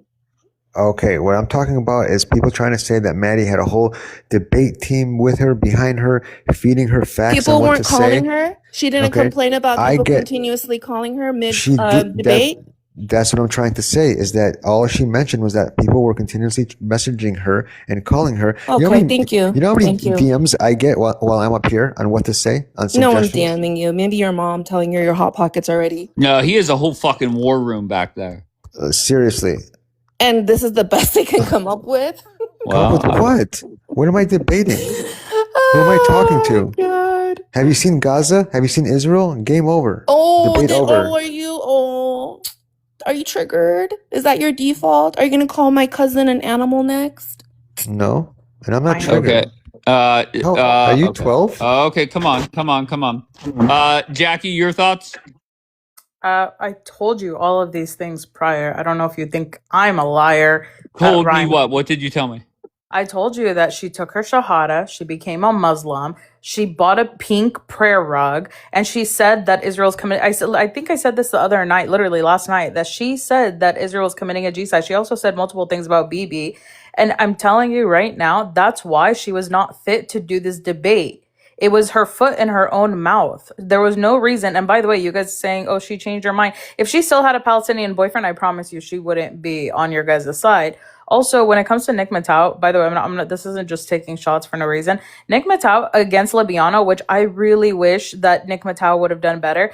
But the issue was Nick Matau was quote unquote defending Judaism versus Islam, and he was using the mute button like a crazy person. It was not a good debate. It looked like he was running from Libiano.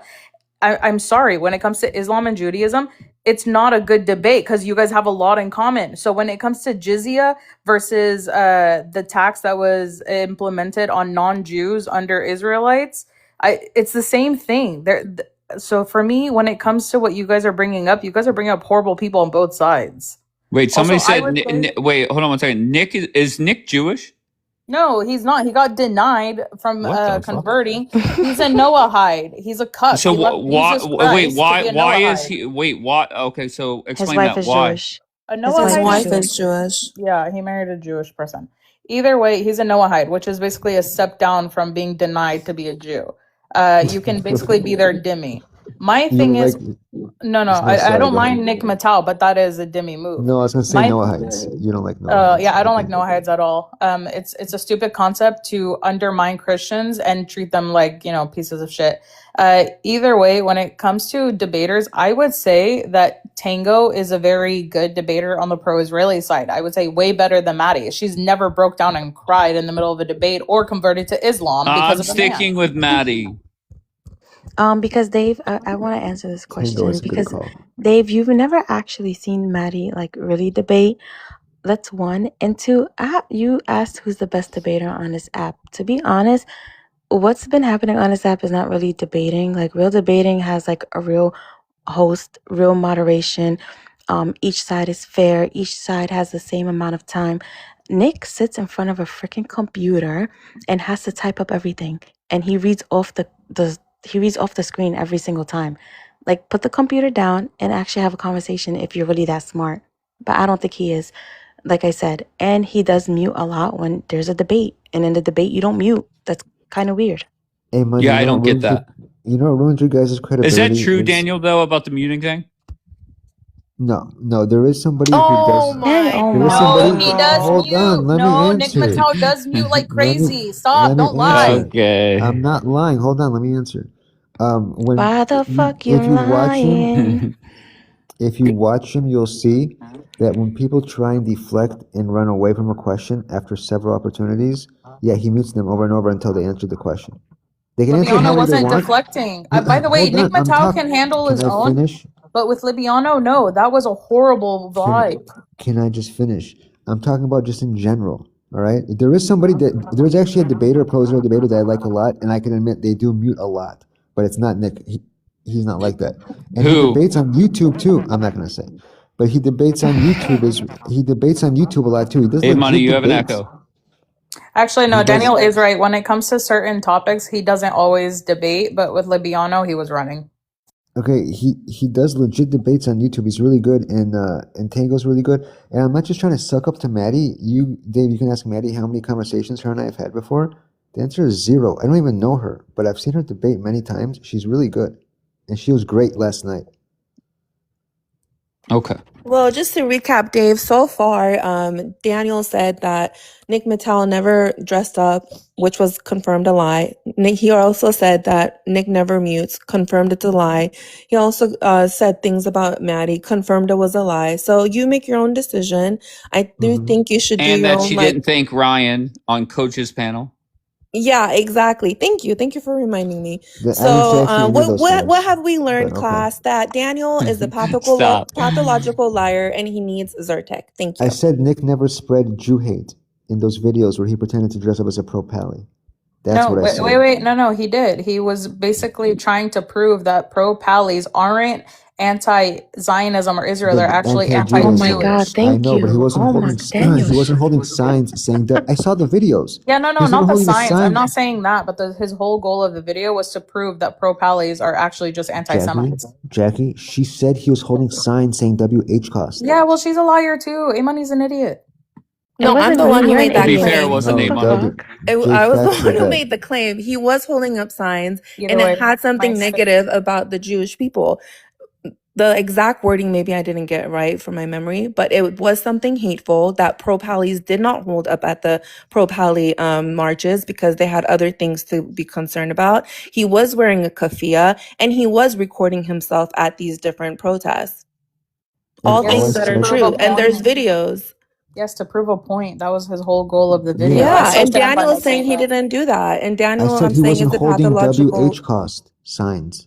But you Can I also ask said he you, didn't do those other things. Daniel? No, Can I I said ask you very bluntly? Is what is Nick for the war?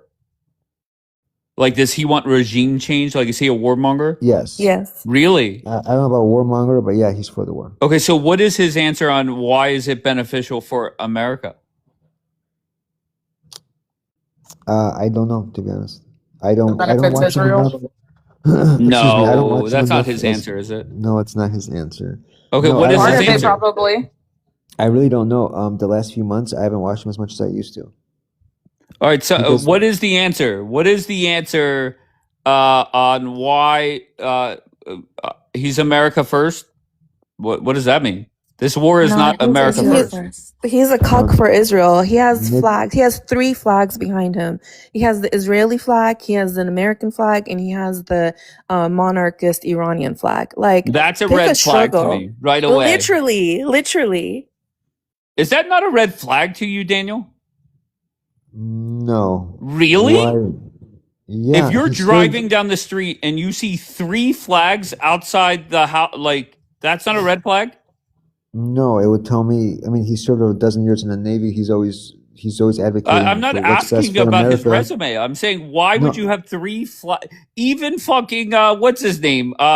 Pro-Palestine John. He has an American flag and only an American flag outside of his house. I assume because he's got the American flag because he's American. He's got the Israeli flag because they're our best ally and his wife is Israeli. And the Iranian flag is because we're at war with Iran. Because it's trending. Someone in the chat wrote, he knows because he's But a I can't nuclear speak for him. engineer. What does that even have to do with the price of tea in China? What does him being a nuclear engineer have to do with that? He has I'm UN going to nation guess without flags. looking that was Gabby because Gabby put that earlier and I almost flipped out at that. But once I saw it was Gabby, I did not flip out. He has the freaking UN nation flags all plastered behind him. And she's talking about he's a nuclear engineer. Okay. And Dave works at Burger King. What's your point? Hell yeah. I also want to put out there that you guys want to like brag about Cora, but there's a very famous sheikh that said women shouldn't be doing dawah online, so she's also in the wrong. And she's not that great, by the Oh way. my God, Just heads Jackie. up. By the way, Why are you host. so obsessed with Islam? Yeah, go ahead, John. Keep Yeah, by throwing the way, prophets under it. Nick also wears the map of Palestine. A lot of Israelis have done that. I don't know if you've ever seen it on someone's chest. He what? He literally wears the map of Palestine on his chest. So I called him out when I was debating him one time, and I said, The "You say you're map of America how, like a first. tattoo? Like a necklace, like a charm. like the necklace. The necklace. You ever seen it? The actual map of Palestine." So It's I said, Israel. whatever. Israelis, they copy something, they start doing it like us. We've been doing that for fucking decades. But anyway, the point is, I called him out while I was debating. I said, so if you're America first, why do you have the so-called map of Israel on your chest? He goes, oh no, nothing. It's just I like support Israel. My wife is Jewish. So I'm like, then you're not America first, you're Israel first. And it's a very true story. Does that not worry Daniel? You don't think that's weird? No, because his wife is Israeli, and I am. What was the pro-Isra- third flag? What was the third flag? His wife lives in America. So he's I a know bitch for that, his but wife. That's can what I you're saying, finish? Daniel? Can I finish answering? I am pro-Israel. I know, and I believe, and I can prove that being pro-Israel is America first. I put America first. I live in America. Why is he any different? You're destroying America first. That's what you're doing. Yeah, No, sure. there's a difference between Daniel and Metz and other idiots that come up here and say, I'm America first, but they really are Israel first, and they need to go fucking join the IDF and get the fuck out of America. Yep, true story. By the way, Daniel, did you see Nick Mattel get cooked by a fellow anti-Zionist Jew on Why are you YouTube? talking shit on Mets though? He got so cooked, Daniel. I'm sure you didn't see that one. Sure, he did. Whatever makes you feel better. Did I don't know you if to tell watch it? Watch the video. Okay, can I say something real quick? Yeah, go ahead, Mets. I just want to point out something very quickly. Sure. Isn't it amazing how these pro-pallies are spending so much time on Maddie, on Nick Matau, on TikTok people, on personalities? Like, this is their win for them. The fact that some 25-year-old girl said it was a genocide 6 months ago and they make such a big deal out of it, this is their win for them. Like, it doesn't make a difference. If right now, Nick Matau changed and became pro-Pally, I wouldn't care. It wouldn't change anything for the state of Israel. It wouldn't change anything for Zionism. But the fact that they celebrate it so much goes to show how worthless they are. All right.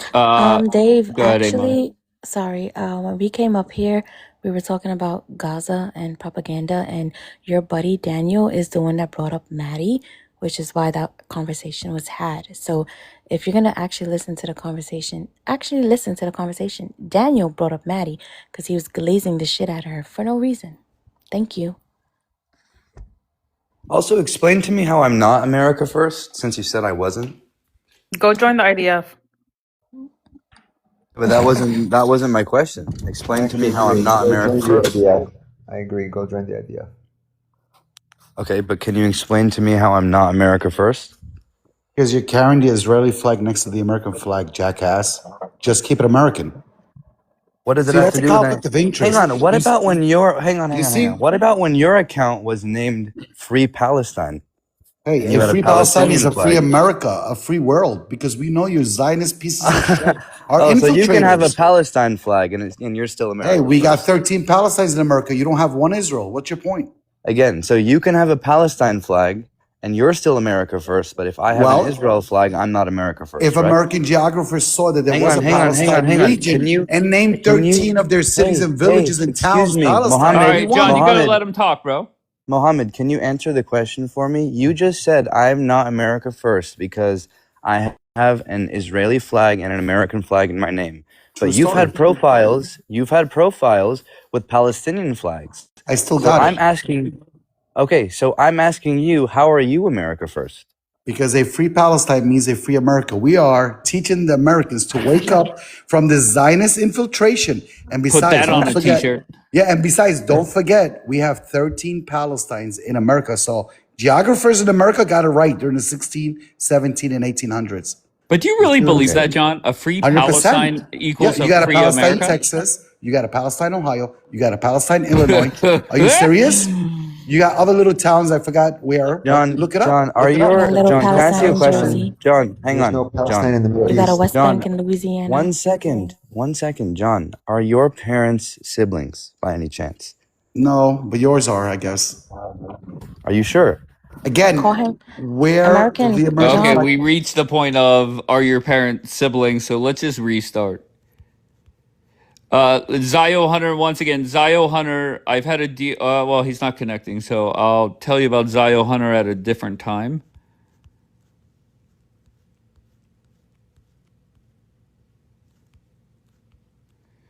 Be Inspired, who is Be Inspired again? Be Inspired? Yes. How are you? Hi. I wonder why you didn't bring me up intentionally or not. I'm just wondering. Oh, you're the one that you're Yeah, an Israeli that say that you live in the Northeast. I guess I'm not so interesting. I guess it makes sense. By the way, And I I'm didn't not. say that at all. Why aren't you acknowledging what I said? Why don't you come up here and say, yes, of course, I'm Israeli? Why No, I'm play not games? Israeli.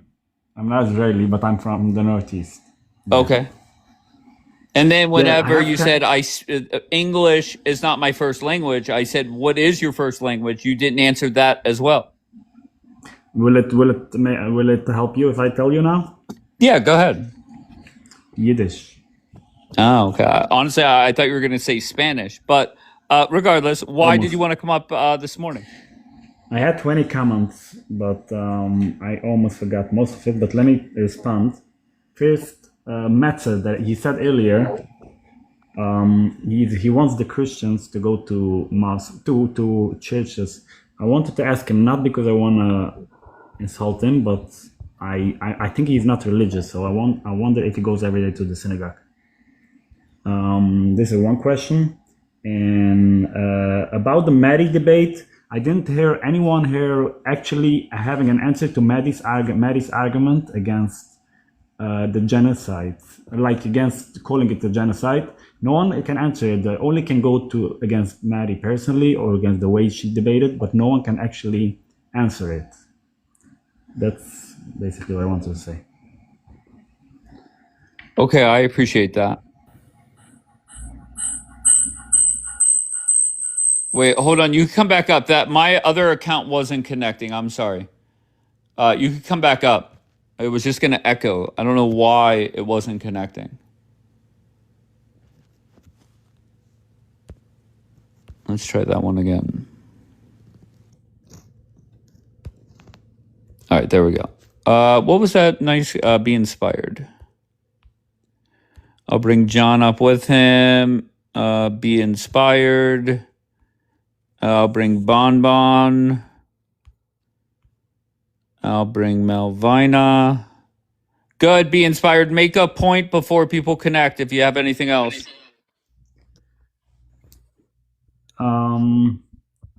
Okay, I'll respond. All right, too late. Metz is here. Go ahead, Metz. What do you got?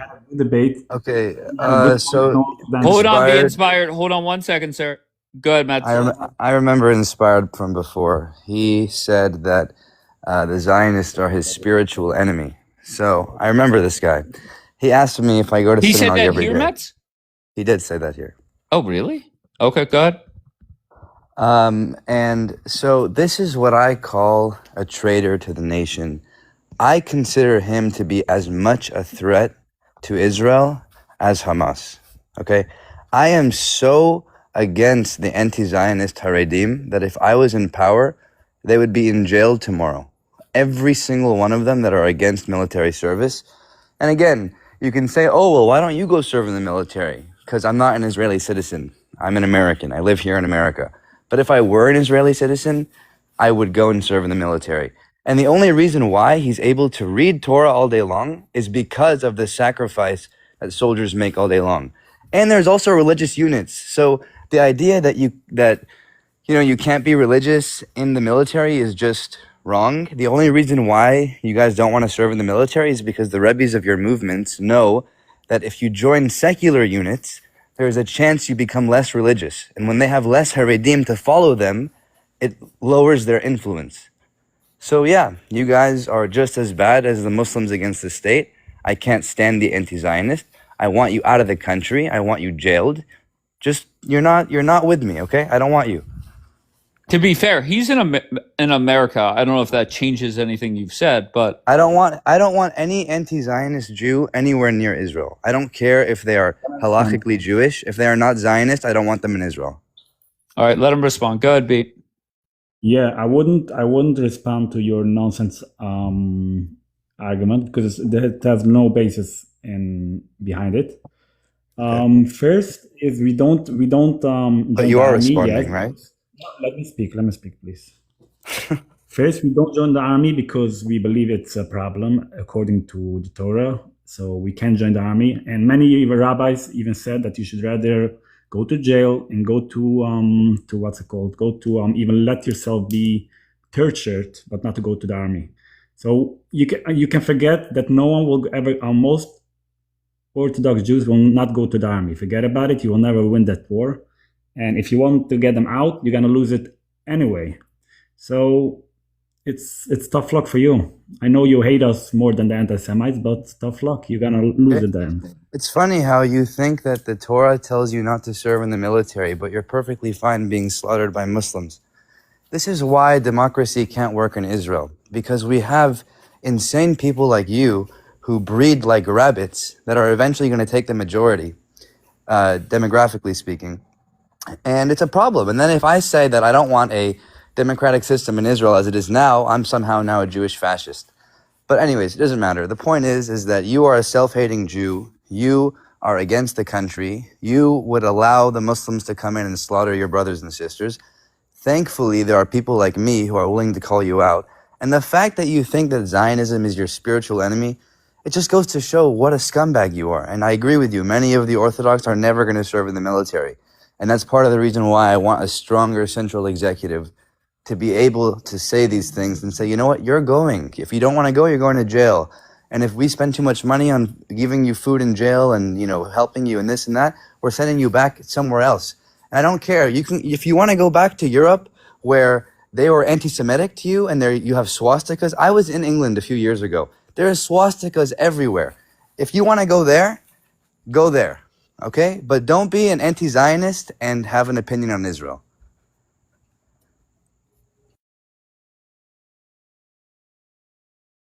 Your grandparents decided that you don't care about the Torah, you don't care about the 630 commandments, you don't care about the problems of Zionism, the spiritual problems from them.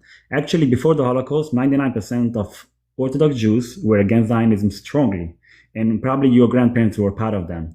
But you decided to change your way of Judaism. You want all the Orthodox Jews to go along, but forget about it. Okay, good for you. Well, sooner or later, there will be a stronger figure to come to power in Israel that will mandate that you guys go into the military. And if not, you will go to prison. And if not, you will be deported. Not gonna go. You have 2 million prison cells? We can make more. Can I ask you, Metz, real quick? Out of all the candidates that are running, and if you don't know the answer, that's fine. I know you're in America. But like Eisenkot and Bibi, obviously we know where Bibi stands, and Bennett, etc. Is there anybody that's on your side with this issue? On forcing the Haredim into the military? Yes. It's kind of interesting because you have the people on the Eisenkot camp who are in favor of exactly what I'm saying, but then they will say that I'm a radical for advocating for a less democratic system. And then also you'll have the Kahanist right wing that agrees with me as well. But also I disagree with the Kahanist right wing on a theocratic state. I think that's the last thing Israel needs until the arrival of Mashiach. But, so a lot of my opinions, it seems that I'm either far on one side or the other, but I just happen to, kind of brush upon both sides every now and then. Okay, I think the two issues, and this is just from my I have no clue what they're talking about in Tel Aviv, but one, it seems like it is, does everybody serve in the military? And then number two is, would you give away land to the other side? And am I correct in saying Eisenkot and Bibi, they're the two front runners, no doubt. They're pretty much, Bianca is saying no. Are they aligned on those two issues? They're not, because Bibi just made a deal with the Haredim essentially to allow them to avoid military service. And the reason why he did that is because it's the only way he stays in power. And although I still want Bibi to remain in power, it seems hypocritical of me saying that because I want the Haredim in the military and he's the one who made this deal. At the same time, I also understand the Israeli political process and the game of how it works. In a parliamentary system, you have to make deals behind the scenes. And unfortunately, that's the way it works. I don't want Israel to work like that. Again, I'm advocating for I don't want to get rid of democracy. I don't want a dictator, but only Zionist parties should be allowed to have representation in government. But as what we have right now, I'm willing to, take my grievances with Bibi, put them aside, and support him again because I don't trust anyone else at this point to, carry out the job as well as he has as prime minister. I mean, Ben Gvir has no chance of winning. Eisenkot is, I think, too weak on foreign policy. I think that he's not going to allow more settlements in Gaza and in Judea and Samaria. And Naftali Bennett is a snake. So I would prefer Bibi. Okay, but just one thing is Eisenkot is the favorite. Doesn't mean that it's a guarantee, but he is the favorite. But it seems to me that Bibi's argument is, I'm the only one that can keep you safe, but 10-7 happened on his watch. So how does he get that kind of buy? And you're not the only one. There's a lot of people that buy into Bibi. How do you buy into that when 10-7 happened on his watch? Well, because I don't blame him for 10-7. I at the end of the day, I guess you have to blame him a little bit because he was leader of the country for allowing it to happen. But it's in the same way I don't blame, Bush for allowing 9/11 to happen. It not allowing, I mean, it happened. Right, it happened on their watch. Exactly. And so the point that I'm trying to make is that I don't think Bibi has said the words, I'm the only one who can keep you safe, but I think I understand what you're trying to imply. There is definitely that sort of feeling around Bibi. And the reason why really is because he's an extremely charismatic leader. He gets along well with America. I mean, there's been no other Israeli prime minister who has spoken at Congress. He speaks English extremely well, which is very important in foreign policy. He was educated in the States, and so that's the point. Like he's someone that is very he's able to relate to Americans, and now obviously it's backfired because he's been in power for 20 years. But I don't want to make anyone like us. I don't care if American opinion of Israel goes down the gutter. It doesn't make a difference to me. Dave, can I speak? Yeah, go ahead, B. First, you're saying that you need the Haredim in the army.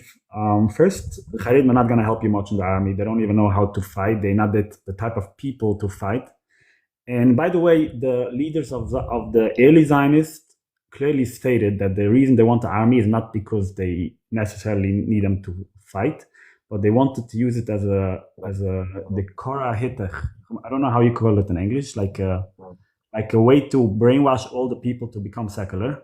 And this is actually how the army is today. The Israeli army is a place where most people who go in come out more secular than they went in, even the Haredim.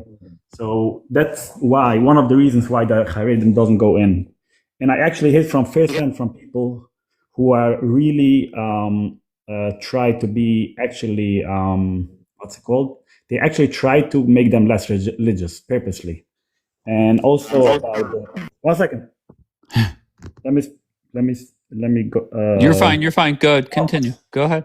And another thing is, Ben Gurion said in the early days that it's not just for the safety, but it's to brainwash all the people to become more secular. And also, the Israelis doesn't even have enough equipment for all the Haredim in the army. I heard it from people that actually are Zionists. They told me that. And the last thing is, Matt said, you didn't answer my question. Do you go to the synagogue every day?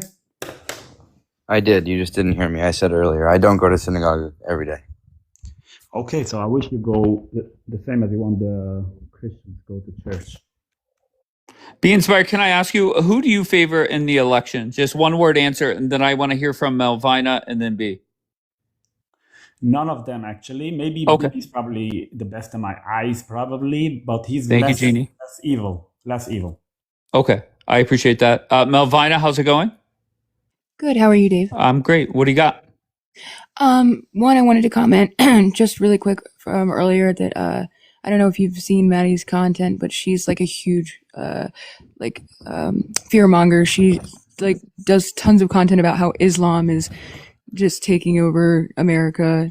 I just saw a video. I appreciate that. I'm just telling you, Maddie, in my eyes, is the best on her side, and there's nothing that's going to change that. I'm a fan of Maddie's, sure. And I don't know if you were here when her and I talked about the fear mongering. I didn't Okay. see. I think she was very self aware after the conversation. She's a very intelligent person. So I just, it is what it is. But go on to your Yeah, next point. yeah.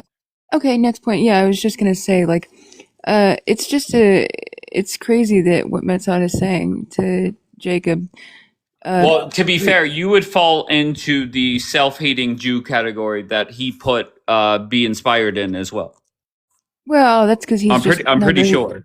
No. Yeah, he would call me a self-hating Jew, but he's not a very smart person. So, I mean, like anybody who doesn't agree or subscribe to Zionism or support Israel with every molecule in their body is a self-hating Jew. It doesn't matter how proud I am to be Jewish or how much I know my family's history or how I practice my faith. It doesn't matter to these people. The founder of Labor Zionism said that they would uproot Judaism and turn Zionism to the status of a religion, and this is their religion. Their religion is Zionism. Israel is their God that they worship, and like Judaism has existed for millennia without Zionism. And so they're reducing an identity, a thousands of year old identity down to a modern nation state and a government. Okay, I want Metz to respond before I go to Bianca. Go ahead, Metz, if you want. If not, I'll go to B. No, I have nothing to say. Okay, fair enough. Bianca, how's it going? Hi, Dave. Good morning. Good morning. Your thoughts on anything you want to add on to? It's interesting that we're going down this, this path, I guess, because I think they're both correct. I think Metz is correct, and I think Be Inspired. I mean, he's not wrong about what he's saying.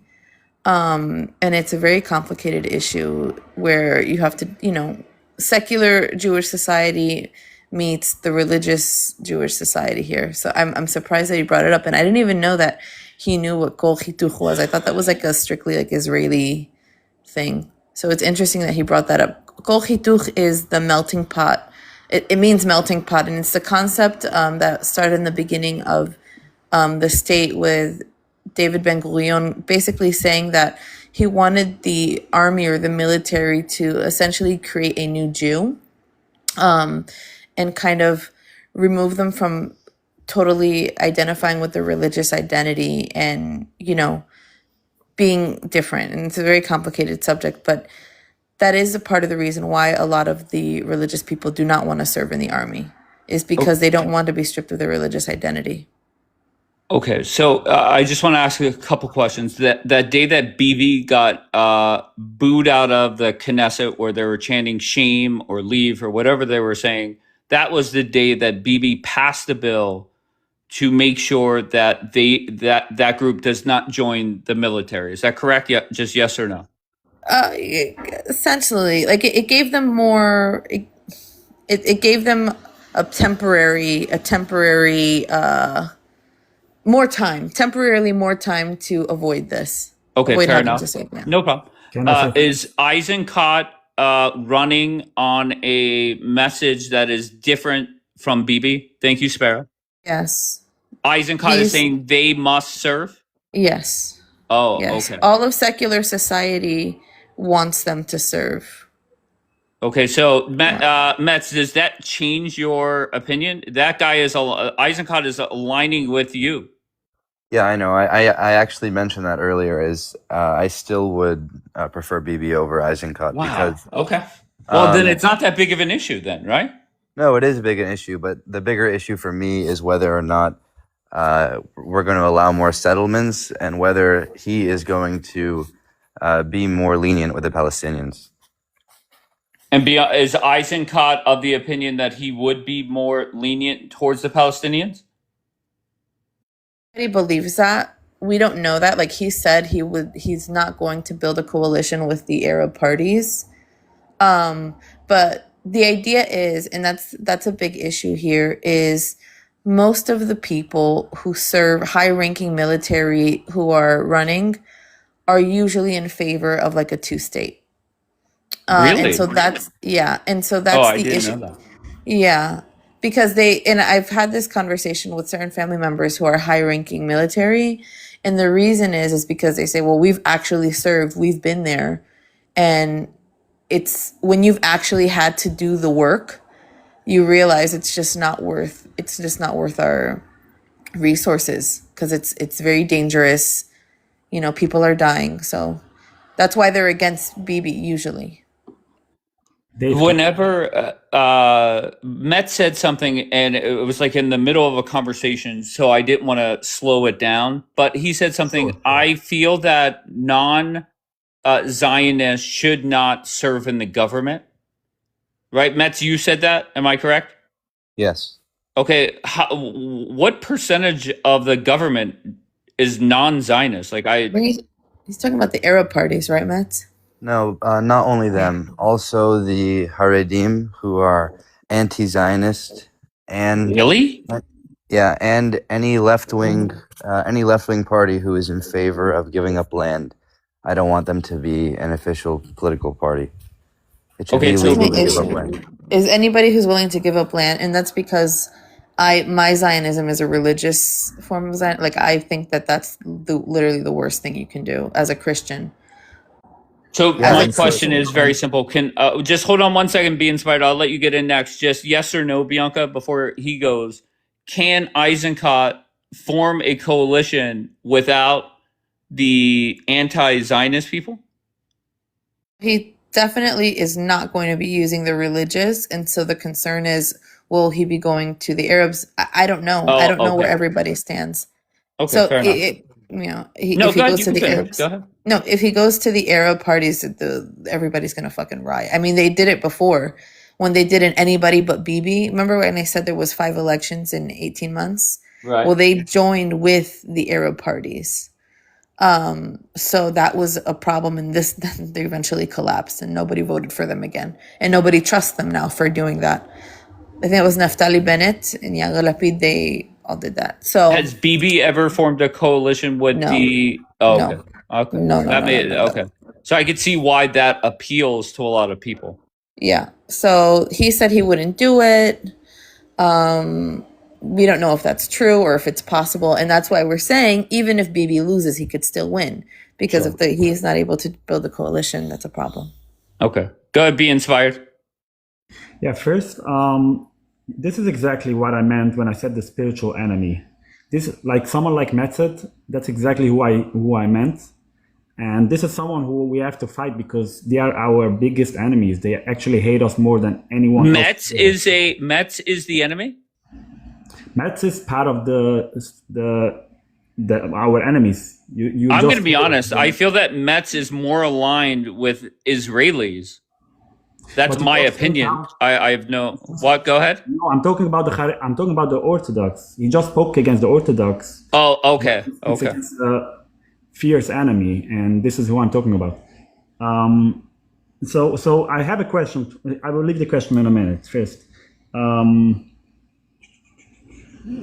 first Malvina said very good. I don't agree often with Malvina because I'm not a pro-Pali, but Malvina actually said it very well.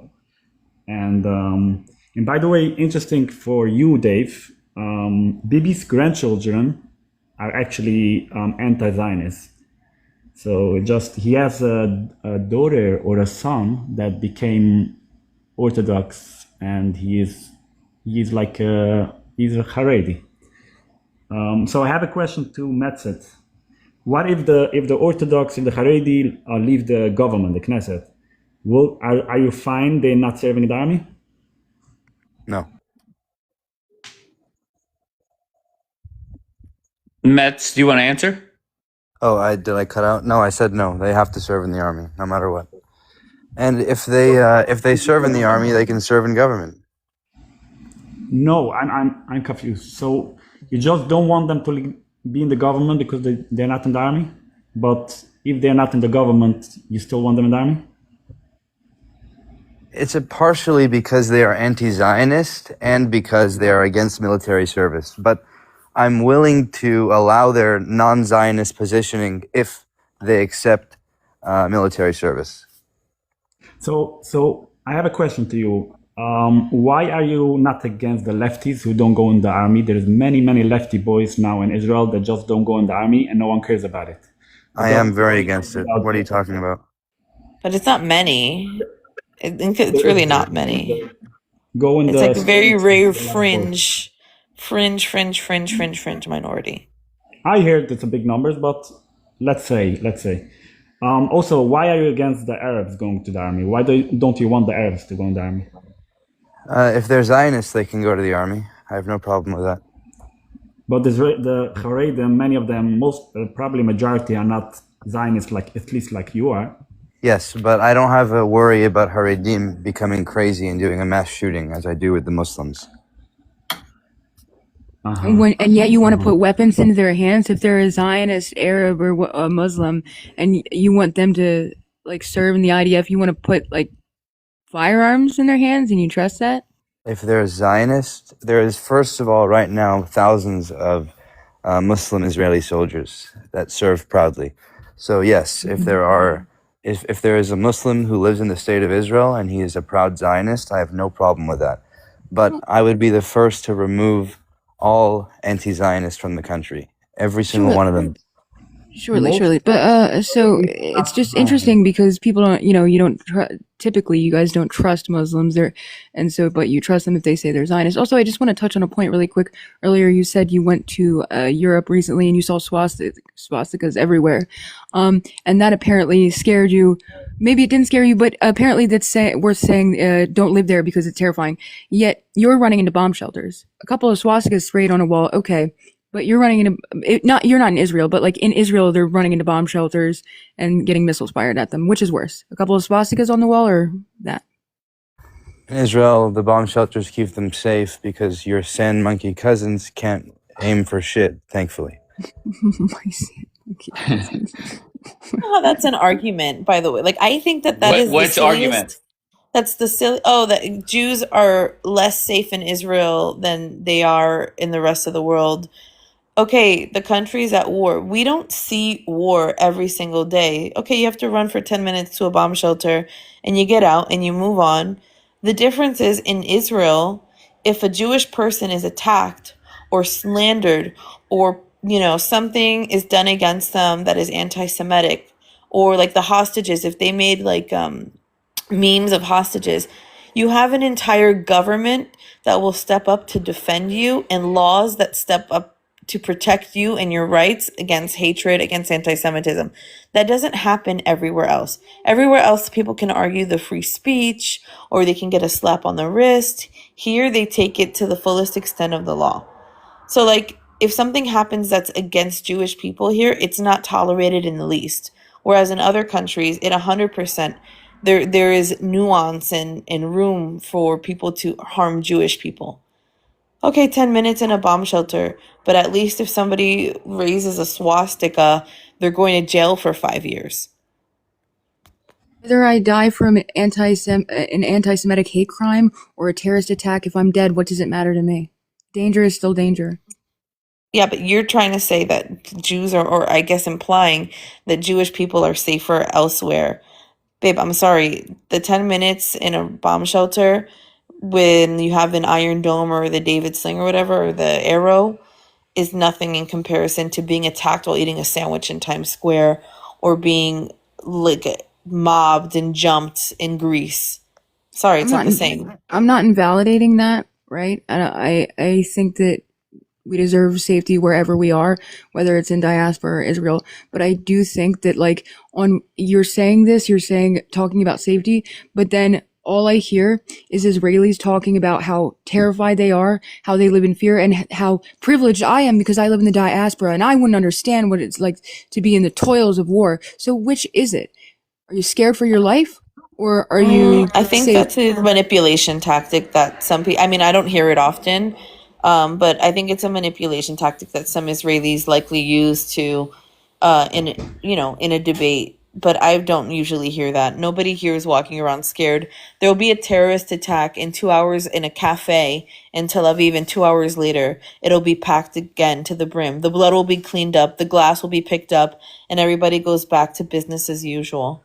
So it's just not realistic. That idea, that concept of being afraid, Israelis are not afraid. Bianca, I would agree that in Israel, people feel more at home. Jewish people feel at home. They feel more comfortable, even if they have to go to a bomb shelter. But at the same time, I don't agree that they are more safe in Israel. That's not the case, especially in the last few years. In New York, they are more safe. But in Israel, I would when people disagree. go to Israel, many people go to Israel, even they know that it's not that safe as in New York, because they feel home, they have and I definitely understand it, and it's even possible that I would make a similar choice, even I know that I'm not safe. Yeah, but I lived in Connecticut my whole life, and I lived in Israel, and I feel far safer in Israel than I've ever felt in the United States. I would agree you may feel safe, but in fact, I am it's not that safer. safe. No. Yeah, I am. Look at the tax that you talk about in New York and the tax that you talk about in Israel. The tax in New York is someone throws something that doesn't even make damage to you much. This is the tax that you talk What? about in New York. I've seen people get jumped in New York just for being Jewish. What are you talking about? There's like Okay, videos that's all over social media of like Haredim walking around and they're getting mobbed, and even kids. There was a 4-year-old that was like punched by a mailman. What are you talking about? Look. This cases is not new. This was not started in the last few years. This was always in New York, and the government in New York were very good in actually prosecuting that cases. So it's not something new. In Israel, you're not talking about just taking your hat or getting a punch in your back. Wait, have you It's lived in much Israel worse. before? Have you lived in Israel before? No, I have family. Oh, here. so wait, the people who are saying Israel is less safe have never actually lived here. No, I have family over there. I hear a lot. Okay, but no, it's No, the different. people who are saying Israel isn't safe are the people that are living in Israel. I'm hearing this from No, they're not. Israelis. I promise you they're not. But you guys are the one propagating it. I've never heard that. I've never heard Israelis say Israel is unsafe, ever. In the years that I've been on this app. No, never. The tea attacks in Israel is not compared to They the happen. attacks in New York. They happen, but I've No, never, ever heard that. I agree. I agree. You That's feel really safe funny. because you are home. And you are guys don't home. even live here. What are you even No, talking about? no, offense, BB, but like, I would agree. honestly. I would agree that I would put it in those words. Like, I agree that Israelis. I don't hear them specifically say Israel's not safe, but I do hear them talk about how afraid they are, or how dangerous it is, or like the constant terror attacks. Like, I do hear that. I don't know what Israelis. Who says that, Melvina? Who talks that way? Because I'm going to be honest. Hold on one second, please. Good. I criticized some of the Israelis for celebrating the restart of a war or more bombs, and I don't. I can criticize them, but to say that they're living in fear, I disagree. So who says that? So Zionist Barbie was up here. She was saying, Oh that, hell like, yeah. Hell yeah! Oh, way to I prove believe Dave's that. point. I believe that one. Actually, she does. She did actually. She does. What do did that, but Zionist that's a Barbie say? manipulation tactic. So Zionist Barbie was up here several times, and she was like being really condescending to Americans and saying, "You guys don't understand. You don't live in the Middle East. We live in fear, and we have to go into bomb shelters. We're getting rockets fired at us every day. You don't understand." And calling us warmongers, dehumanizing, like she's just went on and on about like how we don't understand what it's like in the Middle East. Just because of this, we're gonna get another email to YouTube telling us to remove this video. Okay, be inspired. I saw you come off mute. Go ahead, sir.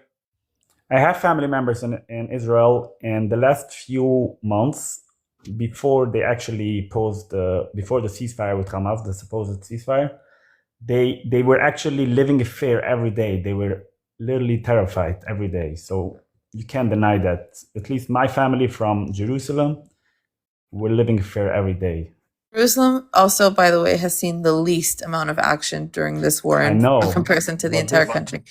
Right. I don't know. I have a difficult time believing that Israelis are living in fear. Can I just go back to Melvina? Was there anybody else that said that on the app besides what's her face, Zionist Barbie?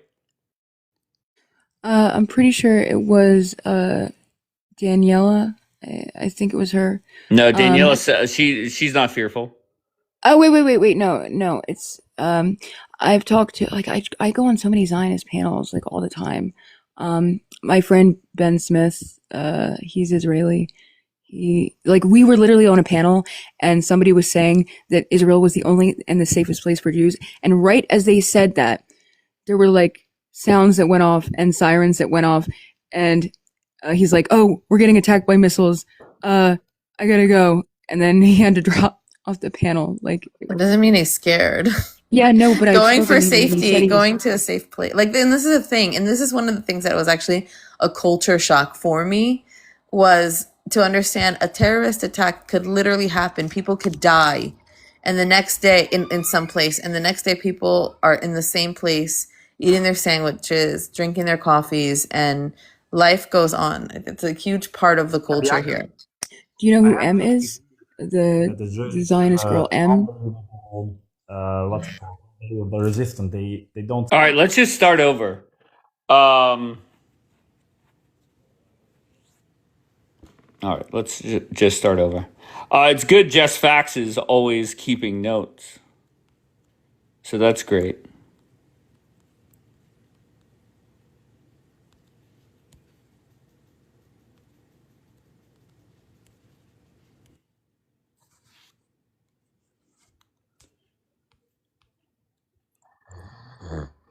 All right, JR is sleeping. Sarah Jane, you're in the queue. If that's the same Sarah Jane that I know in the chat. Is that Sarah Jane? Sarah Jane, you don't mean to be in the queue. Username? Going once, going twice, gone.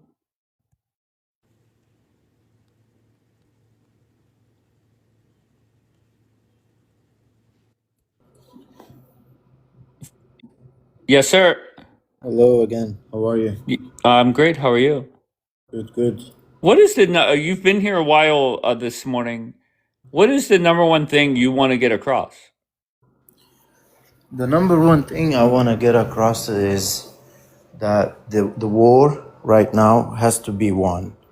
And at this stage, maybe before it began, it's something else. But at this stage right now, it has to be won. It is America first to be completely won with a Iranian regime change. And I'll tell you why. Wait, hold on one second. Just can you tell me how we do it? I probably can't tell you how we do it. I'm very hopeful, and I know that we have a very strong army, and our generals will know better. But the concept that the Iranian regime have figured out how to create an equation that if we still exist, then we won the war. And if they take control over the Hormuz Canal or whatever deal is going to be made with them that would give them the opportunity to rebuild, is very dangerous, because this could be the last American war that America could ever win. Because the idea that you can use the American media against whoever is president and pressure them with economics and create the idea of like, it's not our war, why will there? Then America can't go to any war anymore. I'm going to be honest with you. Even if it's the interest of United States, even in the future, if it's in the interest of United States, it would, like, the enemy can do the same thing as the Iranian regime right now and put the media, put like half of the American people on the side of let's stop the war. And that would stop the war eventually under the pressure of the American people. And that could, whoever is on the side of the war, stop any war in the future, which could be a good concept, that United States shouldn't be going to wars because it's costing a lot of money. Yeah. But at the same time, it's the army, it's the country, it's the position that we're in. It's going to be compromised. Now we're at the stage of the war. They're really like at the last little bit of whatever is left of them. Wait, why are you saying that though? Just keep in mind, Donald, we've been at this for 150 days, and probably maybe 137 of them, or maybe 104, a lot of them, we have been in a complete ceasefire. So no, let's say 40, 53. So maybe 97 days we've been in a complete ceasefire. So if Donald Trump was, if he believed what you're saying, No, okay, no, I that don't know where you're getting the stats from, but like a week ago, we were demolishing them. yes, we demolished them for 13 straight nights. And Yes, then we just passed the fourth night where Trump did nothing. because they keep on playing the negotiation card, and it's time to stop believing them because they're not doing nothing but lying. They No, keep, they, no. It has not. No, to be fair, let's be honest. I don't think the regime has really changed much, right? They're still putting out their Lego videos. They're still taunting Trump. They're still shooting at ships. They haven't really changed, right? And Donald Trump and his team, they went for 40 days, okay, until April 1st. Then they sat in a ceasefire for a long time, for months, okay? And then 13 straight nights, Donald Trump gave the green light to bomb the living hell out of them.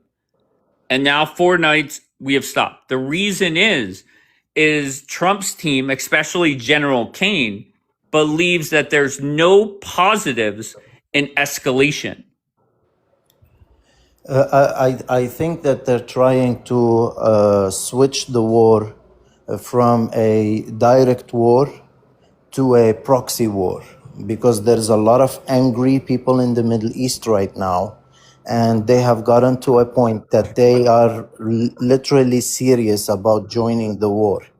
We're talking about the Arab countries, and we're talking about the Kurds, we're talking about the Syrians, we're talking about the Okay, Jordanians. hold on one second. I'll bring you back up. Tango, I saw your comment, Tango. And I believe, Tango, you're part of the warmongering crowd. Your your message or comment said you realize that the IRGC is the group that built the IEDs that harmed our military. Yeah, they've done horrendous things to the U.S. military. They've done horrendous things to their own people. That is, there's no denying that.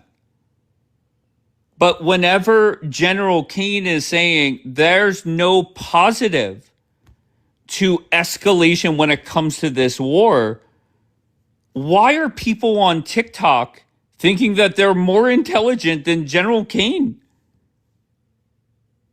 Like, where do you get that from? What makes you say, Con wants me to co-host? No, thank you, Con. So the U.S. is trying to reduce their reach is a positive. What? What is that saying? I don't even understand what that means. I mean, let's just go with a common sense approach. Okay, here, go ahead, Tango.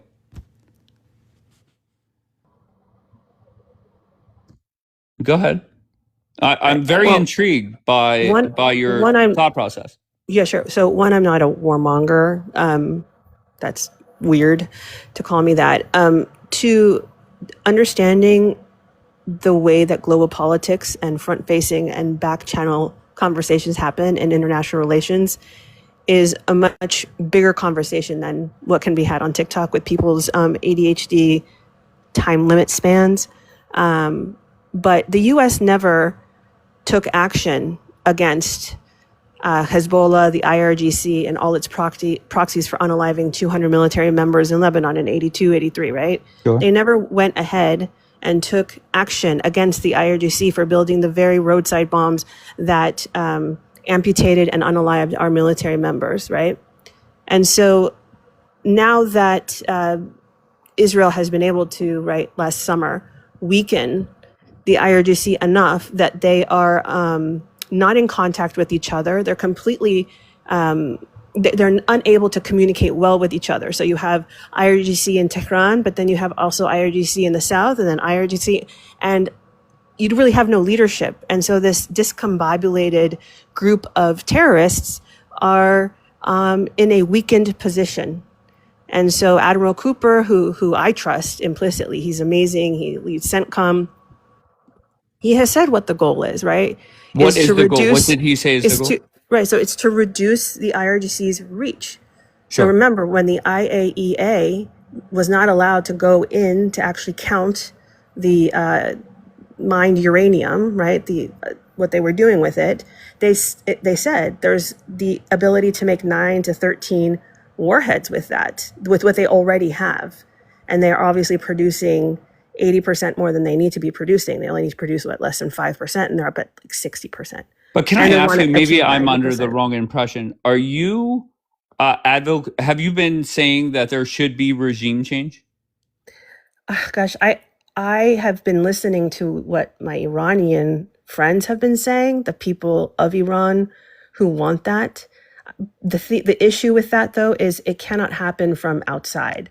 So yes, if all the stars aligned and the Israel and US and the Kurds in the north and other groups could all rally together and do it right, it would be amazing. But have you seen Iran and how large it is? So for me, it would have to happen from within, meaning the people of Iran see a moment of weakness in the IRGC, take advantage, and then encourage that regime change. So like we can be kind of the catalyst for it, right? Because of our strength.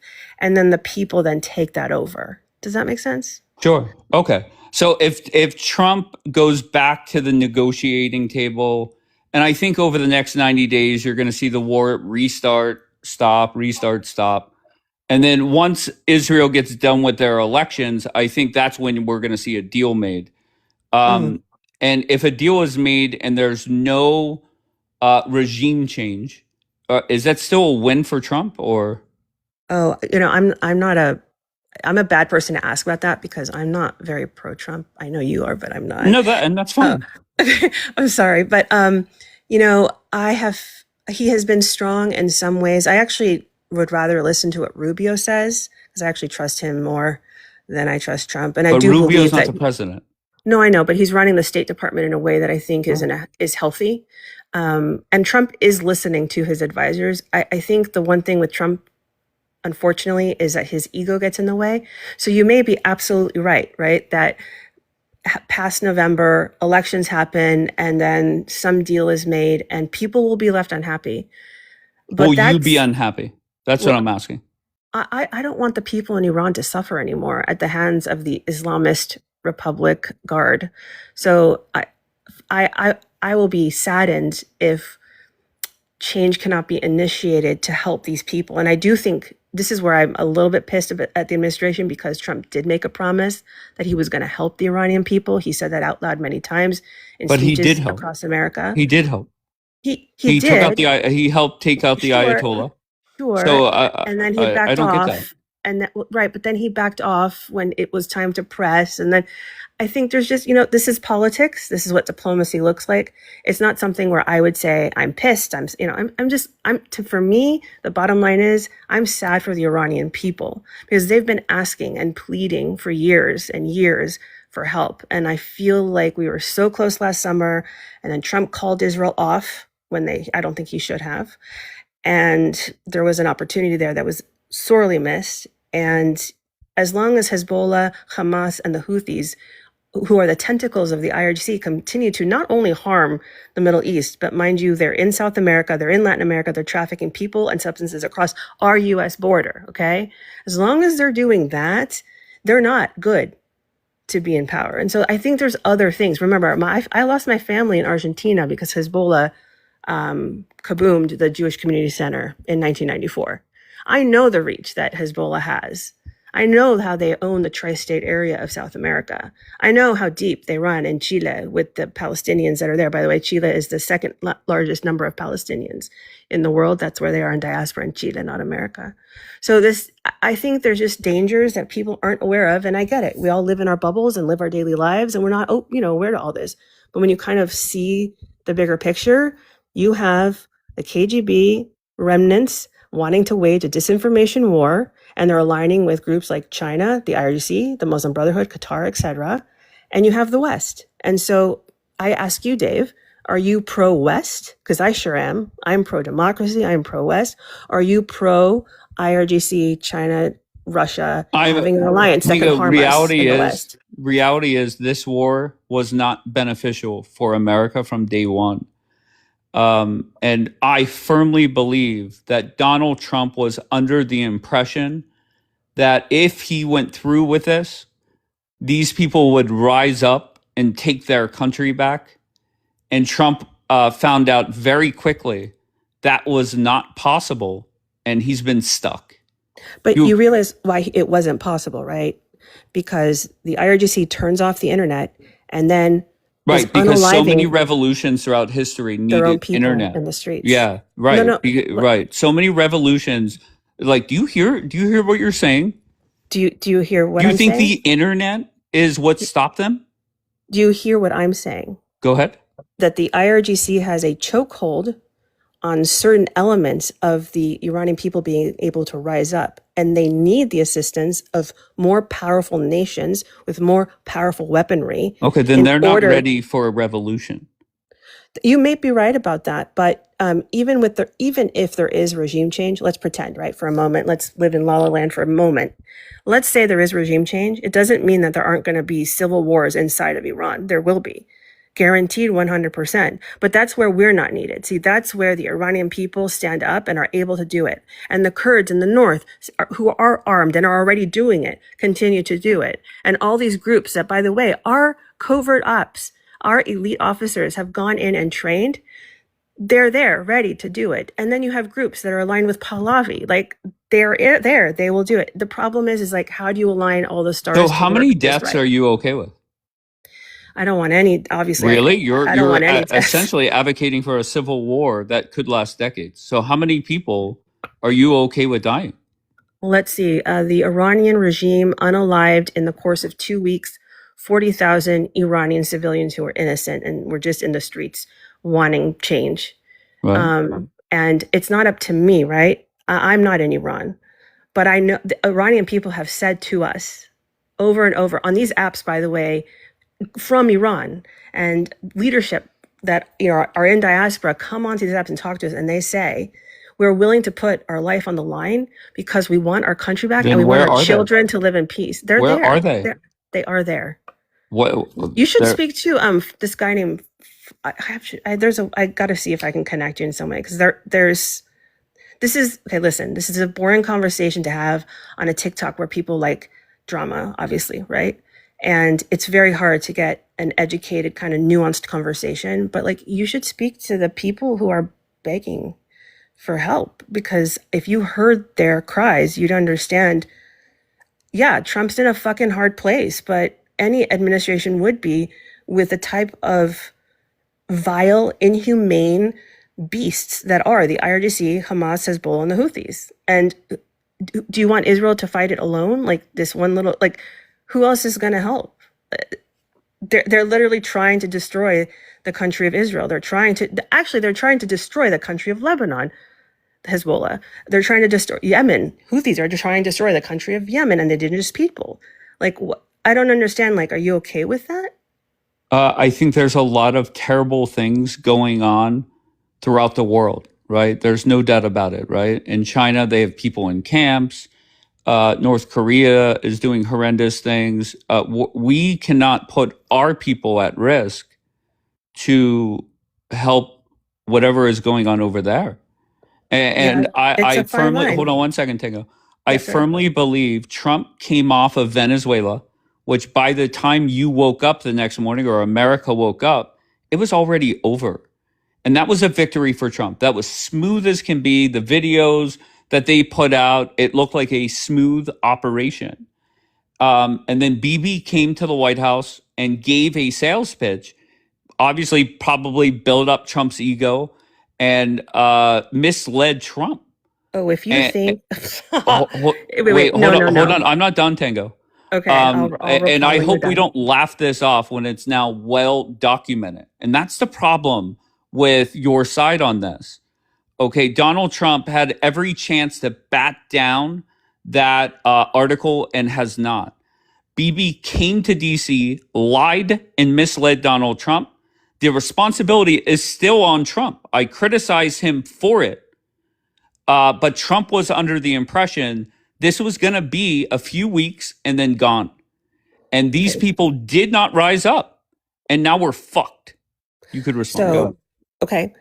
If you believe that the Department of Defense, now the DO of War, but I'm not going to call it that. If you believe that the DOD for the last 20 years has not had plan A to Z, 1 to a million, to infinity and beyond plans to try to do this year after year after year, no matter the administration, then you can't have this conversation. Sure. The idea. And Tango, you could sit here and play like you're the smart one. I let you Tango, finish. Stop, Tango. Can you let me finish? You're not going to come up here and insult people I've been when respectful your to you, arguments, Tango, I don't give a fuck. When your side on this war has been wrong every step of the way. You mean to tell me that if Donald Trump didn't think it was going to be an in and out job, he wouldn't have game planned the Strait better? Are you fucking with me? You realize that the DOD knew that Iran was going to do what they did with the Strait? I'm so sorry. Trump was under the impression that regardless of what they tried, right, that these people would rise up, that government would get overthrown, and it would be much easier than what it has turned out to be. Can I just ask you? I think that's. Go ahead. I think that's an opinion of yours. I don't think that's. What is an opinion? You're opining that it was supposed to be something quick, but that's that. No. Sure. Do you have a second device? I could point you to a news article. I mean, I'm talking about like primary sources that have discussed this. Would the New York Times be a primary source where they're quoting General Kane? No, listen, one general, that's fine. But what I'm talking to you about is like, you can go and read the Urban War Institute. You can read West Point. You can read these documentations. Are they quoting people inside of Trump's war room? They're quoting people in the DOD. They're quoting, I don't know if they're quoting people in the cabinet who would be in the war room, but they are quoting the generals of the DOD. Okay. And they're also quoting what they know about urban and dense warfare. Are they saying that this war is going as they envisioned? Venezuela. I don't think war ever goes as anyone envisioned. There is no unicorn when it comes to war. We're both in agreement about that, right? Of course. Okay. But can I ask you if we could go back to February 27th and Trump could see what the first 150 days would look like, because today's the 150th day of the war, do you think Trump would greenlight it still? Yes, I do. You're high as hell. High as hell. No, I do, because his DOD is who encouraged him to greenlight it. It wasn't him. Right, exactly. Like it was him being told by his own Department of Defense with multiple plans in front of him. No problem. Do you think this war has been productive for America thus far? In what way? Productive for the divisiveness that it causes between left, right, and independent? Or what are positive things that have come for America the last 150 days? Sure. So there's been a reduction in the IRGC's ability to reach Europe and beyond when it comes to their ballistic missiles programs and their warheads that they can put on those ballistic missiles. So and what do you say to the reports that come out and say the damage that we thought we did is not as great? Like CNN put out that report of the satellite. You're talking about the nuclear sites, right? I'm talking about the ballistic missile sites, where manufacturing sites. Sure. So manufacturing sites. So do you think we have done a lot of damage? Yeah, they have actually. Yeah, and they have. And the IRGC, you can see how discombobulated they are. That's why when the US signs a paper in Pakistan with them and it's a ceasefire, the next day, some unit in the South who hasn't communicated with Tehran is trying to bomb something in the Straits. I want to focus on the list. What positive things that have come for the United States with this war? Go ahead. Number one is the reduction in capability of the ballistic missiles reaching Europe and beyond. Okay. The reduction in its IRGC's ability to produce 9 to 11 warheads that with one, switch can end up destroying places nuclearly. It's kind of like adding a new North Korea, right? We don't need another North Korea. So for me, those are great positives. There is an empowerment point to the people of Iran because we do know even if we don't see it because it's not being televised or the internet is cut, that they are still in the streets and rallying. We know that the people are trying to make change, and that is a positive in itself, even if it's not at the intensity of which you or others might think it should be at. Do you think War isn't easy. the I don't know. last 150 days has gone well for Israel? I would say it. I mean, Israel hasn't really been part of the last, in terms of Just yes or no? has been positive for Israel. I mean, anything that reduces the proxy's reach of the IRGC is a positive for Israel. Yes. If we went 1 for 1, you list positive things for Israel, I list negative things that have happened for Israel over the last 150 days. Who would run out of items first, you or me? I mean, I'd say you, but Okay, let's go. Go ahead. You start. Ladies first. Give me something positive that has come for Israel in the last 150 days. So we just had the U.S. Congress vote to put onto paper that the U.S. military will work with the R&D of Israel to create a mightier and stronger U.S. military. Sure. And that then obviously is a positive for Israel. Sure. That has nothing to do with the war, but let's give it to you. Actually, I think no problem. I'm not even, that's the fun part. I'm not even going to fact check you.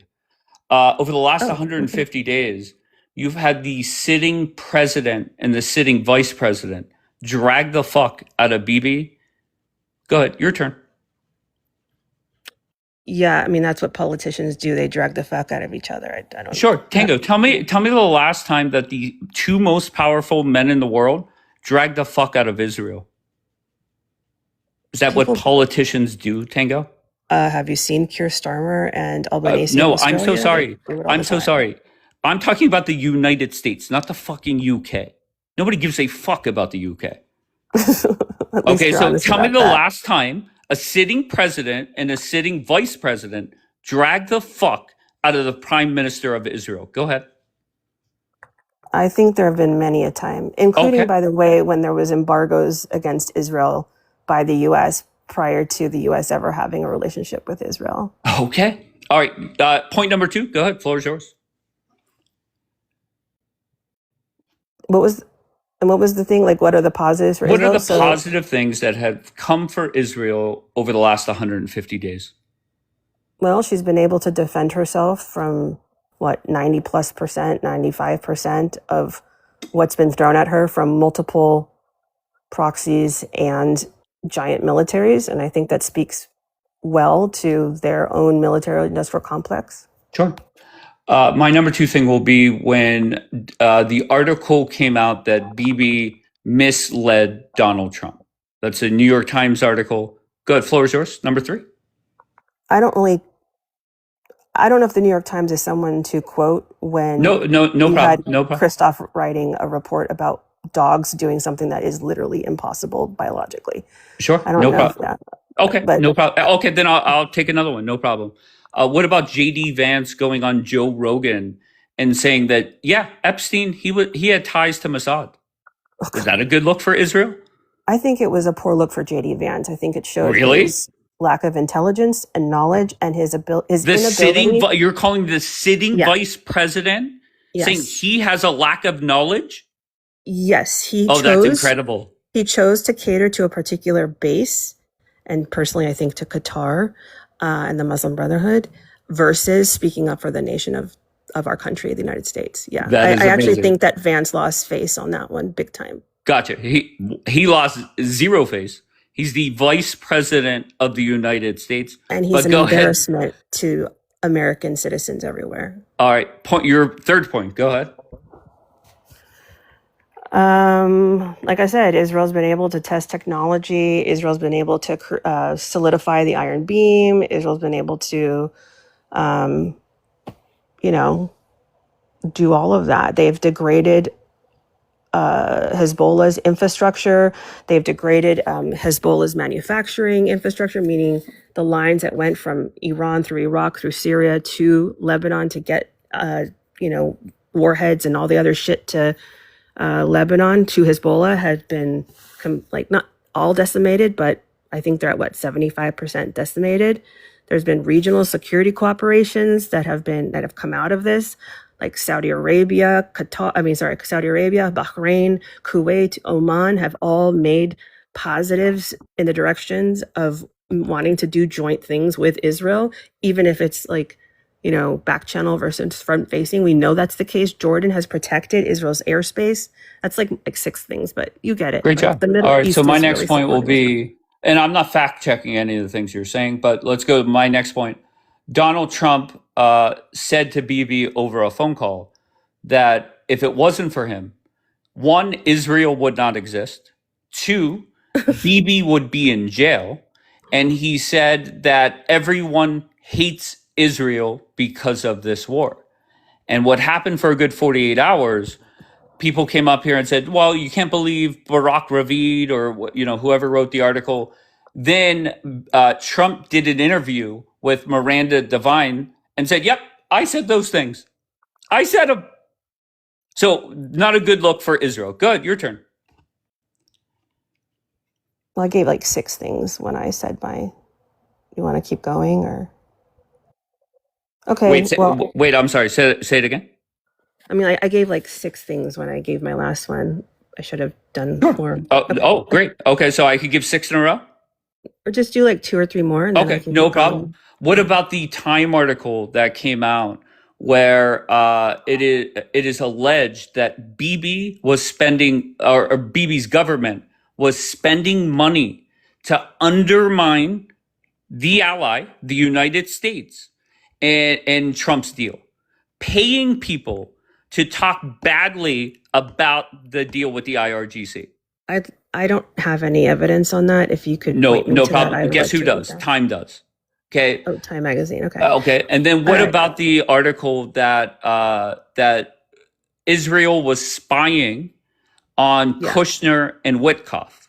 And then on top of that, not only were they spying on them, the reason why they were spying is because Israel wasn't even invited to the table to negotiate the end of a war that they joined with the United States. Do you think that was a good look? They're not invited because Pakistan hates Israel. Their representatives were invited. They were there. The ministry was there. Who was there from Israel? The ministers that went. I can't remember all their names. I'm sure someone in Israel can give me those names. It's in the chat probably. So you're claiming right now that representatives from Israel were in Geneva for the meetings? I think I don't know if they were they're not in the same room, but they were in the same fucking indirect talks. Yeah, they're indirect talks when Israel is involved, because apparently the pro IRGC peeps, can't be seen in the same room with Israel. Remember when the Israeli minister, one of the ministers, went to go shake the hand of someone, it was like for a fucking soccer thing for FIFA, and he refused to shake Egypt, and he refused to shake the hand of the Israeli. Unfortunately, that's what the Middle East is. It's a pot of Jew hate. So you wanted me to name other benefits. Yeah, please. Yeah. Okay. So there's been a strengthened deterrence. So you have a global intellect, right, level raising on Israel's intelligence reach. Israel has been able to demonstrate its air capabilities. I don't know if you know this or not, but the idea of flying Tango. I'm very disappointed. Huge. You're better than this. I'm looking for things that are positive over the last 150 days. Their air capabilities have been well documented going back to last year and many years, right? So why are you saying that? Because this time it was not just air capabilities, but it was the coordination that took place between U.S. Air Force, Navy, and Israeli Air Force working in tandem together to target IRGC locations. Okay, they've not done that before, including, by the way, U.S. Refueling Israeli planes and vice versa. It was a very coordinated dance in the air that was going on. We've not seen something like that ever. Interesting. Okay, no problem. Let's go. That's your point. People could judge for themselves whatever they think. the state of Israel has not been more unpopular here in America, at least since polling has been done. This war has completely turned the American people, along with the Hamas war and stuff like that, but it has never been lower. Your thoughts on that? Sure. So the idea that it's Israel's fault when people choose to hate or people choose to be ignorant, to me is, I don't know, kind of a ridiculous point. The idea that people don't even know, for example, right, that 3.8 billion, that's a credit, that actually 90% of that money stays in the United States, et cetera. And people use it, right, as like this launching point to hate Israel and US tax dollars, even though 90% of that money stays in the US and the rest of it actually for defense. And it's keeping the war of these proxies and the IRGC on the shores of Israel and doesn't actually come to the shores of America, right? So you know, and I know that's a bullshit answer. How long have we been giving Israel money? Well, the 3.8's been it'll be for 10 years come next year, 10 years of that. Sure. Yeah. So why is it just now that the approval rating for Israel is going lower and lower? Because a lie, 30 lies can be told in the span of 30 seconds. And unfortunately, people have busy lives and people are overwhelmed in their own lives to actually do the research. And I'm not calling people lazy. It's just the unfortunate circumstance of living in the United States or anywhere in the world, raising a family, feeding your family, and making sure you have, a roof over your head. So people are not actually reading the information. So they're believing the lies that, by the way, this is KGB 101 ideological subversion and their disinformation campaign working 50 years from when it started. So I can prove that to you, by the way. Have you looked at the polling? Oh, yeah. It's very sad that. And when did you see the polling go down? When did it start? Like, if you look at the Pew report, they give a very detailed graph. October 8th, unfortunately, like when people were literally holding signs up that were shmastikas signs on October 8th, when Israel was still fighting Hamas on its land and picking up the bodies of their dead people. So people have hated Israel and Jews since the protocols of Elders of Zion and beyond. Like, this is unfortunately what Jew hate is. Do you think that the coverage of the bombings in Gaza, do you think that helped or hurt Israel? I'm glad you admit there's coverage. And the reason that there's coverage is because Hamas, PIJ, et cetera, also are quote unquote press. And because Israel tells them exactly where they're going to be firing, they can set up their cameras and show a building coming down. What you don't see, right? Because Israel doesn't give up all of its intel. She will. She actually provided 4,000 pieces of exhibits to the ICJ. And that's why South Africa had to ask for an 18-month delay. I can't imagine if there was an actual G-side, the country that was trying to speak up for the Palestinian people, have to beg for an 18-month delay, which actually now has caused a 36-month delay for the G-side case because South Africa has no evidence of a G-side. So when you're giving people the exact coordinates of where to escape to, and then you give them the exact coordinates of where you're going to hit, of course it's going to be demonstrated. And Hamas is, and this is where Hamas is like A+ and PIJ and PFLP, A+ on their war propaganda machine. Like the one that tries to Are they spending billions of dollars here in America? No. Who? You know who is? Israel. No. Yeah, go ahead. The Muslim Brotherhood. There we go. Back to the Muslim. Yes, go ahead. They have a 100-year plan. Have you read it? It was the 100-year plan. Okay. Yes, the 100-year plan. Muslim Brotherhood. Everybody should look it up. And this has been their plan all along. And one of those things is to create a wedge in the West. And I already explained by dividing. But the thing is, there's no wedge. America is united against Israel. It isn't. Every single demographic. No, actually it isn't. It's the younger demographics. Okay. So you're 18 to 26-year-olds who unfortunately are learning from the very professors that were No. We're not just gonna fucking lie. We're not gonna lie. Here, I'll play a video. No problem. I'm all about teaching people. Races has been Israel, how supportive Democratic candidates want to be of Israel and U.S. aid to Israel. Over the summer, it's been largely seen as a Democratic issue. But it might not just be a party thing. With us now, CNN chief data analyst Harry Enton. When we're talking about Israel's favorability in the United States in general, there's some big changes. There are some absolutely huge, mammoth changes, generational changes that we're talking about. I think there are a lot of Republicans, we'll be able to run against these anti-Israeli Democrats once we hit the general election because the general electorate feels very differently from the Democratic base. But the general electorate, look at these numbers on Israel, the net favorability. They're all negative. They're all negative. Ipsos, minus 10 points. Fox, minus 11 points. Marquette University. I can't get out of this. One damage, let's go. Yes. Brother. Thank you, brother. Okay. Anybody saying W Tango, you should be embarrassed.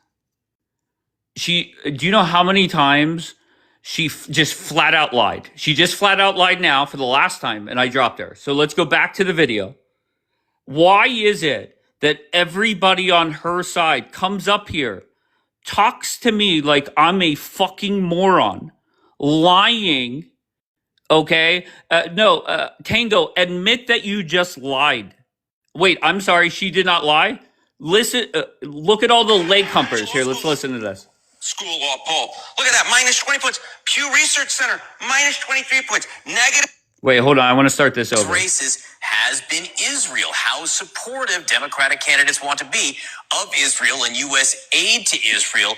Over the summer, it's been largely seen as a Democratic issue, but it might not just be a party thing. With us now, CNN chief data analyst Harry Enton. When we're talking about Israel's favorability in the United States in general, there's some big changes. There are some absolutely huge, mammoth changes, generational changes that we're talking about. I think there are a lot of Republicans, we'll be able to run against these anti-Israeli Democrats once we hit the general election because the general electorate feels very differently from the Democratic base. But the general electorate, look at these numbers on Israel, the net favorability. They're all negative. They're all negative. Ipsos, minus 10 points. Fox, minus 11 points.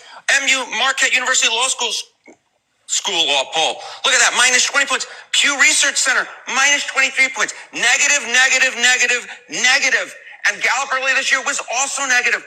We're not just talking about the Democratic base anymore. We're talking about the general electorate as well. The general electorate has turned against Israel. This is not just a left issue. It is an American issue when it comes to opinions on Israel. What's the trend line here? What's the trend line here? The trend line is unbelievable. Look at the trend line here. Compare this to Donald Trump's first term. At this point in Donald Trump's first terms, Israel's average net favorability. Wow. You go back here. Look at this. It was plus 51 points. Wow, Johnny says. Wow, Johnny says, because this is what, plus 51.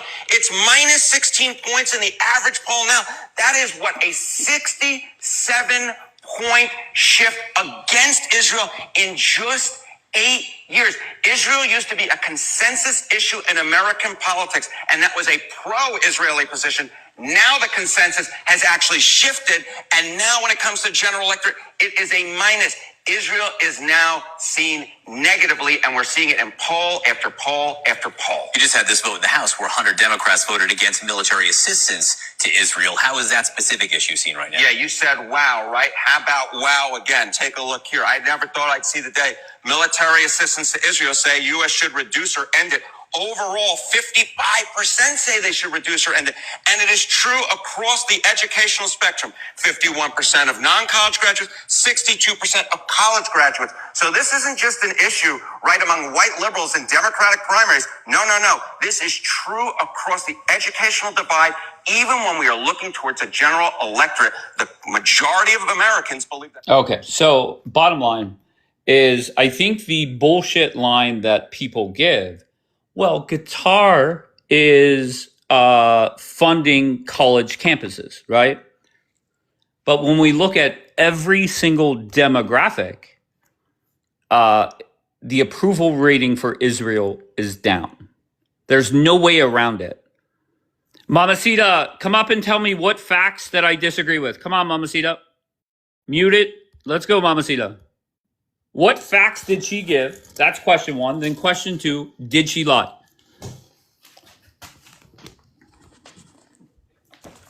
Okay, so back to what I was saying is the approval rating for the state of Israel over 8 years, that guy said is down 67 points. And then the dumb fucks in the chat are saying, well, that's CNN. And there goes Tango saying, that's CNN. But the problem for you, Tango, and this is why you're a liar, Okay, CNN in that video quoted 4 polls, none which were CNN. So you lied again, Tango.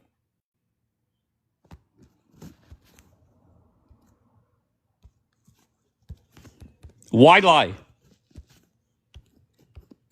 All right, so Tango, your claim was what? What did you say before I dropped you? That Tango? it wasn't it was not connected for me. Okay. That it wasn't the majority of all demographics, and I mentioned the demographics where it was over 50%, and I said it's the 18 to 26-year-old category. Sure. It's not So all what categories. demographics has the state of Israel, where have their approval rating improved? What demographic? Well, it's been up and down. So like in 2024, the favorability in the Pew Research was 64% favorable, 28% unfavorable. I'm asking So where it went up. right. So I know, but Go I'm. ahead. That's all I want is you're saying it. Right. So You're saying it went what's up. your homeostasis? Show me where it has gone up. Can you do Right, so that?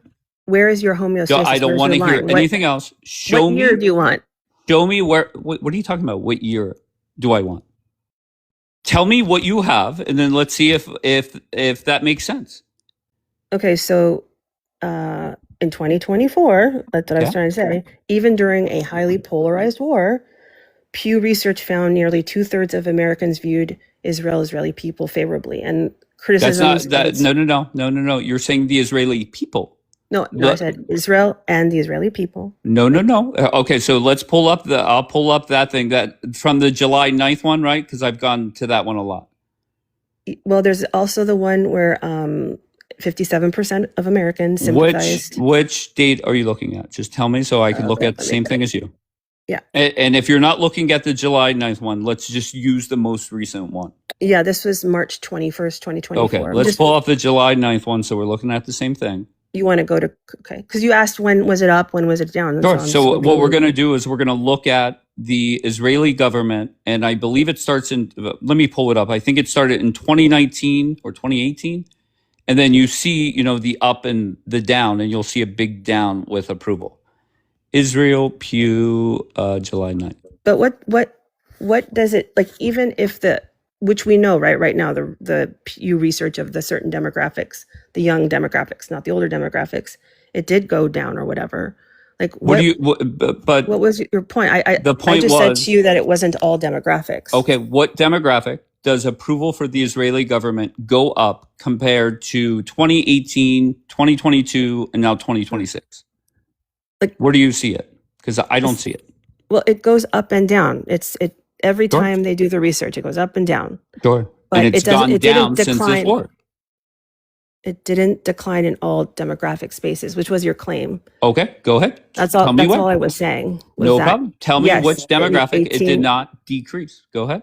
Right, in the older demographics. So all right. So where do I see that?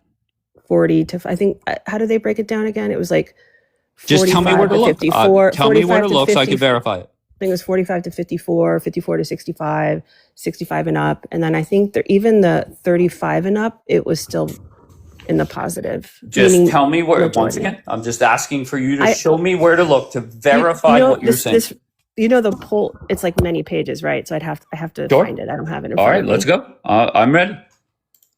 Yeah, I don't. It's a Pew Research poll. I don't have it in front of me. And all the pages. Then can you come back when you have it in front of you? Again, you go. You didn't let me finish my point, which I actually think is really important, and it actually does not fearmonger. To your point, to your top thing. You're lying. You're lying. No. Okay, I'm not lying. You know what? If you want to call me a liar, I'll call you a liar. No. Come back when you prove not to be a liar. When you have the poll numbers, come on back, and then we'll see. Tango doesn't lie, of course. And just keep in mind, I played the video from Harry Enton, or whatever his name is, with CNN.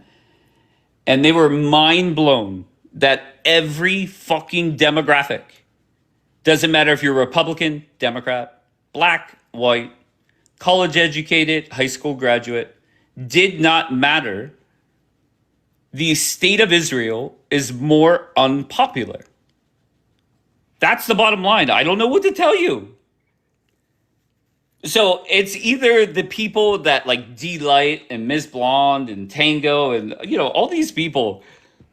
It's either A, you just keep lying, or B, and if I was to talk to Bibi, which I never will, but if I were to talk to Bibi, I would say it would be wise to acknowledge some of the issues that the American people saw in regards to the war. That's number one. Number two, admit that this war was not beneficial for America. What the hell is Voice of Africa?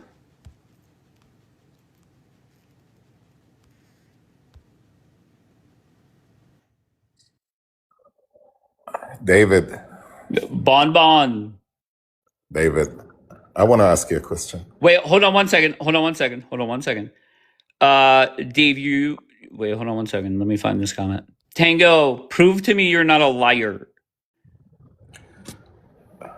Dave. Yes. Hold on. Bon. Leave the lady. Yes, Tango. What pushes my buttons is when warmongering, fear-mongering fools lie. That's Dave. what pushes my fucking buttons. Go ahead, Bon. Dave. Leave the lady. Yes, Bon. Go ahead. Leave the lady. Look, West Europe did not. Hang Why on are a you starting second. with Europe? I will tell you. Go Once ahead. an empire is losing 50% of its assets, and they are not active, they are just laughing at you. Wait, I'm sorry. Who's laughing? Yes, West Europe is not supporting you at all. West Europe is not supporting the United States? No. I don't give a fuck. Of course not. Tell West Europe to shove it up their ass. Is West Europe supporting Israel? Hang on a second. Dave, come to the root of my mind. Wait, what? The West is not only America. The moment that you lost your assets and there is a war and you with your tail between your balls, you run away to your Democrats and check what the polls are saying, whether it is nice to be nice or nice to be not nice. Right. Listen. The whole picture you have towards your 300 people that are listening to you is absolute mockery of your dignity. Wait, look, what? You lost the West and you are about to lose a war. And you said, listen, Dave, be serious. An empire that is losing its assets, it is doing wrong jumps. Like a cat that is in a corner, it is doing a lot of jumps. And this is exactly the 45 or 55 times that the president was saying they are seeking a solution. We are near to you're not near. They are peeing on you and you think it is the rain. The Iranians are peeing on you and the Europeans do not have balls. Look, you are in decline. And the moment that it goes into the books of history, if this president will not take Bibi and finish the job for you, then you are in misery because the plan of the 100 years, this sweet lady, which was very, very nice to you, she is not wrong. Yeah, don't lie. Don't fucking lie, Bon. The plan of the 100 years could be a plan for 10 years. Trust me. Wait, so is it a 100-year plan or a fucking 10-year plan? In my eyes, 10 years. But they told you directly into your face, whether by the bullet or whether by the I've never ballot. heard that. I've never heard by Go bullet or by ballot check it, from facts anybody check. except for Israelis on TikTok. What the Because fuck we are you talking about? our ears are not only ears, they are radars. We know. Hang on a second. You are slipping on your fat belly. Okay? We are with our finger on the trigger, and I told you a trigger has 3 levels, and 2 are pushed, and we are looking at the scope. You are clueless of whatever is waiting for you. You believe that you are non-vulnerable to the BS, non-vulnerable to what is coming upon you. You are under invasion the same way that they believe there are only 58 million Muslims. I believe much more in Europe. They will eat you alive. I know you do not want to hear it, but look and facts check. Check the facts. Check what I'm saying to you. What is it about the simple phrase, whether by the bullet or whether by the ballot, we will take over America? They do not think of you. They are not nice to you. They are not simple citizens. There is something behind it. Yeah, but Bonbon, I keep going Now, back to this. ridiculous this lady. Okay, come on, Bonbon. You are ridiculousing her. I'm Maybe what? because of the fact that, it is not with your narrative. Your narrative is to put your tail between your legs and see what the polls are saying. If the polls are saying that tomorrow you should end America by collapsing to each and every challenge out there, would you do it? Be wise. Look at it from another perspective. It is not about the poll. You're talking day in and day out about the poll. The polls are for idiots. You cannot follow the woke, the liberal, the headless, the fuckhead, the troublemakers that glue themselves. Oh my God, Jesus, Bonbon, Jesus. Come up, talk for 30 seconds and let me respond. Like, what are we doing? What are we doing?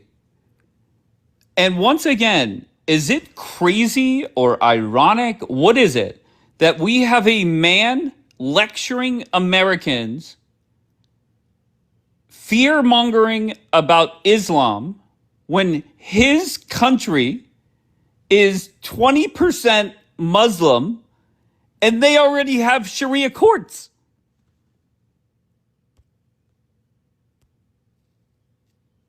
What are we doing? Who are you to lecture Americans about how to handle Islam?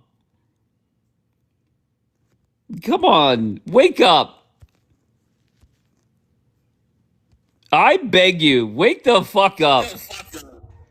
Hey, Dave. What's up, Bombi?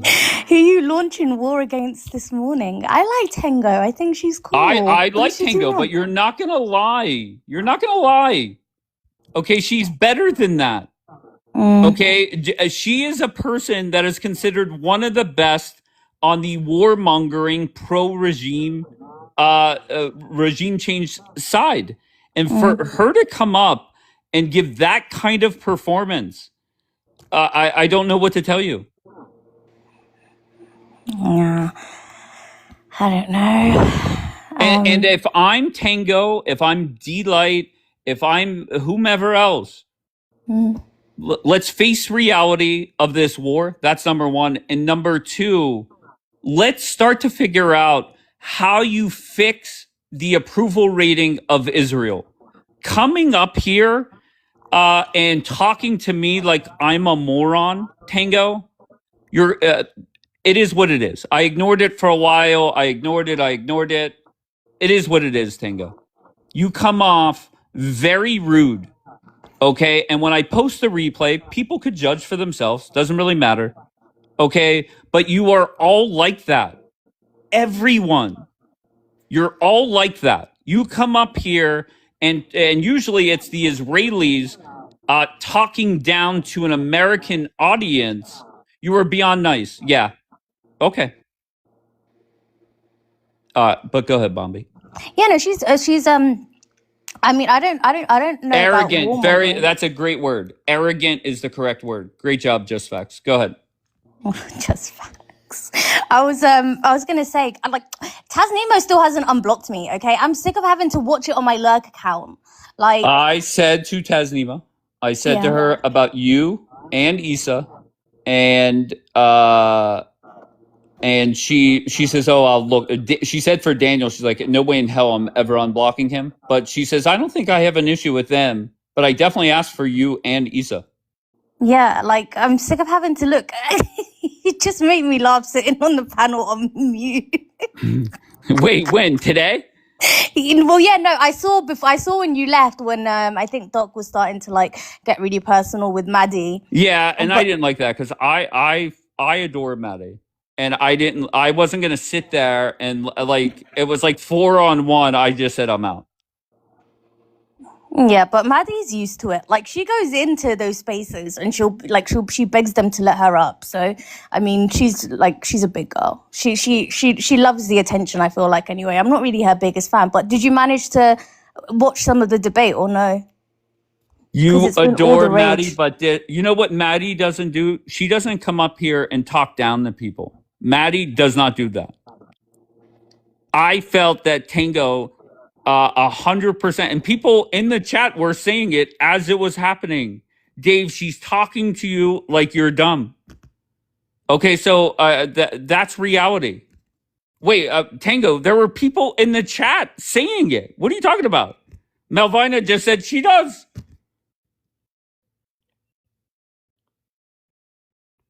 Go ahead, Bombay.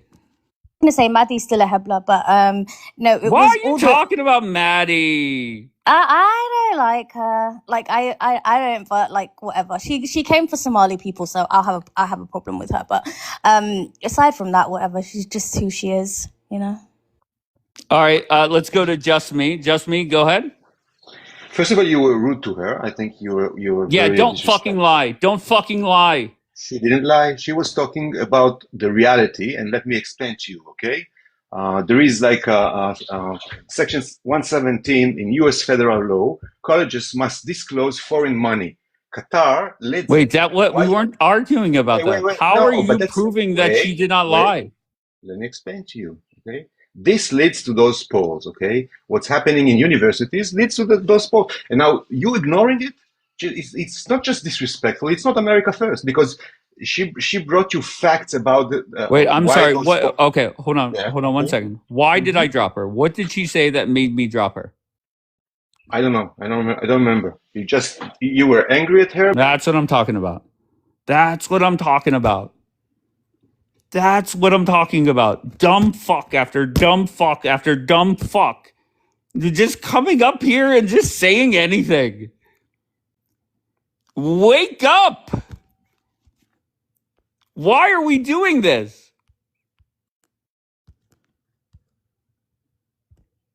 Maddie is way more disrespectful than Tango. Listen, hold on 1 second. Mocha, I'll be honest. I've only talked to Tango a few times and Maddie a few times. I find Maddie more sincere. I find Maddie more honest. I debated Maddie, and it wasn't like a piece of cake. Like I pushed back on her, she pushed back on me. But to her credit, when she came back up here later that day, I said, "Do you think that was your best performance?" And she was very honest in her answer, and I appreciate that. Nora, how's it going? Hi, Dave. I was gonna ask her because she's not here anyways, but I was gonna ask her when she made a claim.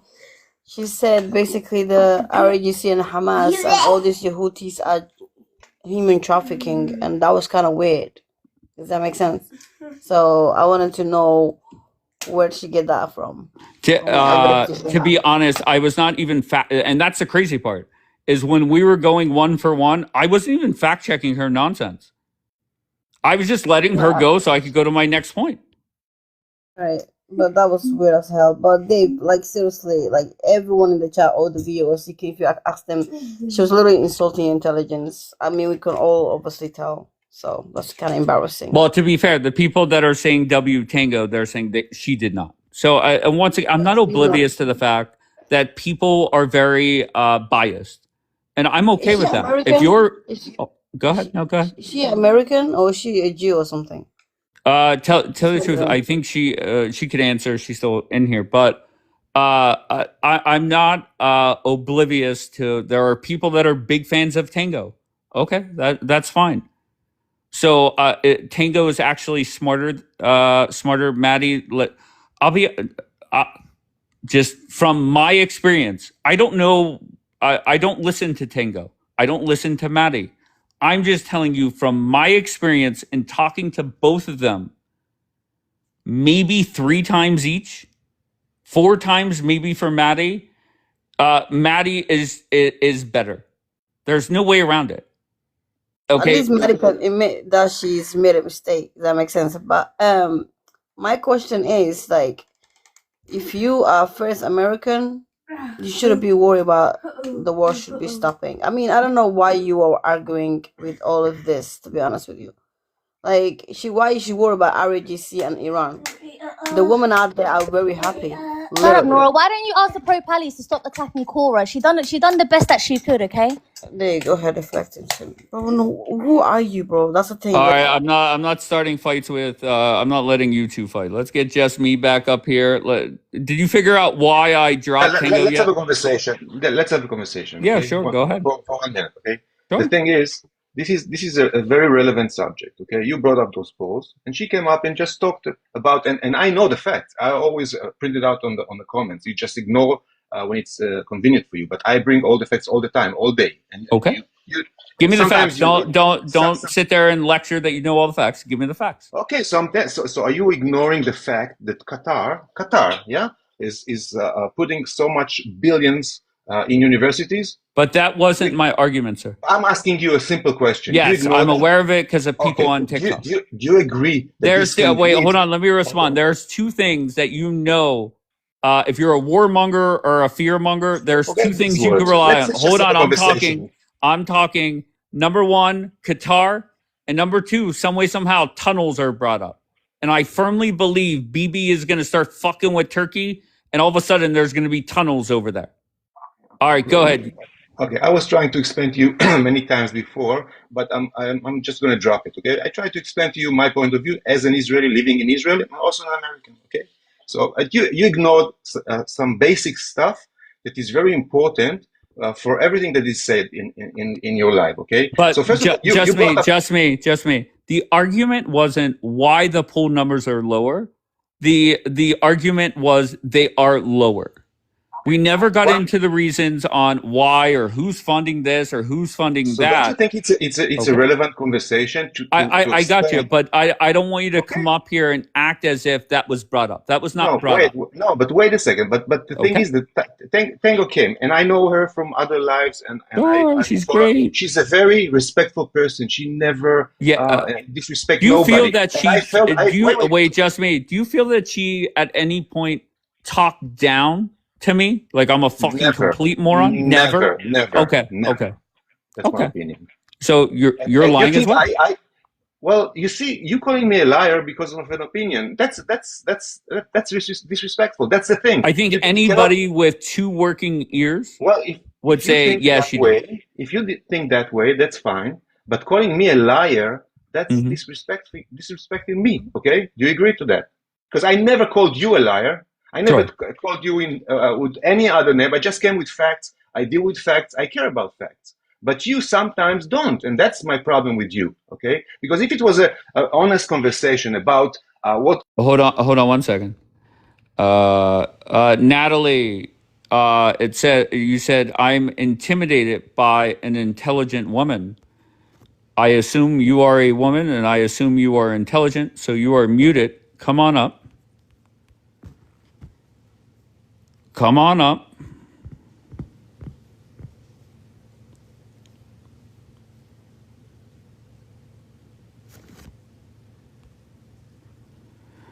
No, Booyah. Don't do that. Don't insult anybody like that. You're muted, but you're unmuted, Booyah. Do not go after her like that.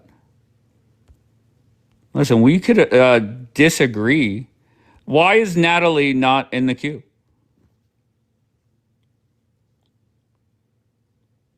What happened?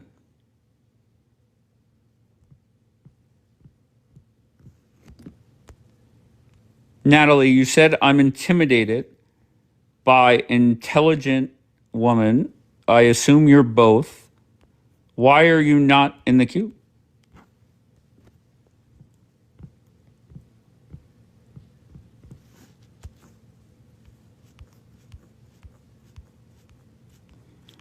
All right.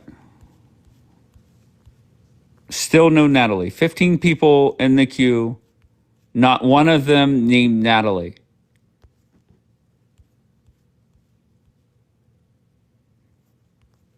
All right. Well, I guess we solved that mystery. All right, let's go back to Just Me. Sorry, Just Me. I just had to handle that real quick. Go ahead, sir. Yeah, I'm used that you're dropping me and like, well, But whatever. to be fair, please don't take it personal. I do it to everybody, and I mean It's that hard. sincerely. It's hard. I'll try. It's hard Okay. not to take personal when somebody dropped you in the middle of a sentence, but I'll try. And once again, that's on me. Okay, I really appreciate it if this conversation and all those debates were based by facts, and Okay. then and that's it, without all the other. I know you want drama. I understand it. I understand this is the nature of this life, but to live it just like that, with drama, that's where I have a problem. Well, how about this? How about if I make it simple on you? What did I say that's factually not true? The thing is that you, what I feel, you're ignoring that because you bring like for the. No, I don't know, can you answer me directly? I beg you. One time, answer me directly. What did I say that's factually untrue? saying that there is no these polls are the reality. Okay, that's how you present it every time. Okay, is that correct? Those polls are reality of what's going on in the state. Is what you're saying? Okay, I'm still waiting for what I said. But like you hear the question, I know you do. If you want to roll back no, stop. Because can you I just don't answer remember. me? I don't remember. I beg you. I'm begging you.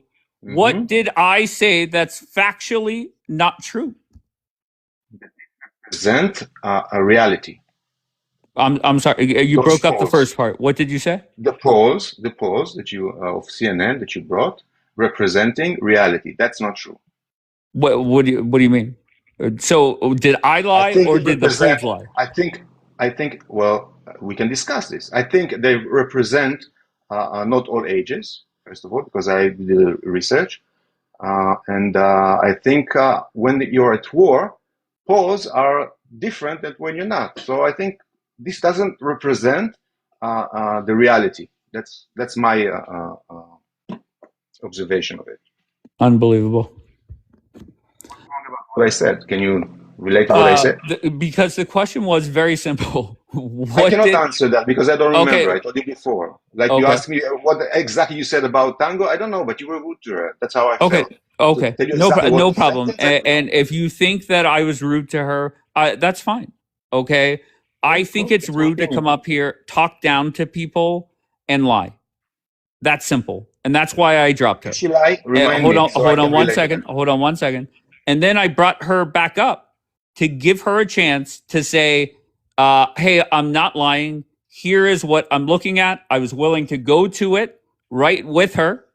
And she, all of a sudden, she doesn't want to go look it up. You heard that, right? No, I'm sorry. I really don't. I was busy. If you think I did, I didn't. Okay, so please, can you repeat that so I can look it up? Wait, repeat what? Repeat what? What's the thing that you said she lied about? She said that I can't quote her word for word, the replay will, but not all demographics where the state of Israel, their approval rating is down. and that's a lie. So that's what I related to. I told you it's not all. Okay, so When you're saying demographic, you're talking about age as well. Sorry I mean, about. there's a lot of different ones, right? Okay, so Age. Go one of ahead. them is age. One of them is age. Okay, go ahead. Okay, so I know, I can pull it up. I know that under 35 years old, let me see, from 35 to 54, it's 46. Let me see, I have these polls. 1 second.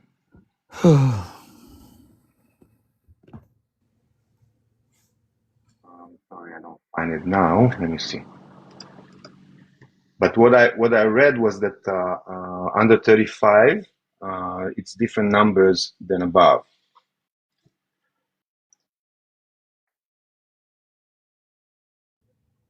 Okay. If I can, I just want to help you out. Harry Enton of CNN, he is quoted as saying it's every demographic, regardless of age, sex, political affiliation. It does not matter. The approval rating for the state of Israel versus 8 years ago, okay, is down. Okay, I will have to look it up again. I think I saw. Okay. What is it here? 18 to 34, most with Palestinian, 23% only with Israel. That's one thing. Then just read me where the approval rating for the state of Israel, and I think Pew. Gallup, Okay, February 2026, under 35, only 23% side with Israel. Record low, age moved most. That's what I read. So far, you're just proving me right. Aging stayed flat, under 35 hit a record low, Gallup February 26.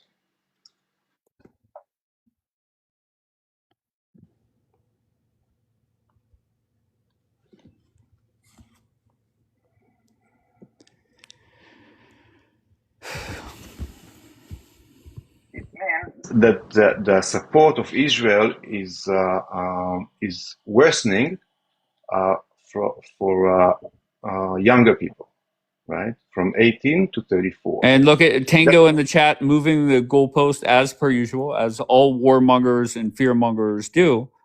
The question, the comment was not that some demographics where there's a majority. The claim was every single demographic versus 8 years ago, it is down. Yeah. That's so. Why is it, Tango, that you're moving the goalpost again? Why do you do that? You're better than that, Tango. Listen, what's the bottom line of all of this? Okay, what I'm saying? I'm saying that this is something that's been going on for quite some time, right? This deteriorating of support for Israel from younger people, younger generation. On the other hand, as a fact that Qatar spends billions in universities. I'm not blaming. I'm just bringing the facts. Okay. But to be fair, sir, that was not the debate. Yeah, but it's the whole picture, and that's the thing. If you look at it only from the polls, and that's why I came up, because you're saying the polls represent reality. So it's very important the context of why those polls are happening and why we are in this situation right now. Because support for Israel was never a question, because everybody knows who has the same values, everything is known up until lately. That the young generation started going out on the streets and hold on 1 second. Duval, be better, Duval. Go look at the video on this profile. It's a CNN video, Duval. Okay, where they quote 5 different polls, 4 on the screen, then they throw in Pew. Has nothing to do with CNN, Duval. Be better, Duval. Go ahead, I never do it, but somebody in the comments wrote, but you want to make a deal with Qatar. I thought they are an ally. No, I criticize my government. I criticize anyone who let those people invest like that and brainwash the young generation, because that's wrong. Now, if you want to have an objective opinion, that's fine, but so much money was spent not to have that. So I criticize my government for playing along with Qatar. Always been. I think it's wrong, and that's it. That's my opinion. Okay. But again, Dave, I'm not talking about anything else but trying to talk about the reality that, yeah, Hold on something one led to that second, just me. reality. Hold on, Duval. I'll focus on you for a little bit, Duval. I'll give you some attention. There's a 67-point swing versus 8 years ago. This isn't. And then whenever you say, "Well, how many polls had Trump lose?" What are you talking about? Were you keeping an eye on the polling and the betting markets before the election? Duval, I think you're in over your head here. Not gonna lie. Go ahead, just me. Well, let's conclude this. As far as Israel is concerned, I mean, we really we don't care about polls. Definitely not polls in the state. For us, it's I Well, told you BB before. cares. Wait, I'm sorry, just No, me. no, You also could Bibi. say, hold on one second. You could say, well, Israel doesn't care. You know who does care? BB. How do I Yeah. know BB When I'm cares? saying I don't care, it Okay, means it wait, won't you literally affect just our said we action. don't care. Yeah, yeah, I know. So okay, so maybe I said it wrong. Okay, Okay, fair enough. I do care, but I'm not going to take it into consideration when it's concerning my my self how do you call it? Self defense or whatever. So that's the thing. It won't make me change anything about what should be done regarding the threat that we have. Okay, and those polls are in the US. So yeah, of course, I want the relationship to continue to be as the best with the US because it's always been that way. We are allies. But when it comes to our self defense, we cannot take it into consideration because it's our lives. Can I That's it. ask you, just me? Mhm. If somebody said to you, why is there a 67-point swing against the state of Israel in 8 years? Why do you think that is? First of all, it's a lot of propaganda. I think there's a lot of billions invested, as I said before, in the younger generation, which is much easier to influence and brainwash.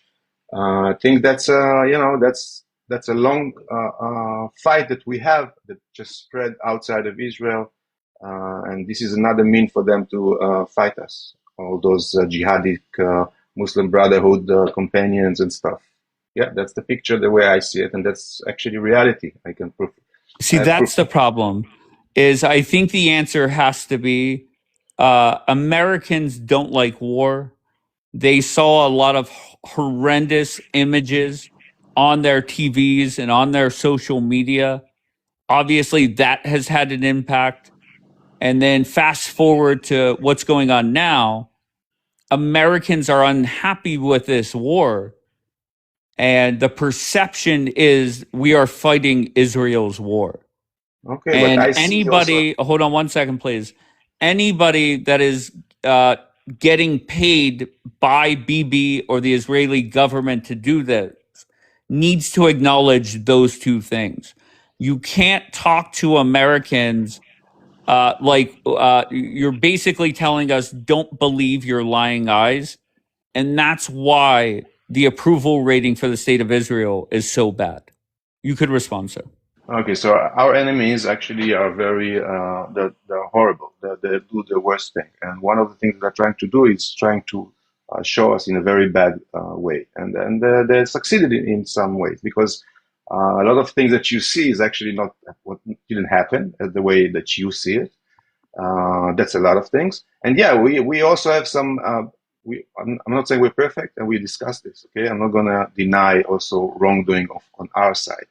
And when you put all those together, then the picture is much, much worse. And I think that happens. So there are a little things that, not a little, there are some things that we do bad, but the magnifying glass is actually showing it and making it something else. So that's one thing. The other thing is we are a small country. We cannot influence like everybody said we are. We don't have that much money and that many people. Okay, so this is a much greater scale when it comes to the other side, okay? Because the Muslim, people are much larger numbers, okay? Now, the third thing is this political group, which is the Muslim Brotherhood that I was trying to explain to you, And you always deflect by saying Muslim, and you're actually doing wrong for the Muslim themselves. Because, yeah, we have 2 million Muslims in Israel, and we get along. Some of them we don't. But that's, you cannot show Muslims. You have to talk about this, that since it was established, is actually destabilizing this world, and they want something else of this world. They want to take us back to live like in the 7th century. And I don't want that. I want freedom. And I want the same values that the West has. And that's it. That's my opinion. You can take it or leave it, but that's my truth, and that's what I believe in. But can I tell you something? I had a guy up here earlier, and he was an American, and he came up here and flat out said that we need to fear Islam. And basically, we got to a point where he said 1% of the 5 million Muslims that are in the country, we need to fear. And it's just mind blowing to me that my focus is we must focus on the Democratic Party, which is half of our country, and 1% of 5 million is 50,000. And my worry is my party, if we focus on that such a small percentage, if you want to say Muslim Brotherhood, call them whatever you want, radicals, does not matter. I think it is silly for any American to focus on Muslims at all. F the Democrats. Exactly, Kula. All right, well, Truth got a phone call. The war room is calling. I'm sorry. Go ahead, just me. Finish. Let me just put on.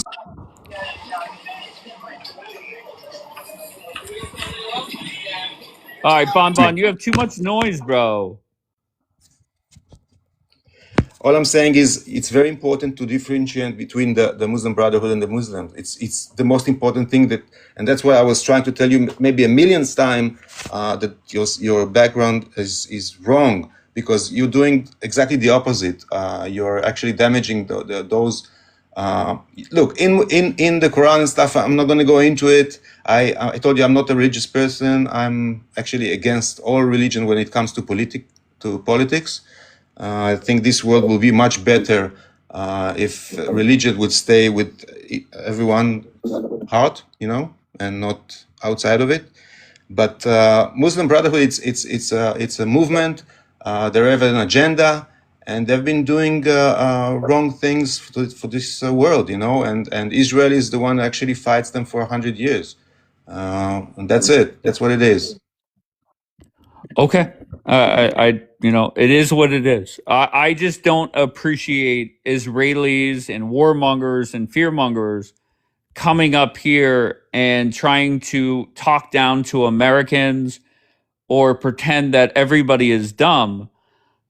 We have bigger issues to worry about than the 50,000 radical Muslims in this country.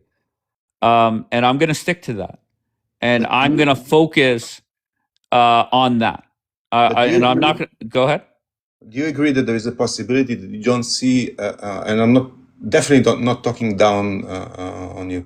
There is a possibility you don't see the whole picture, and somebody who has actually been there for so many years might see things differently, and maybe things that and that's what I'm trying to do, because that's why I always come up with facts. For example, a few days ago, I came up.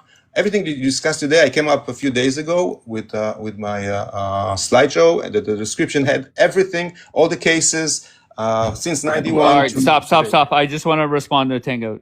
David, you have decided to align with the DSA, I guess, and that's what I'm talking about, Tango. That's the problem. Okay, people from your side come in here, embarrass the fuck out of themselves. And instead of just acknowledging reality, you start spiraling and saying Dave's this or Dave's aligned with that. And for you to do it, for you, Tango, you are not Zionist Barbie. You are not Miss Blonde, right? You are Tango. And for you to do it just shows there's nobody that could defend this war or defend the questions that I'm asking or answer them in an honest way. That's just reality, Tango. And for you to do that, shows where we are at.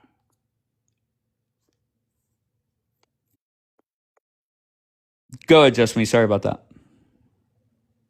Sorry. No, somebody said here that what I'm saying about Qatar is not true. Well, again, I'm not saying, I'm not blaming. I'm just saying that Qatar is spending the most in universities. Now, that's what it is, okay? Now, I know that a lot of things about the Palestinian, actually the conflict, which is said by all these pro-Palestinians, which are those people that I think are influenced, are not true, and we can debate them, okay? And that's where I found this as brainwashing, because if you spend so much money and that's the result of it, yeah, I have a problem as an Israeli, because there's a lot of things that are not true, lies. Okay. All right. Anything? I'm going to bring Bon up. You got anything else? No, that's pretty much all. Thank All right, you. Jasmine. I appreciate you. You all are always respectful, and I appreciate that. Thank you very much. Take Thank care. you, kind sir. Bye. I'll be honest. I don't find just me talking down. I do find him more factual than most. He is long-winded, and he knows that annoys me, but he has gotten better at it. So kudos to him.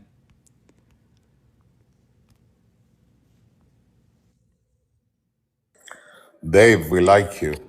We are Guess not what, looking Bon? down on you. Bon, I don't like you. I love you, Bon. Okay. If you have been a woman, I would hug you. Of course. But Dave, really, sincerely, we are not looking down on you. Look, for us as Jays, and my heart, from the bottom part of my heart, we cannot see the West declining. I cannot see Great Britain collapsing. I cannot see France turning to be a pussy. I cannot see or hear that Spain will not allow their airports servicing your airplanes once you are in need. I mean, I take my hair out. I pull my hair. I cannot believe it. I cannot believe that NATO is next to nothing. I mean, that's something we can agree on, right? Bashing NATO, if that's what you're doing, I'm a big fan of that. I do not want to bash them. I want them to be to fight for their life, that they will have a courage to stay who they are. Yeah, And but then, they're not. They're not. And now the UK might change a little bit because they have a new PM, and I think they're going to try and help out with the Strait at some point. But NATO is NATO, man. I don't know what to tell you. look, we are in siege. And once I say we, I'm talking about the West. Russia is not friendly. China is not friendly. North Korea is not friendly. Iran is not friendly. We are all in one soup. It's not Israel only. Yes, it is true. We do anything possible that radical Islam will dissolve, if I may call it like this. But even the Egypt wants to get them out. UAE wants them out. Saudi Arabia don't want to hear from them. There is a mess going on here. It's not about the polls of the Z generation or the generation before it. It is about something else. Our civilization is in decline, and we have to do something about it. And if our youth is getting education from troublemakers, and the narrative of the troublemakers is to perforate your society, division your society, making sure that 1 or 2 or 3 generations are not functioning, they are messed up. It is painful for you to hear it. Look at your youth. They are headless. Bon, we got it all. We got it all under control here. I let you come up here. I let you say your side. When you are up here, that's my time to like respond to a couple messages. I think most Americans, when you're talking Bon, they just roll their eyes at you. I'm sorry, that's reality. I don't think so. I don't know think they so. are. Look at those ones which are 35, 40, 50, 60, 70. They will be agreeing with me. Look, the youth of America is confused. They do not know what is right and wrong. They are turning to be more and more and more leftist, democratic. The venom of troublemaking is in their veins already. All right, Bon, let's keep it simple. For me, I think the biggest threat to America is the Democratic Party. And I'm going to focus on that. You're in Israel, and I'm going to ask you a sincere question and see what your answer is. Should you worry about fear-mongering Americans or worry more about the perception of your country, not only in America, but throughout the world? What's more valuable to spend your time on? I'll tell you. We have a legacy, whether you believe it or not, of 3,865 years from the days of Abraham. We have a path. We are traditional. We are family oriented. We will never let go. We are fighting and we are fighters. We are also human. Many people would think that we do not have a mercy. We gave these troublemakers 2 million tons of food. There was never in the history of humankind two opposing nations where one gave food to the other and the other was murdering the other one. We gave them 10 options to live side by side. It doesn't work. It doesn't work. And we drew our conclusions. Enough is enough. You cannot live with us. Bye-bye. Find your way.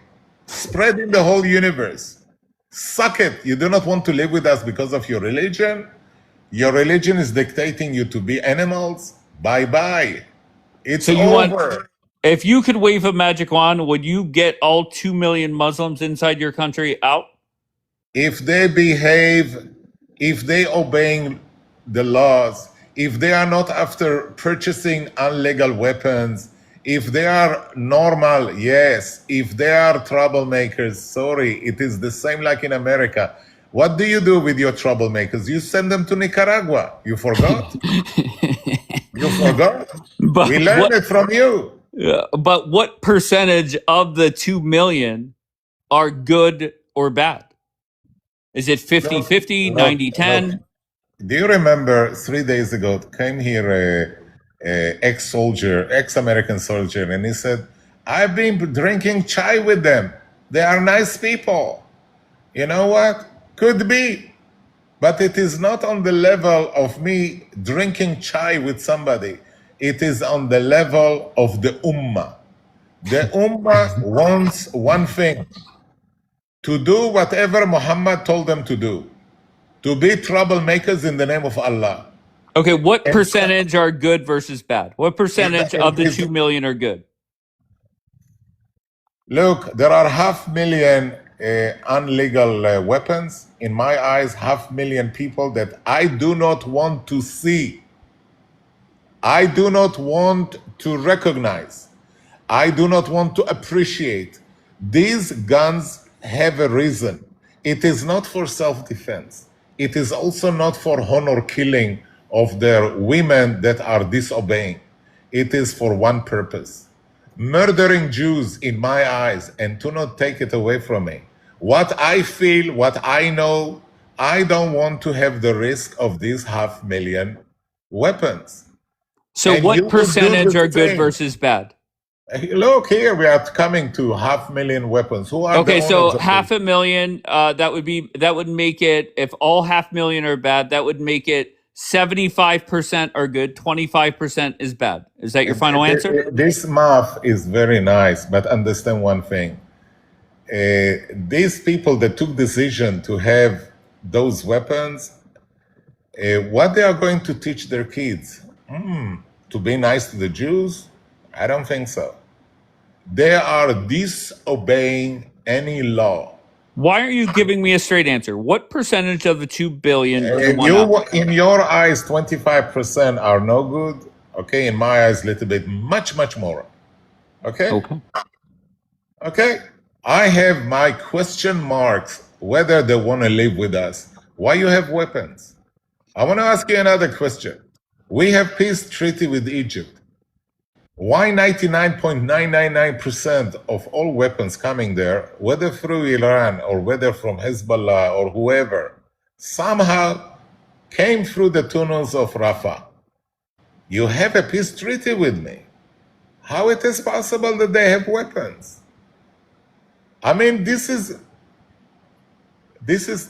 unbelievable for me to comprehend. If I have a peace treaty with you, why you allow weapons that are passing through your border to my border? Explain this shit. And why you are charging $10,000 from each Muslim Palestinian once they want to go to the West? Of course, they are not remaining in Egypt. So on one hand, you are blocking their freedom. On the other hand, you put it this way that we choke them.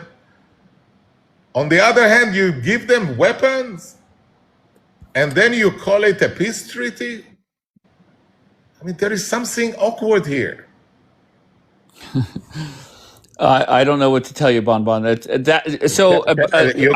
know what? I do know what to tell you. Instead of worrying about America, maybe focus on your own land. Oh, I have a heart for America also. A big heart. I do not want you to collapse. We're going to be just fine, Bonbon. I could assure you of that. We're a resilient country. We're the best country on the fucking planet. And that's that. Of love from the Jays will not hurt you. We are nice people, especially after 11 p.m. Think about it. Bonbon, they want a final answer on the percentage of Muslims that are bad in your country. I say 25% based off your math. What is your final number? I would say 35% of them does not deserve to be with us. 35% is bad? Yeah. I think whoever is touching illegal material or doing crime for the sake of crime, come on, you live in Israel, behave for God's sake, have responsibility. It is nice to take. It is nice to receive. Are you capable also to control yourself and be a normal citizen? I don't know of any Muslim citizens nowhere in the Arabian Ummah or the Muslim Ummah that has it better than in Israel. I'm telling you, salaries that they get, they have opportunities here. We are not the richest country, but we are rich enough. We have a great economy. Otherwise, this war, we wouldn't sustain it. Why the fuck you are coming against the Jewish state if you are citizens of our state? And why you are holding those amounts of unbelievable numbers? 500,000 guns. Now you have 1.2 million soldiers. 500,000 guns? Really? Not in my school. Too much hassle for me. And by the way, I still have some energy to warn that it's not only a Israeli matter. Okay, Bonbon, I've heard enough. I love you, Bonbon, okay? And I did... I disagree with Bonbon, but I still let him go on and on and on. Jeez.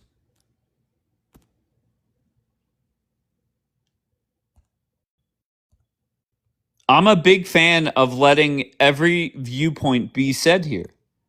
I always have been. Wait, what did that comment say? Yes, he is a nice guy. I appreciate Bonbon.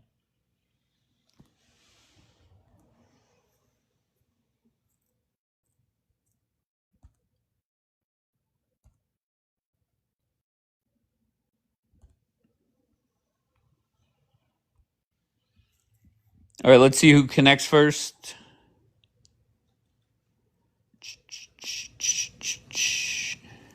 Nola, Hi, how are you? good. How are you? I'm great. Where are you from? America. America. And what brings you up? I don't know. Just curious about what you think about Islam. What do I think about it? Well, apparently I have a Muslim wife, I've been told. I don't know if that's officially true or not, but that's what I've been told.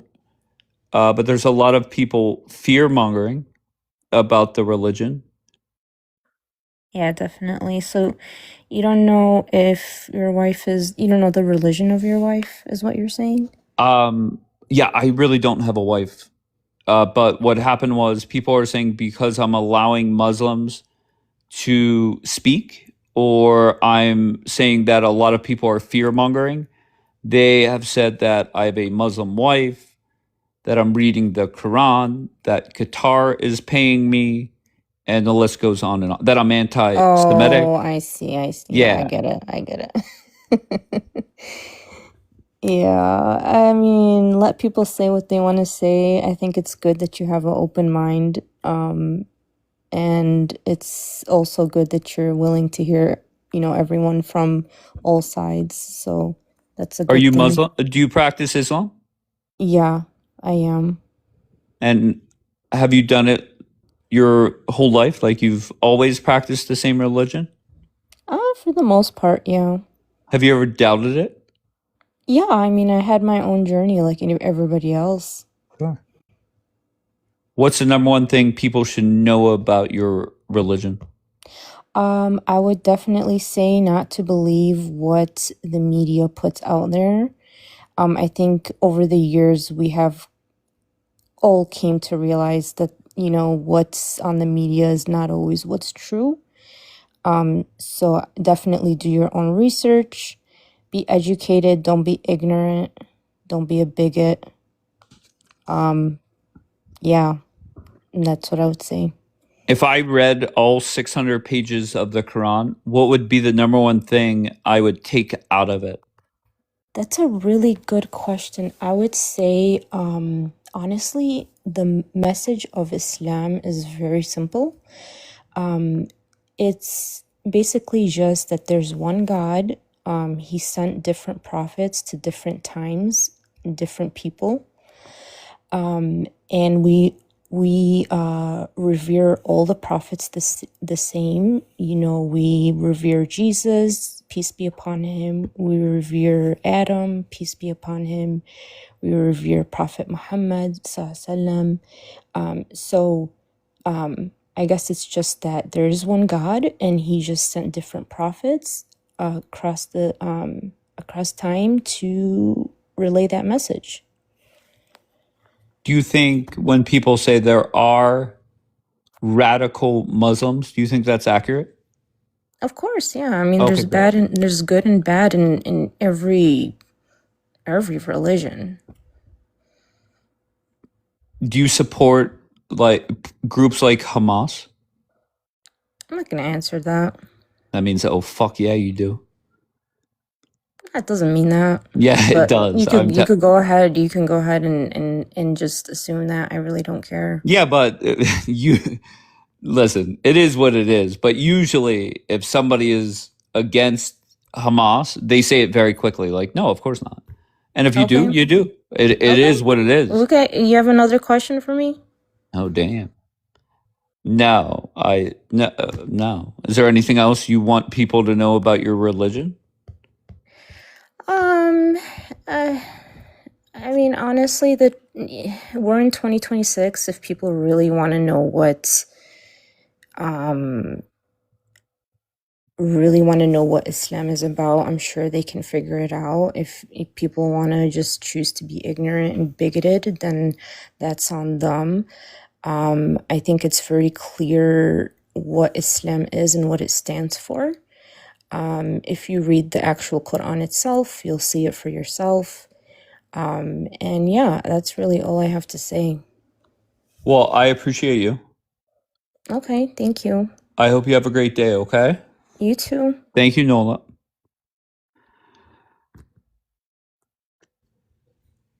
I'm not bigoted. I'm informed, said Spirit.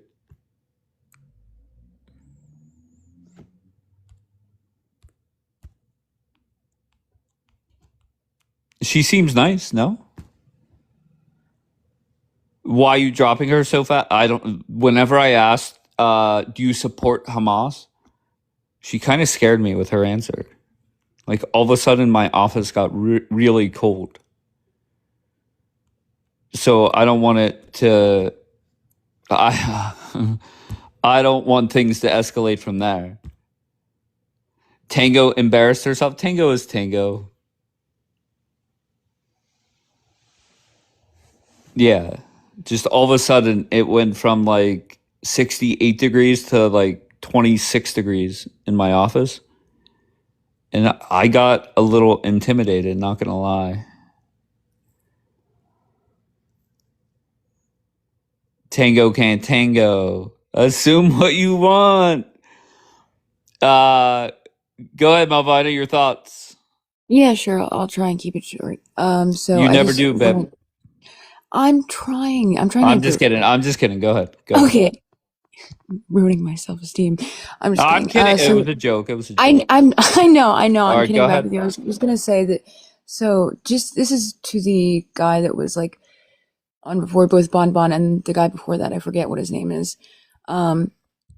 He said something really interesting. He said that it's the reason why everyone's supporting Palestine, or the reason why the polls show that Israel's support for Israel has gone down, or approval for Israel has gone down, is because people are indoctrinated and they're falling for the propaganda. And it's just funny because I don't know. So since October 7th, Israel has paid $730 million for propagandists and Hasbarists, which is an insane amount of money. So if you have to pay that amount of money for people to make your state look good, you're probably doing something wrong. That's My advice to BB is I would re-up that budget. Thank you, Maddie Baby. I would re-up that budget, maybe even double it, and start coming on ads like or places like TikTok, and start paying certain people to stay the fuck off social media. Oh yeah. Okay, because Okay. there's so many people that do not make sense, and they do not help with whatever they're trying to accomplish. Can I say one more thing? Sure. Okay, if this tiny little country of Israel that they're always saying is so tiny can handle 20% of their population being Muslim, and also they're always saying they're surrounded by Muslim countries, they're surrounded by enemies, and they can handle that, and then they're saying that Europe is going to collapse under Islam, or the United States is going to be infiltrated and taken over. You think the United States or Europe can't handle it, but Israel, this tiny little country, can? Give me a fucking break. That's all. Amen. Do you think things will get better? Do you think that the pro-Israeli side will realize what the fuck is going on and maybe start addressing things in a different way? Or are they going to triple down on lies and having zero self-awareness? Wait, are you talking about Israelis or Zionists or both? I think whoever BB is paying to be pro, like that, I'm talking about that group. because the Gotcha. messaging coming from them, it's insulting to certain people where you're saying, don't believe your lying eyes. And it's not acknowledging what the fuck reality is. Yeah. I'm sure you've noticed these people have a habit of repetitively doubling, tripling, quadrupling down. That's just their style. Reality is their enemy. That's why they have to do revisionist history. That's why they have to shape and mold the image of Israel into something sweeter and nicer. It's minor detail, but probably because of the war crimes and stuff. I'm not sure. Bayron says, of course, where did that go? Of course Europe will collapse because you don't know the mentality. I don't give a fuck about Europe. If Europe collapses, who gives a fuck? No offense to anybody in Europe. I just don't care enough about Europe to really acknowledge that. I don't know who that is. Let's see if they connect. Let's see if Vlad connects. Why are you in the QR? All right, we have 2 people connecting. Let's see if it works. All right, first one up. Amazing. What do you got? Can you hear me? You sound great, bro. Where are you from? Well, I'm from the United States, but I live in the Philippines. Tremendous. And what brings you up? Man, so the reason that I'm concerned is like the thing is that like there's a lot of conflict going on around us, like in the world, and so it bothers me that because I think that God put. Now I don't know. I've read a lot of the Bible and stuff like that. That's how I was raised. I don't know if I was raised right. I don't know if my religion is correct. I don't know if there's even a God, but I know one thing. I know that we're supposed to take care of this world. That's why God put us here. And I don't know about Islam. I don't know about that, but I don't like what our governments are doing. I don't like this war. I would like to see some kind of resolution and end this war somehow. Not necessarily for political sake, but for the planet's sake. So like the fish and stuff like that, they can live.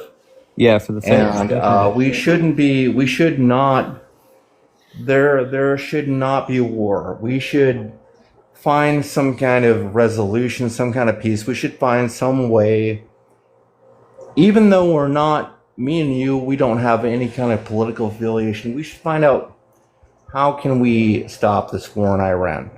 So if Donald Trump called you right now and said, amazing, what's your advice on how to end this war? What would your advice be? Immediately stop all bombing campaigns. Immediately stop everything. You need to stop. You need to stop the war crimes. You need to stop the bombing. You need to stop all that. You have to stop all conflict has to come to an end. And Iran too. They need to stop bombing Israel. Israel needs to stop bombing fucking all those other guys. They need What to happens stop if Donald Trump says, look, I've tried to negotiate with them. I want peace, but they keep closing the strait. They keep shooting at different oil tankers. What do you say then? The Straits of Hormuz were already open. Well, they're not They open. were already open before. The only reason they're closed is because you fucking bombed them. No problem. You went in and I started agree the with shit. that. I agree with that. But we're past the point of the debate where we say, should we go to war? We're past that. We're already here. No more war. Okay, No more. So, okay, you're on the phone with Trump, and he says they keep firing on our oil tankers. We can't allow that. What is your response? Well, they'll probably stop firing on your fucking oil tankers once you pull your oil tankers out of there. They've set some rules. But they're because you firing attacked on, them first. it's just not U.S. oil tankers they're firing on. The United States attacked Iran first. The United States is the aggressor. They need to pull out.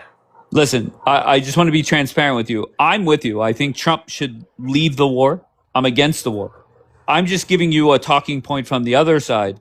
And another one, just think about it, that if Trump says, okay, we're ending the war, He withdraws everything out of the Middle East. He does whatever you tell him to do. What happens if they close the strait 6 months from now? What do you do?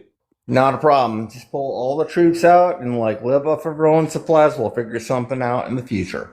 Pull all of them out. Yeah. We don't need we don't need Iranian oil.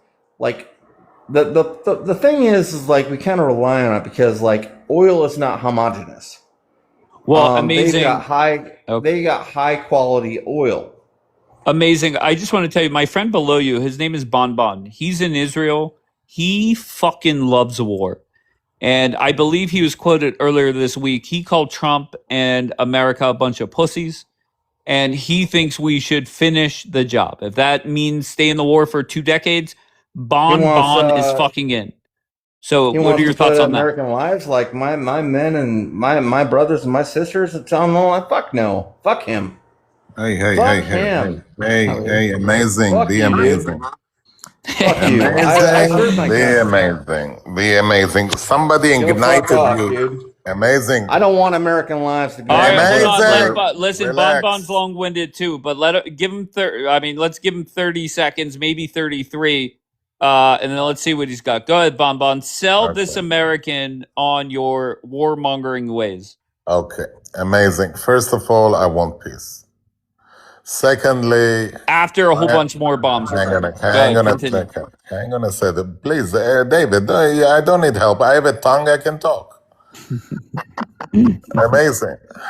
I would love to see peaceful world. I would love to see that your children and the children of your children are amazingly healthy, educated, and prosperous. So far, so good, right? But the moment that there is somewhere, somebody, which in the name of his God, in my eyes, wicked God, want to see us, the Jays, unalived, there is no other way for us than to defend ourselves. We are not after war. But those ones that took decision that their wicked God should be served by sacrificing the Jays, then we have a problem with it. All right, let him respond thus far. Let's see how you're doing. Amazing, your thoughts? Are you convinced? If your God that you believe in is so great, why doesn't he defend you? Why does your God have to defend you with my kids and my children's lives? Why can't you defend it yourself? If your God is that great, hang on a second. Defend it with your own blood. I want to answer you. The same wicked God that wants to see the Jays wicked unalive. God. Why do you call it a wicked God? That's bullshit. Why are you calling it not God, but wicked God? It's not, Dave. Give me an explanation. I will. This person is not connected to the spaceship. He doesn't know. I don't trust you. Hold on 1 second, Amazing. Let my friend Bon Bon speak, please. All right, I will. I'm sorry, but I don't trust this guy. Ben's Amazing is not trusting me, and he is clueless for the reasons of this war. I would rather having Dave, which is absolutely, you are not trusting me, so whatever I would say does not have a value for you. But there have been 19 cycles of violence the last 80 years. And before it, there have been at least another 10 cycles of violence from the side of the Islamic population of the Middle East against the Jays. Now, I'm not the only one that the Muslims would like to analyze. Those radicals in Iran see America as the big Satan, and maybe Amazing does not know anything about it because he does not read, he does not write, he is getting his education I know the difference from between TikTok. right and wrong, I'm you not asshole. finished. Look, I did not curse you yet, but keep it this way. Okay? I don't want war. I do not want war. I between also do Iran. not want war. But what shall I Well, do? you kind of do. Once there is a war, Oh, I Israel's got to start all rather. this bullshit, and you know what? This I'm getting a guy is little bit sick and look, tired of Dave, Israel's Dave, bullshit. Dave, Dave. Hold Look, on 1 second. I want to give Dave. I want to give you each a minute because Daniel said I'm interested to see what Malvina says, and I'll be honest, I kind of am too. So let's set up a Dave. showtime. Go ahead, Bon. Take a minute. Oh, Thank Go you. ahead, Bon. My business is to make with lovable applications of AI. I do not want to fight any Muslim. I do not want to hurt any Palestinian. I do not want to fight any IRGC. But since the wicked God of radical Islam wants to analyze my sword as the small Satan, and we went into this war once the big Satan and the small Satan went against IRGC. Then, if you do not want war, you are in Philippines. You are in the right place. Stick your head into the beautiful blue waters of Philippines. Have fun, smoke a lot, and waste your life. That's all. there is a way to peace. So if you guys can take out all that God bullshit at the end of your peace agreement, I'm pretty sure that you and Israel can come to an agreement. Fuck Trump. Fuck all these fucking politicians. Just come to a peace agreement and stop fucking killing each other. It's fucking stupid. Look, fuck the politicians. They're not going to help you. Why don't you guys just come to a peace agreement on your own and stop killing each other? Why can't you guys just do what you say that your fucking books and your religion says that you're going to do? Love one another and stop fucking killing each other and do what you say you're going to do in the Bible or the fucking Quran. Stop listening to these fucking cocksucking politicians. No more. End the war. No more war. I don't know how anybody can take Bon seriously. I mean, like, I can't engage with him seriously. I never let him up on my panel because he's just he's a clown. I mean, this is just your daily reminder that Bon called me the womb of the Arab Ummah. Very creepy. Very creepy. Yeah, I can't engage with him seriously. I mean, he's not even like, I mean, he doesn't even make any arguments. He just calls them troublemakers, these Muslims. Like, if anything, he's just entertainment for people. I actually think that he's one of those people who Dave was referring to when he said that Bibi should pay them to get off the app, because I think he could be secretly pro-Palestine. He could be secretly trying to make Israel look bad. He's doing a great job. You think he makes Israel look bad? I do. I think he's a horrible no. representation for the Zionist cause. I wouldn't want him on my side. Wow. Yeah, he's just a loser, old man, just losing his brain cells. That's what he is. And for me, like, if you think that all the Muslims are wants to analyze the Jews, you still exist. You're still right here. How old are you now? 70 years old, 80 years old? You still exist in pieces. Like, you're in peace. Like, I don't understand why you think that Muslims specifically will analyze only the Jews. Because it's 2 billion of us, bro. If that would have happened, you like the one that exists, Allah.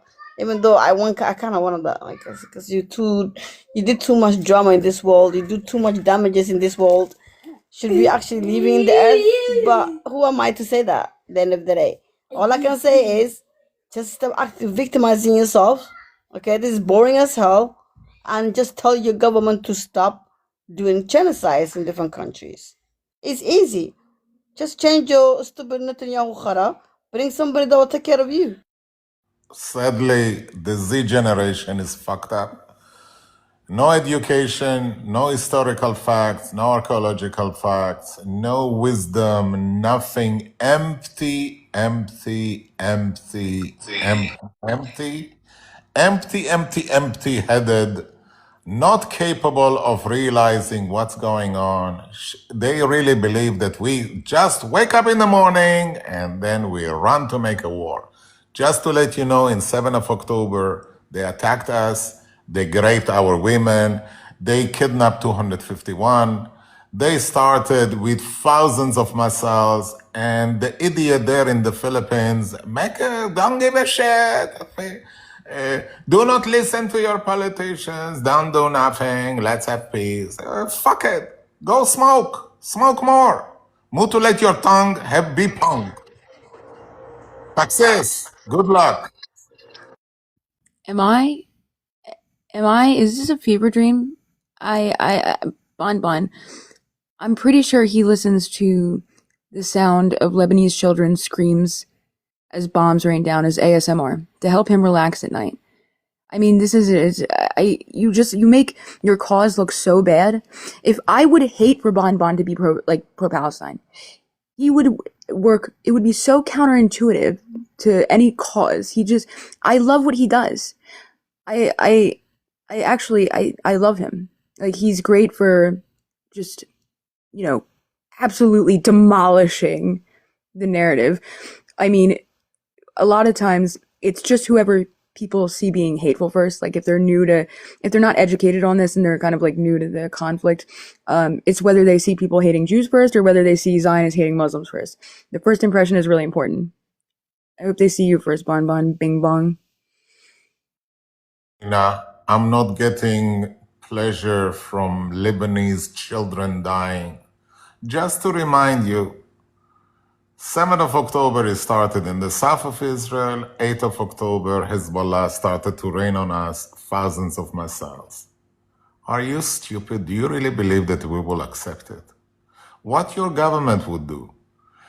Once there was September 11, 3,000 people were killed, next to 3,000. What you did? You killed next to 1.5 million. Go fuck yourself, young woman. You are stupid. You are evil. You are headless. You're not capable of understanding what's going on. You are a Jew hater. And you cannot see that we would have a roof under the sun. We should be peaceful. You're fuckhead. Your generation is fuck up. That's not very nice, Bon Bon. That's not nice at all. I don't understand why you're so mean. I don't get it. Why are you so mean, Bon Bon?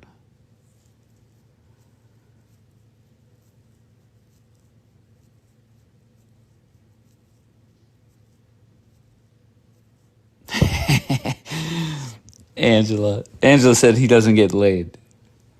That's not nice, Ange.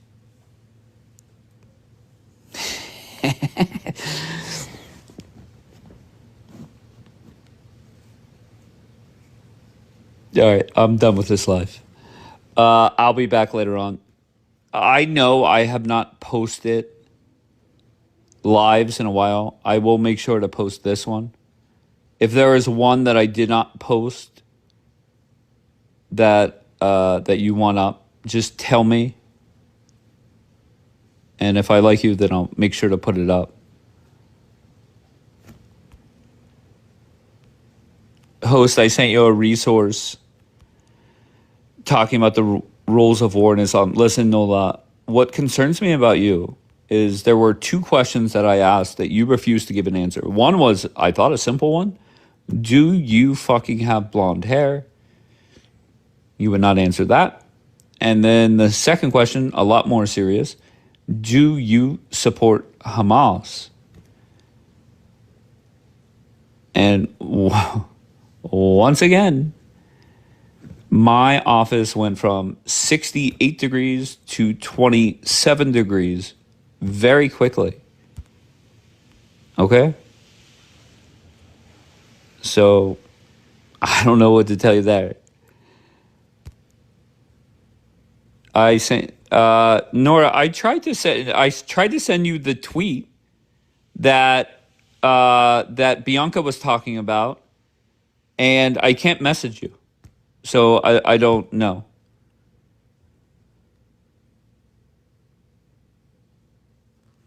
Dave, you may have found why. Here, I'll tell you exactly what it does. Where are you at? Why? Oh, no, now I can. No, that's a lie. Now I can. Sorry. No, I definitely can. Before I could not. Hi, Dave. Hi, B. How are you? Good. You want to give Bonbons. thoughts on the Tango conversation? Yes or no? My Yeah. only thought leaving that conversation was it just kind of just at this point it's just feeling defeated. I'm not even frustrated anymore. It's like the refusal to accept the what is it called? The approval rating of Israel going down and trying to make it that it didn't happen in some sort of way. It really is just a fruit of not being able to recognize the fact that going into this war was a bad idea. Right. And it's like crazy. It's like you can't fight reality. And I knew this was going to happen. And anybody with a brain knew that this was going to happen before the first day of the war. So why are we now, with the numbers in hand, still rejecting this? This is happening all over. Daniel was saying she refused it. No, it's not that she refused it. It's the explanation of why it has gone down. That's the problem. And it seems like, and I can't quote you exactly what she said, but the consensus from this group seems to be blaming Qatar and Americans are anti-Semitic. And I'm willing to bet she used one of those, that, Americans hate Jews and Qatar. Instead of acknowledging that the war was not a good look with Hamas, right? That turned American stomach. And this war has not been productive as well. That is reality. But I think Americans, to be honest, could deal with the war with Hamas. We were still had a higher approval rating, right? People could understand. You listen to these terrorists come up on the panels. Yeah, okay, I can get it. But when it now starts hitting the homeland, okay, and when you're expecting people whose uncles fought in Vietnam, whose grandparents fought in another war, or lived through gas crises in other things, then that you're asking for too much. And Islam, unfortunately, is not a good enough reason to convince the American people, which scares me. And I'm not going to talk about what that could mean in the future.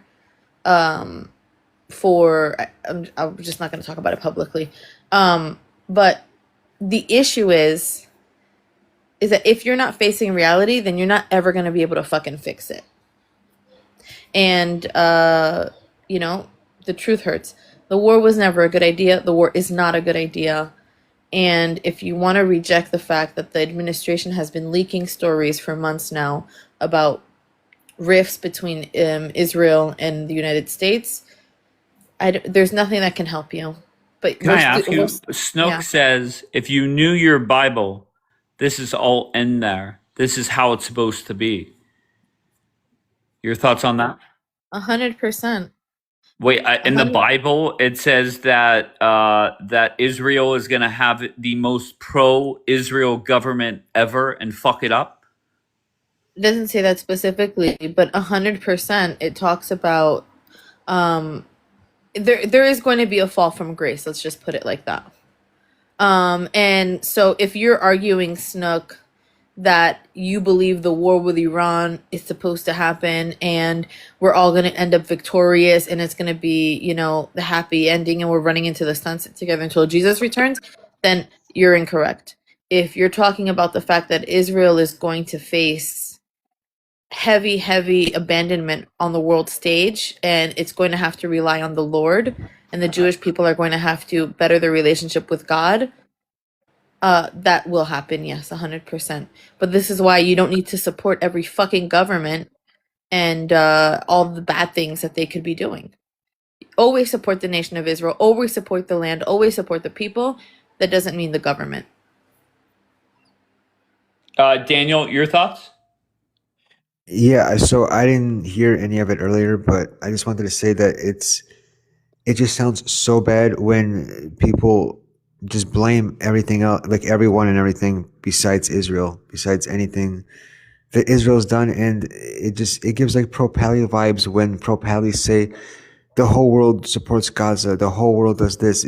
They never have any accountability. And the people that say that it's not only because of Qatar, it's not only because of this person or these people hating or being anti-Semitic, and it's just like, at the very least, they should be able to say that, like, they should be able to admit that, yeah, there might be part of it, but there's also a huge part of it where there has to be some accountability involved, that Israel has done some things that has this government. Yes, this government. it's always when Yeah, it's people not the say people. Israel, it's always the government. It's never, we don't think Bianca or, fill in any Israeli. No, nobody's saying that ever.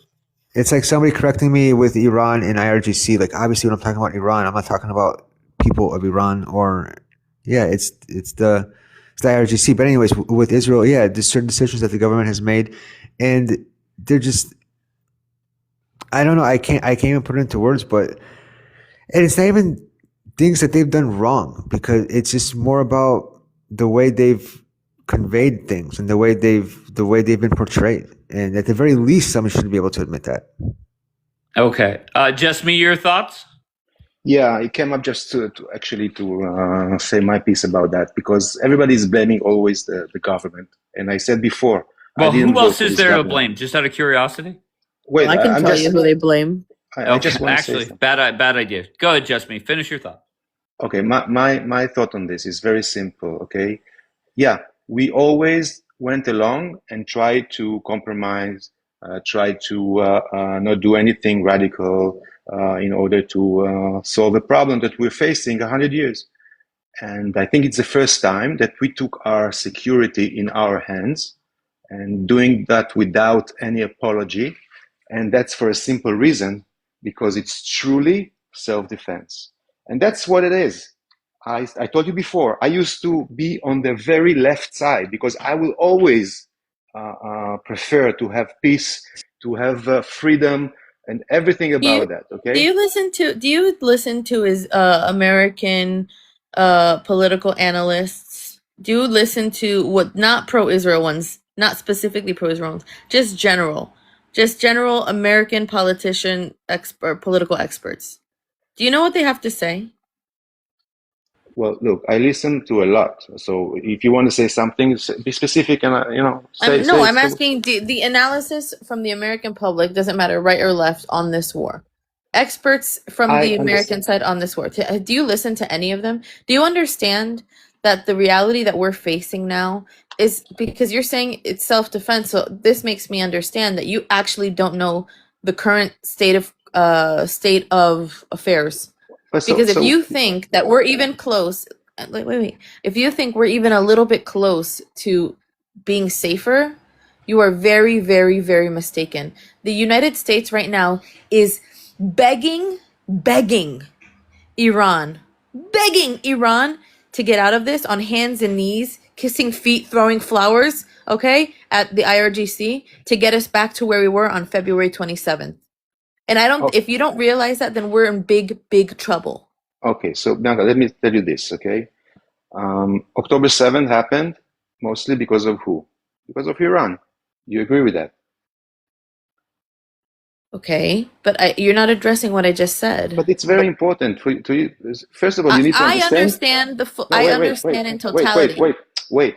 As an Israeli living in Israel and has to take a decision about my life, okay, I'm asking you, not as an American, not because of whoever says anything in America or around the world, just as an Israeli, because you also live here.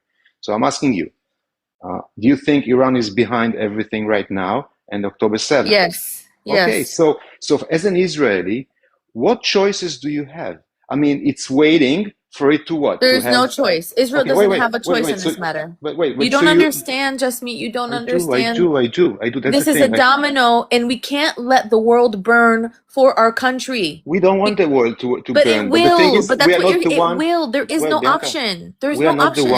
We are not the one who tries to burn this world. You agree? No, of course Okay, not. okay. But you're So, not understanding. We're not but trying to. who But does this is though? ignorance. This But is who does? ignorance. Who I is feel. trying I to feel. change Bibi will this let the world? world burn. Bibi will let the world No, he burn to won't. remain a No. coalition. Yes, he will. Wait, He Bianca. is. We're doing that now. Continuing this Before, war is doing that.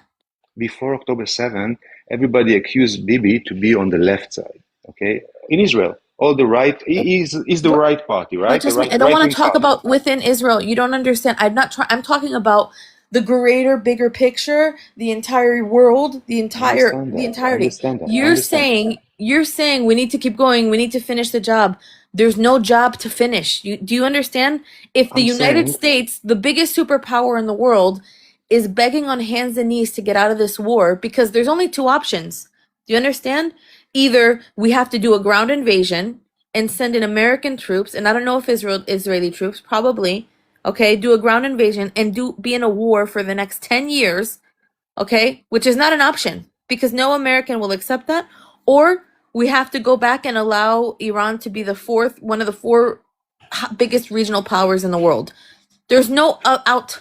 Those are the two only options that exist. And the reason why I'm saying this is because an expert who's been an advisor for the White House for 20 years, who predicted exactly how this war would pan out from the very beginning. I played it on Dave's Lives 4 months ago. He is now saying we have a month to decide which direction. It's or this or that. So either Iran gets to be one of the biggest powers in the world because of what Bibi and Trump did, or we have to do a full-on ground invasion and we're going to be in a war for 10 years and thousands of troops are going to die. There's no other way. So okay. if you're choosing, which are you choosing? Okay, so I think actually you're giving me one choice. You're not giving me two choices. You give me one choice, and that's to surrender and to have Hezbollah rebuild whatever in the north. You let other T groups to reorganize and wait for the last round that will actually come up to my door. That's the way I see it. You cannot change that. Wait, I didn't understand. Which option are we choosing? So a ground invasion Only or one. Iran? Only one option No for me. ground invasion, and then he fear mongers. That's what he did. Oh, okay. Because I You wasn't love listening. this word. I'm You love this identifying word, Dave. burners. I'm looking at the comments and I was identifying a burner. Okay, And then just I'm trying to see it. but Okay. can I just ask Bianca? Kudos for putting it in a blunt way. Why is it that so many people are under the impression that the United States and Israel can go to war for the next X amount of years when we're already low on inventory for certain things? It's a refusal, an absolute refusal to accept the reality that is right in front of us. And this is why China is getting fucking froggy, and Australians are now having to do those alert systems that everybody was scared of in Australia. You know why? Because we are completely vulnerable to Asia now. Because we don't have enough ammunition, and it's going to take years to recover that, at least 3 to 5. So we are in such a dangerous position right now, not us Israelis, us as human beings that live on this planet. Okay? And so we need to consider that. We need to consider the entire world. I love Israel. I'm loyal to Israel. I'm loyal to this country. However, I don't think that the whole world can burn just because of this idea of security that's not realistic, because it's not realistic. Listen to the experts. But wait. There's no expert in Israel saying that we can do this, we should do this, and it's going to work out good for anybody. This is a shot in the dark. But you don't answer to me what will be the next round if we do what you want, and let's just drop everything, okay? We just say Iran is to kicking the Iran. can down the road for another 10, 15 years until the next until the next conflict, and Okay, then we're gonna have to figure out a diplomatic way to get out of that one again and continue. You think a diplomatic way is possible? It's the only such way. thing. There's no such thing as ending it forever. There's no such thing. It's not going to happen until Jesus comes back. There's no ending it. Wait. You think there is a diplomatic way to deal with Hamas? You think we will be able? What? No, Hamas. Yeah. Let's get out of this shit with Iran. Okay, let's get the heat off of us for a little bit and get all the Palestinians out of Gaza and take back the land. That's what we can do. But no, because nobody actually cares that much about Gaza. Okay, So we can do Oslo that. Accords. Let's deal with that. No, Oslo Accords. Oslo Accords failed. Why it failed? It doesn't matter. It's not relevant. It's Doesn't failed. matter. No, Well, that's just the kick thing. everybody out. Let's just make a one state, No. and let's worry about us here, and then we can make think I'm about for what's that. gonna happen. Listen, I have a proposition. Yeah, regarding this, I have a proposition. I never said it here. Okay. Here we I go. think This is going to be closer to Bonbon than you may think. Go ahead. I think you'll be surprised. I believe that any group who wants self-recognition, and not with the reason that Palestinians got their recognition, and we can go and elaborate on that, I think they deserve to be one at their place, which means as far as location goes. So first of all, I think the whole problem is, the Palestinian cause has started not as what it pretended to be. And that's the problem of the conflict. So if you want to elaborate on that, we can go. But the thing is, I do see people that should live and self-recognize themselves. But the problem is, if they're in, it's not. Actually, it's not. If you listen to what I said, it's definitely not a two-state solution. You're not being direct. Bianca, hold on one second. I'm so sorry. I just want to say this. I think where we just have to start and finish. Can we accept the fact that no full regime change is happening? That's the problem. And the quicker that Just Me and Bonbon and Tango and D-Light and Miss Bon, and the list goes on, the sooner you fucking accept that, the better off we'll be. Bianca, what was your point? Go ahead. I forgot. But the point is yeah, you're right. Like, honestly, this is hoping for something that's so unrealistic. The only way that that's going to happen, really, that can happen, is a ground invasion and arming the shit out of some sort of rebellion group, or like the Kurds or the Baluch. And that's just not going to happen. I see something else. I see a region. But it's not, you're not understanding. No, let him finish. Let me just say. I see a region that actually didn't understand the situation and just learned to understand it exactly. And it's obvious who is the danger for the region. I believe the whole world will follow. And that's all I have to say. And I'm sorry, I'm with you. I'm with you completely, 100% wanting to have a peaceful world. But sure. Do you accept the fact that Just Me, do you accept the fact that the regime is still going to be there 1 year, 5 years from now? Yes or no? I'm not a religious person. I pray for the Iranian people to be free. I pray for them, and I pray for other minorities. Not the question. Okay, so that's the problem. So when the next time you talk to Tango, tell her that's where the problem is. Okay, the quicker everybody just accepts the fact that the regime is not going anywhere, the better off everyone's going to be. Okay? Well, one can dream. Of course. Listen, I want to fly to the moon at 12 noon today. That's what I want to do, and I'm going to pray about it, and I'm going to dream about it. But reality is I'm not going to the fucking moon today. Okay, please, I beg you, wake the fuck up. I'm awake. I'm completely. I stand very strong on my 2 feet with my thoughts. And again, I think I'm on the right side here. And the way I think, there's no right side, wrong side. Nobody's sitting up here. I think there is. Stop, and this is where the bullshit starts to kick in. Nobody up here is advocating for the regime. Nobody's up here celebrating what they have done. So sometimes you need to understand what's good for this world. Well, I want to kick all Democrats out of America. Doesn't mean I can. Listen, I want to live a world for my kids where they don't have to have another 100 years for terrorist attacks. Okay, but you're going to be at war for thousands of years. We need to be realistic. Hundreds of years. No, I'll tell you why I say it, and that's very important. It started with us getting along with the Arabs. No. Stop. Yes, we're not going down history lane. Can I hear from Angela, please?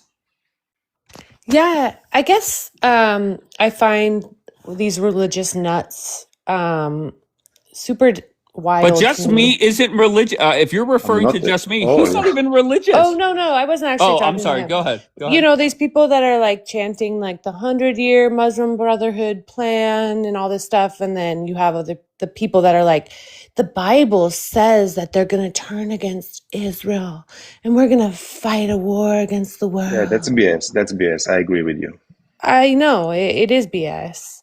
And it's interesting because you find like these different religious nuts kind of like interconnecting on like these weird you got like the evangelicals that are like, we need the red heifer, we're building the third temple. And then you have like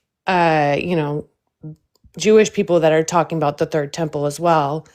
And and then you hear B just like casually being like, we're gonna take all of Gaza and we're gonna enjoy living there, looking out on the sea, on the dead babies. It's just gonna be great. We're gonna take all the land. She's just casually ethnically cleansing. And then they're sitting here being like, why do they hate us? Why do they hate us? It's so weird. All right. Let somebody respond. Does anybody go ahead, B? I want to say something. Okay. Wait, ladies first. Let Bianca go first. Ladies first, please. Yeah. When did I ever ask why people hate me? About you. Oh, that's funny. Because you just mentioned me. You just mentioned me, love.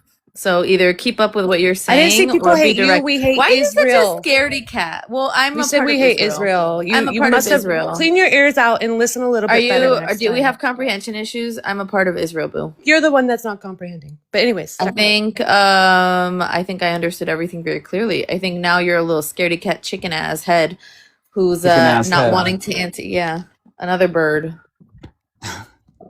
Okay. use a word that your culture Stop. used Let first. just me respond. Yeah, bird ass hoe. Yeah, sure, whatever. No. Yep, like you. Come on, stop. I hope that Trump will be able to convince Iran to get along with the Abraham Accords. I wish for everybody in our neighborhoods to follow along. I wish that, the reason why we have Israel is very obvious, okay? Because this world made us to have this country. And I see the future. I think it's all BS or everything about religion, about borders, about everything. I think this world is just, repeating history all the time and doing damage to himself. So I'm totally different with a different view that most people. That's how I see it. We have no choice but to have Israel, unfortunately. So that's where we stand, and people don't want us still to have it. Shocking, right? Sure. Daniel, do you want to chime in?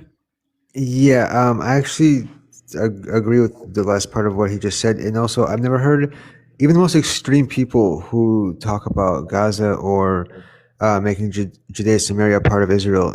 Nobody is asking for anybody's heads to be off or anybody to be unalived. I personally, I just want the war to stop in the Middle East. I want animals to stop attacking Israel.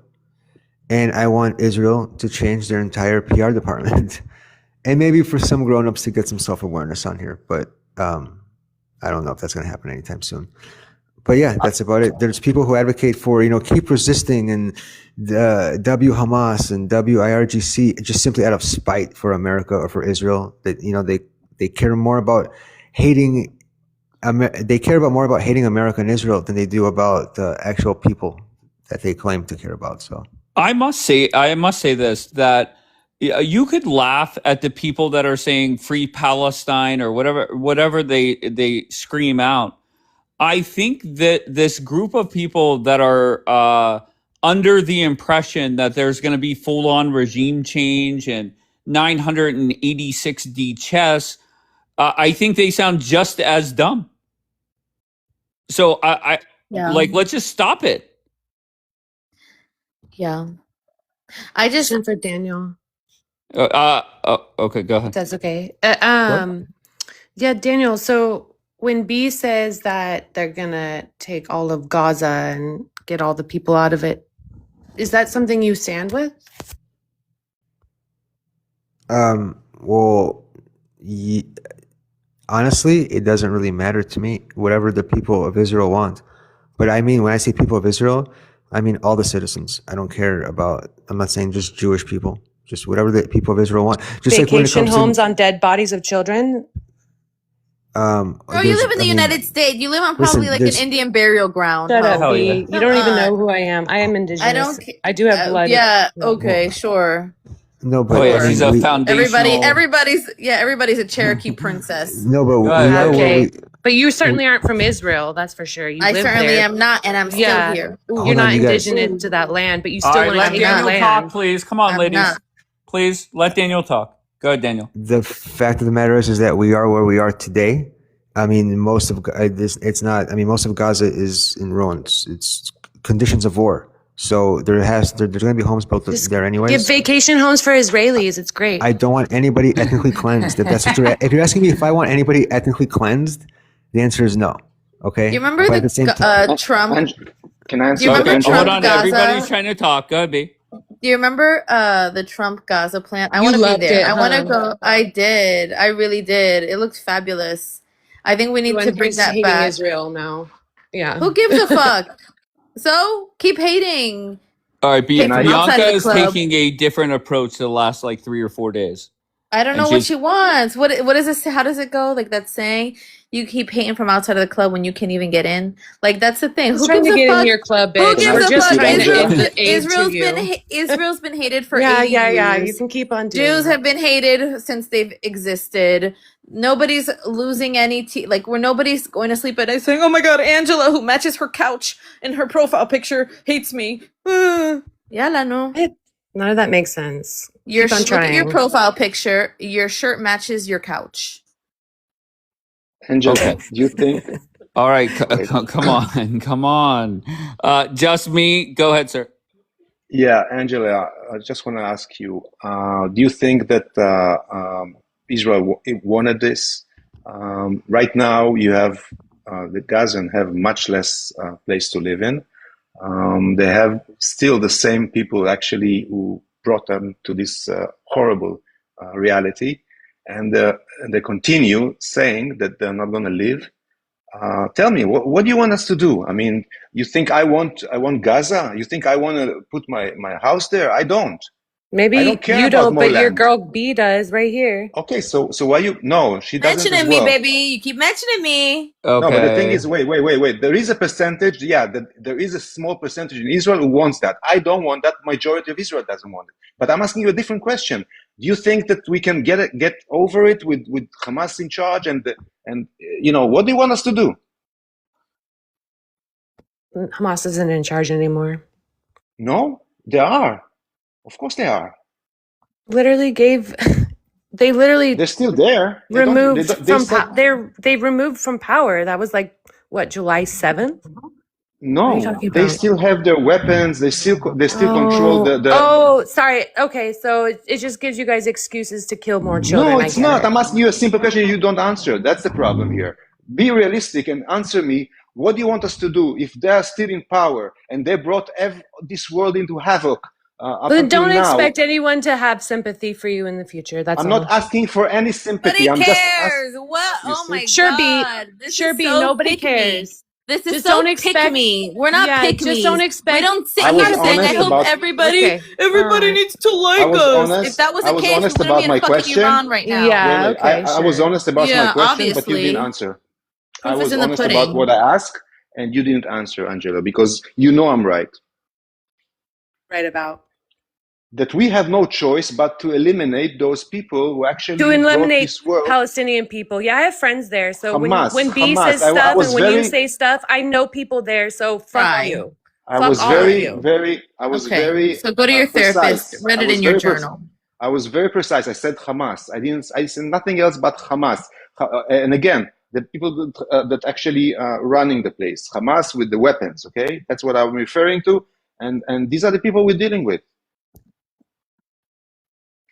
You take Of them down. humanity. It's okay. It's fine. You guys have lack of humanity. It's cool. Enjoy your Why you don't vacation answer me homes though? on the Why you don't? beaches of where You children's see, blood you is. see, you don't And have an just answer. me, B I is one will. of I will you. also learn to So she's surf. happily I also to want to go take a there. surfing class. Are you gonna Thank you also very much. drink the blood of children afterwards, B? You fucking cunt. I'm Oh, gonna are Oh drop we my now. are Thank we you. blood God. libeling? How did that? I'm not even paying attention. How did that escalate to that? Not MK saying, thank you, we will.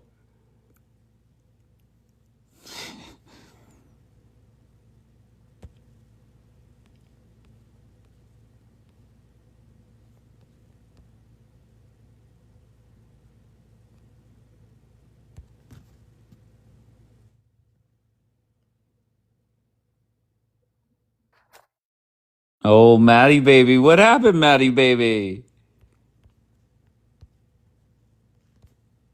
Oh my God. I'm pulling the Israeli blood libeling card because that was a real blood libel.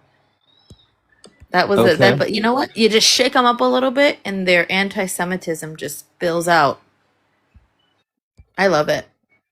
I love it. Okay. Can you believe? Angela's Do you think response is Trump? you're not Jewish. Well, that's exactly it, baby. You're telling me I'm drinking the blood of Gazan children. Ah, anti-Semitic white girl. She's also a bird. Okay. What's up with this new thing about calling people birds? Well, I mean, I think it all started with the silly goose, but a bird, a bird really is just the terminology the kids are using nowadays for women who will give up their principles, values, or just have no personality, and they're so pick me that they will just support anything for some dickmatization. So she probably likes Arab guys, thinks they're hot, and decided that she's gonna be a white savior pro pally girl, like Rando. So they're birds. Also, they call it like women who choose men over their kids, birds. Same thing. Okay. Yeah. Uh, Chicken head as hoes. I will say this: bird is a new term this week, and so is what is it? Dickimization or something? Say it again. Dick. No. Okay. So you asked about Maddie and what made her pro pally, and I said to you, but I don't think you heard me. She was dickmatized. She had a pro Interesting. pally. You Yeah. know what's annoying? You know what's the most annoying thing on this platform? Mhm. That 4 years ago, I said exactly the same thing I'm saying today, and I never said it since up until today. And on Properly Lives, okay, I went to few and I got the same answer. There is no solution for us. That's what I got in return. I mean, There isn't. There's going to be a I conflict came and forever and ever I and said ever. and I agreed that that we are sometimes in the wrong. We're not perfect. We do this and that. I was honest about everything and my views that I'm not anything like any Israeli. And still, I was the most liberal always was liberal in my views. And I came with exactly the same attitude. And I got not rejected. I was getting slurs. They took me down from lives. He screamed at me. That's the thing, and that's why I've been this way for the past few years. I've made all the research possible just to see if there is a way. That's why I'm bringing us back always to the beginning when it started.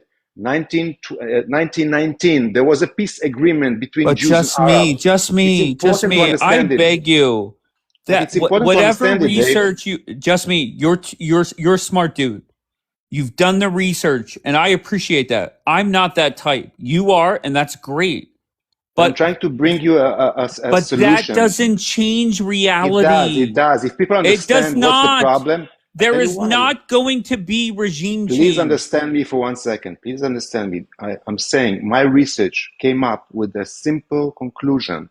Those people that actually was in charge 100 years ago are still in charge. They're just much larger scale. And that's the problem. These people, and I'm talking about all these jihadists, okay, who said all the time no to a Jewish land, a Jewish country, are the problem. And there was a great leader who actually accepted and understood that this is the Jews' place, living side by side with the Arabs. And that's why I insist on bringing that here, because nobody talks about it. And I did my research. I welcome anybody to look it up and see that I'm right. And that's a problem today. We have to, and the problem is that the one that actually destroyed everything was the friend. Read about it, learn the history, and you see that I'm right.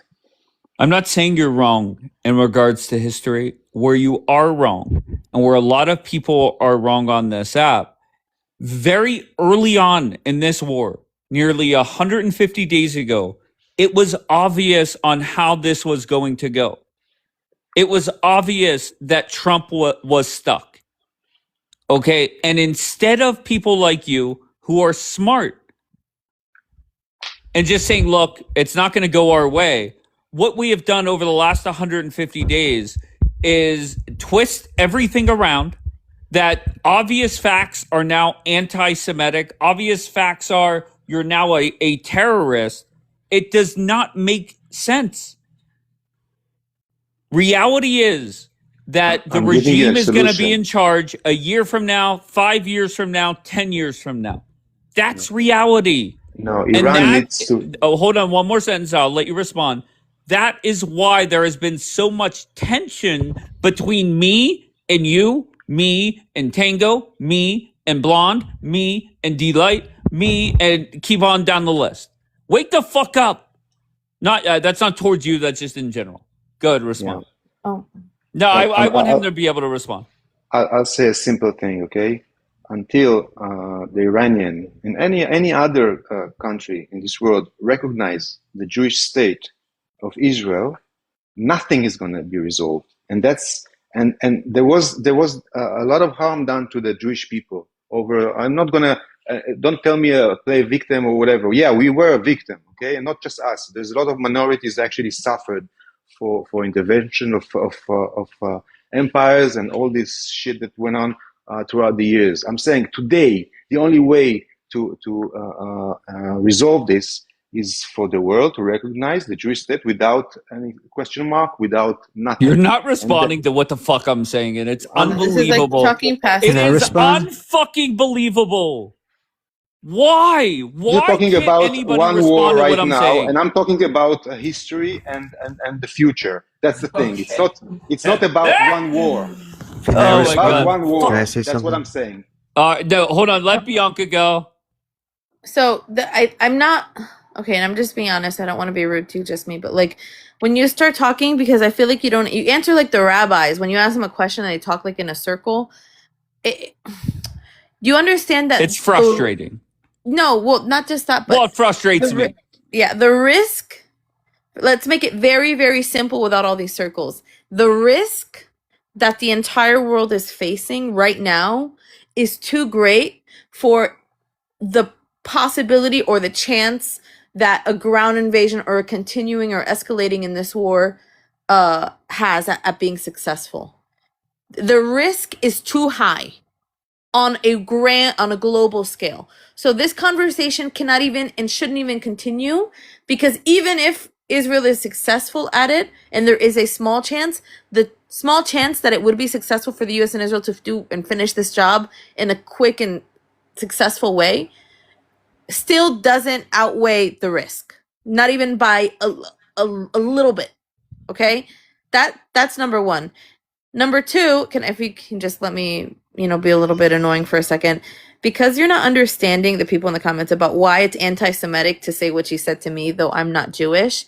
I am Jewish adjacent, and you used an anti-Semitic Jewish trope to attack me because I am Jewish adjacent. I don't have to be Jewish for what you said to me to have been anti-Semitic. I don't know if your IQ or your ability to process is so low that doesn't calculate. Or maybe you're 67.9 as well via insemination. I feel that's going to get clipped. It's Good. like if I said the N word to Clip it. B, What? she's See, I don't watch Stop. Let her continue. I don't ever watch anybody's lives anyways except this one. So clip it. Do whatever you want. Like Nora said, I'm going to go viral the other day for mentioning the dolls in Gaza. Who gives a fuck? The issue is you are saying something to me that is anti-Semitic because I'm anti-Semitic adjacent. That's why. If that's not clear to you and you don't actually have the ability to comprehend that, that's a you problem, babe. And keep being a chicken head ass hoe. Thank you. All right, let Daniel respond. Go ahead, Daniel. Yeah, I was gonna say it's like if I said the N word to B. B's not black. She's not African American. It doesn't make it any less racist that I'm saying the N word to her. And I'm Jewish, by the way. And I'm right on the panel too when she said that shit. I didn't say anything bad or wrong to her. I wasn't pissing her off. She should apologize, I think. I wanted to say, I don't want her to apologize to me. she's not gonna stop. She'll eat glass before she apologizes to either one of us. No, but I did want to say that it doesn't even matter. Like certain people can have their opinions on this war, but the fact is that the majority of Americans don't want it. The fact is that we've seen how messy just between Gaza and Israel has been for the last 3 years, and that's a fraction compared to America and Iran. Like I can't even imagine how messy that would be if America and Iran went truly to war, full out declared war on each other. And Israel, I mean, I don't understand how there's certain people on here that just can't see how, it's America and the majority of Americans don't want it. That's just a fact. And trying to bring up things from 25 years ago and invasions and Dearborn, I mean, it never accomplishes anything, and I just don't see why people keep trying, personally. Okay. Don't you think Americans should be more fucking worried instead of Gaza? Shouldn't be worried about their fucking data centers and the flock cameras. Like, you guys need to be focused on that shit. I'm gonna okay? be honest. I'm not worried about that at all. Well, you I'm not should. either. Yeah, I'm Everybody not. go plant bamboo. Go plant bamboo around your local data center. But why are you fear mongering around data centers? It Fear doesn't make sense. mongering? Do you understand what's going on with the data centers right now? Are you kidding me? No, Dude, and it's a I'll be whole honest. thing. I'll be honest. I just don't care. Oh my god. Well, you should. Americans. Okay. All right, need then to I'll know. start caring. How about tomorrow? I'll start caring tomorrow. Sounds good. Pencil it Okay. in. Thank you. Okay. So just give me one sentence. I beg you. What is the number one reason I should fear the data centers or whatever the fuck they are? Give you number two the two top reasons. Sure. Okay, the first reason is because of the amount of water, fresh water, that is being taken by these data centers and how it's being taken away from the people who live around Okay. them Will you and stop? poisoning their Will you waters. stop? Will you stop? Okay, just so you know, I was on a conference call with a couple business partners, and they were talking about this, and I was so fucking annoyed. The one guy flipped the fuck out about the new data centers don't need this and that, and they flipped the fuck out. Okay, so go ahead with number two. Wait, I don't understand. I All don't data understand. centers right now, they take up so much water. It doesn't. They can Okay. take up fucking water. It Okay, depends on what go kind ahead. of water. They're taking up water that is being used by Americans, like millions and millions and millions of gallons, and it's poisoning their water. Their water is turning fucking brown. They're drinking water. They're showering Okay, number water, two, and it's killing their livestock. Okay, that's a big fucking problem. Okay, number two. Ugh, you got me What? hyped up You on just that one. go. Number two. Number two is because these data centers are actually being used to spy on Americans. Oh, fuck. And so collecting lots and lots and lots and lots of information on American citizens, it's not right. It's really fucked up. This is like New World Order type shit. Okay. All right. Okay. Princess, what do you got? Yeah, I just wanted to know, Islam hates dogs, booze, Jews, Christians. They hate a lot of stuff, but I would get in trouble for saying I'm not a fan. Like I get called Islamophobic and a bigot because I'm not a fan. Like I don't get it. Well, to be fair, you could say whatever you want here. The question I have is, are we in danger here in America of Islam like taking over our country? Have you seen the UK or France, for a matter of fact? Or what about I'm the so sorry. Canary Islands I in do Spain? not take advice or really compare ourselves to countries that don't have fucking air conditioning. Okay, we are So not that's like basically all of the Europe. UK, we are not France. Wake up. I mean, how are you telling me to wake up? You see what's going on over Forget there, right? about it. And you see what's going on in New York. You have Dearborn, Michigan. Like, Okay, so what are you talking about? okay, so go ahead. Tell me what's wrong with Dearborn. Give me the stats where I should be concerned. Go ahead. Floor is yours. What do you the whole town is all Islam. Then you Okay. have Minnesota. They're all Okay. Islam. You have Katy, Hell yeah. Texas, where they bought You got all the property talking thinking points that they down. were Go going ahead, to go. use Sharia law. Okay, so Dearborn, whenever I looked at the crime stats, I was expecting like a whole bunch of horrendous numbers, and there was no horrendous numbers. Like just like in my mind, whenever I googled how many homicides in Dearborn, Michigan, I was expecting like a shit ton. How many homicides in Dearborn, Michigan do you think there was in 2025? Sir, it doesn't matter. It does Okay. not matter. It Okay, is so the all right, so we're agenda. just okay, listen. Numbers don't lie. Yes, All they right? do, actually. They totally do, Okay. because you know why? The police departments aren't obligated to report the exact amount of crime to the FBI.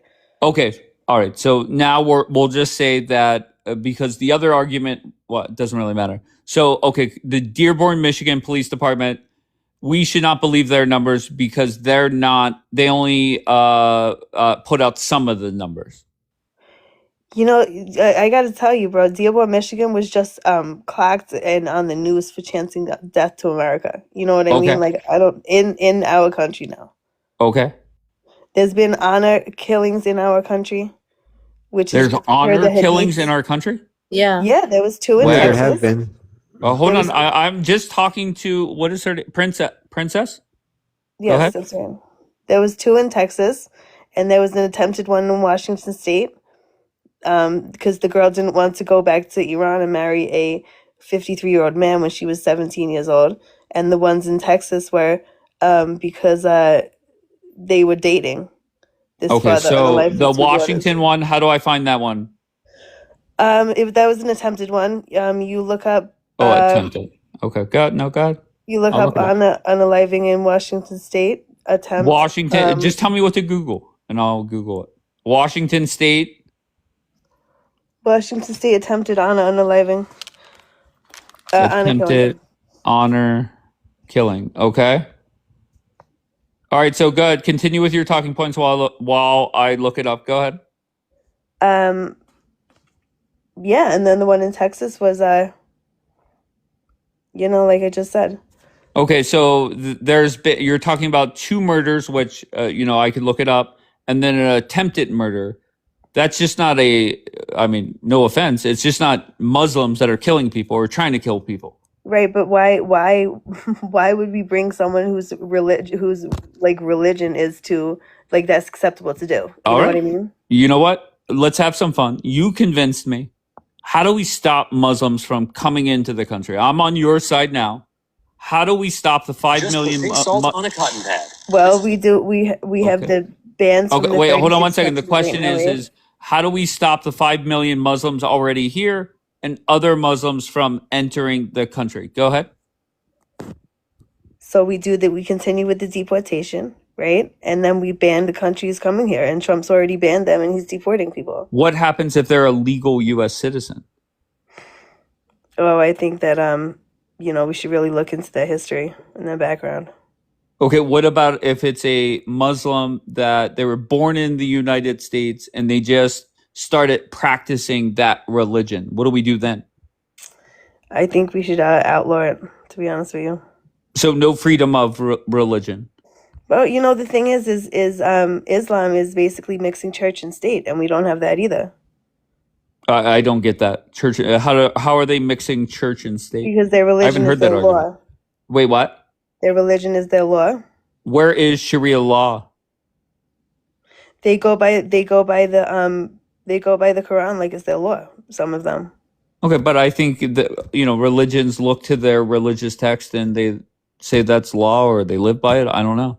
But is there Sharia courts or somewhere anywhere? Not yet, but in the UK there is. But we're There's not. Jewish Can courts you here in stop New doing York. that? I mean, You're in America. Do you think America is the best country on the planet? of course it is. If we stop Okay, doing so why stupid are shit. you comparing us to these shithole countries? Well, because it's what is going on over there is essentially happening here too. I mean, But we're have not. you read the Muslim Brotherhood document of 1991? Hell yeah, from Muhammad brotherhood! Akram? Everybody take a shot. Go ahead. All right, so good. If I read it, what would I just started on the Quran? I just started reading the Quran. What would I learn if I read what you're talking about? What do you mean? You said, have you read something, Oh Muslim no, have Brotherhood? you read right? And I'm asking you if you've read the Muslim Brotherhood I document did of not. If I read 1999. it, what would I learn? Oh, you would learn that that is their agenda on how to dominate North America. Swear to God. Swear to God. Go look it up. Okay, so the Muslim Brotherhood has what is it, a book, a document? What is it? It's a document, yeah. Okay, and it says what in it? It says basically depicts how they're going to dominate North America and what they're going to do and what they're going to need. And yeah. Okay. So what's step one? How do they take over America? You got to read it. It's up for interpretation. It says it Wait, on there, what? but I mean, you got to take it as face value. Can I and ask? take it what it is. Can I ask Princess I'm so something? sorry. I just want to hear from Princess, please. How do they take over? That's what I'm looking for. Like, how do we go from me sitting at my desk in Pittsburgh, PA, to praying 5 times a day? How do we go from point A to praying 5 times a day? Well, the fact that they overpopulate, right? They have a lot of kids. Okay. They they push their agenda. They're saying like certain stores. I think it was in Dearborn, Michigan. They had a guy going around and he was protesting that they're selling pork and selling alcohol and stuff. They don't want that. Wait, You they know, were wait, what? they're protesting that the stores are selling alcohol and pork. But there's alcohol and pork at my Giant Eagle Yeah, here. I What are you know. talking I about? understand that. Now there is, yeah. Wait, I'm sorry. Wait, what?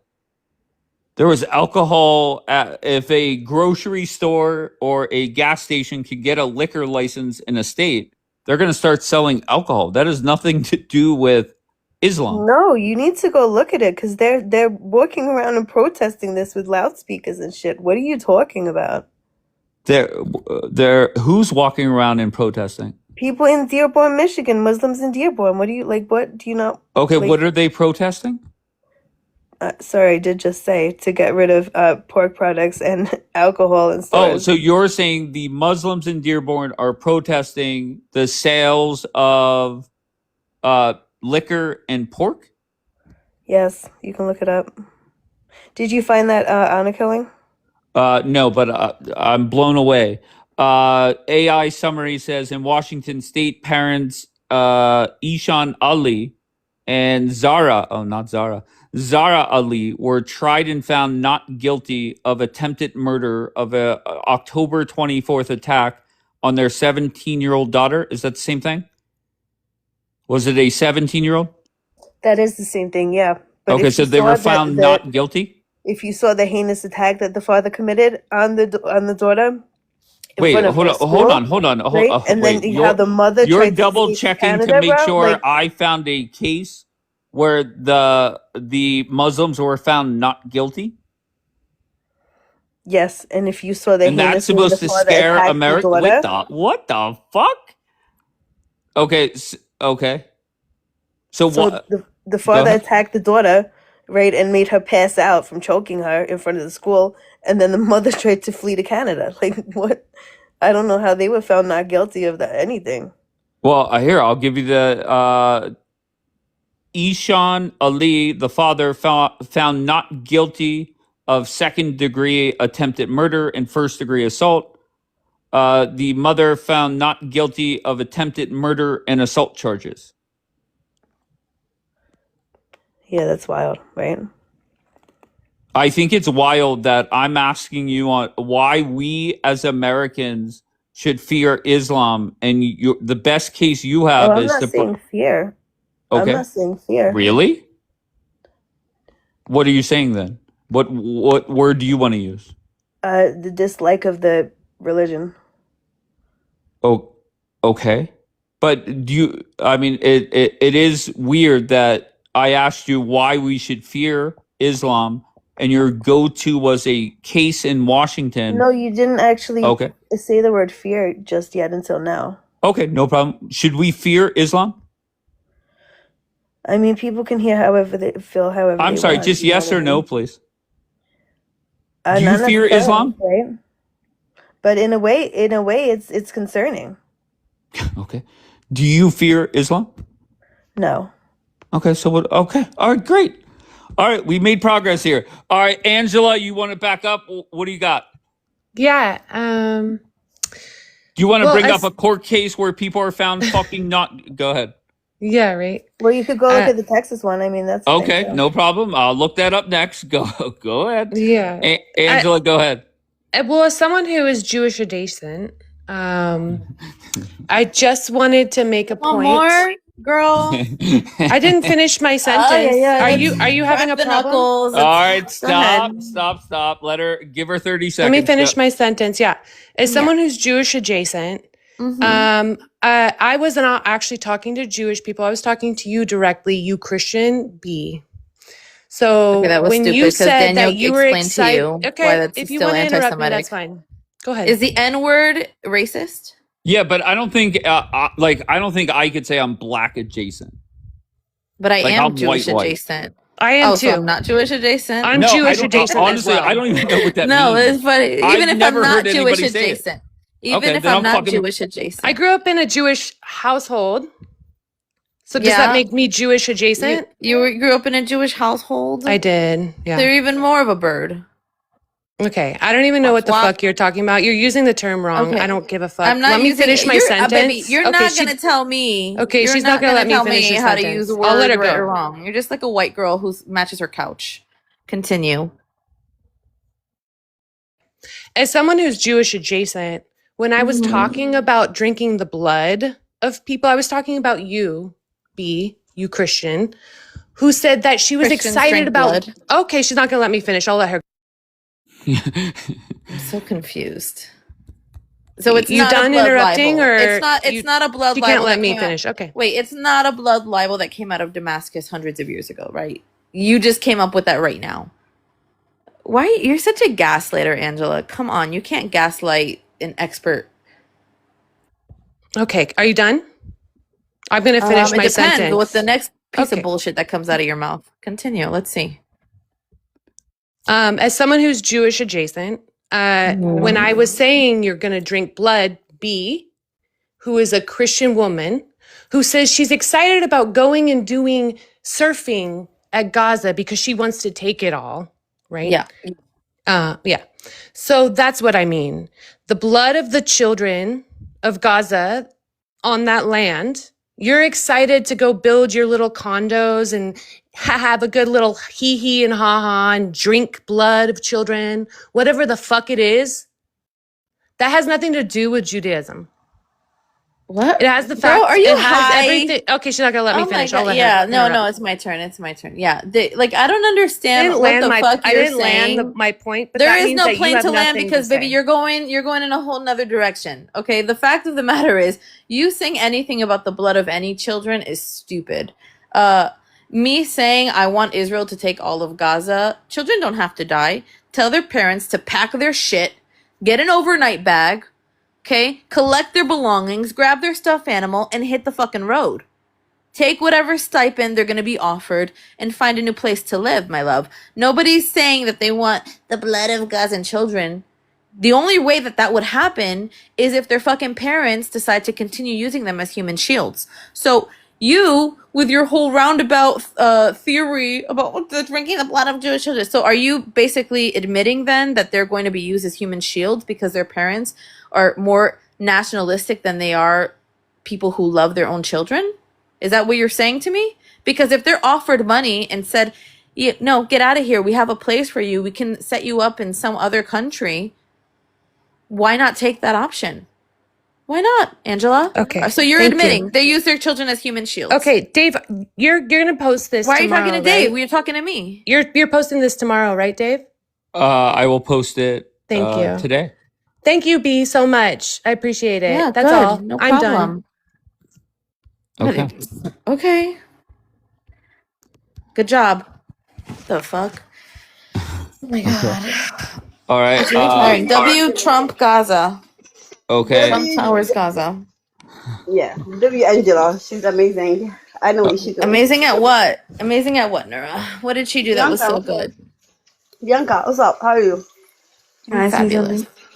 Mm-hmm. So why you want the Gazans to leave again? Because I want to go take a surfing class. You realize you're doing like you're like Wait, hold inadvertently on. 1 advocating, second. like this is like the same thing as you're telling them Wait, you want hold to on. expel them. 1 You want to second. expel them like Jews from like European countries, right? Wait, hold on. I want to Why? expel them from here because they're dangerous. Jews weren't dangerous to You're Europe. no different than an anti-Semite. Like you're taught No, the well, you same can exact think fucking that, rhetoric. but your life isn't at risk from Wait, I terrorists. thought Israel was Before you safe. drop You me, I just said want to Israel It was is safe safe. earlier. It You just said is. Israel was safe earlier. It is safe because I have an Oh, IDF but that now your life protects is in me. danger? Well, if they're terrorists, yeah. Which is it? You're talking out of both sides of your mouth. No, I'm not. You can both be safe and have a threat. You can walk What? outside during wait, if you go outside during a thunderstorm, do you think you're safe? Yeah. Yeah, you're safe. But can you still get struck by Wait, so lightning? I was gonna say Wait, something, Nora, 1 Bianca. second. Can you still get struck by Okay. lightning? Yeah, but this isn't the same thing because No, you it's made the it same seem. thing. Oh, what do you mean No, it's not the same thing, thing. Mavaina? 100%. Okay, so you're saying there is so you're still a saying that risk that no, so you're exists saying here. If I okay. want to No, let me mitigate finish. that, okay, and I want to eliminate that risk, then the best thing for us is to remove the Gazans and So send what them you're somewhere where they'll live happily. Okay. So just to It's no respond. different. So The Jews all were right. not a threat Okay, to the sure. Europeans. They weren't a Yeah. terrorist. I think Okay. Bianca should go back to Can I Mexico. That's Well, what you I can want. think that, but Bianca, make it why happen. can't you So go what back you're to saying Mexico? is Make me go back to wait. Mexico, Nora. Yeah, No, you wait, should. hold on. So what you're saying is I that mean, opinions are like Palestinians are such assholes.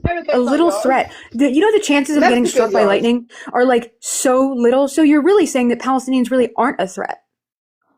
It can still happen. Just because it's a little threat doesn't mean Oh, it can that it's still not a happen. threat. So there's a very small Anything can chance of them being a happen. threat. Mavana, a tornado can rip through your house and make you fly into So you want to That can expel happen. them based on the fact that it's such a small threat?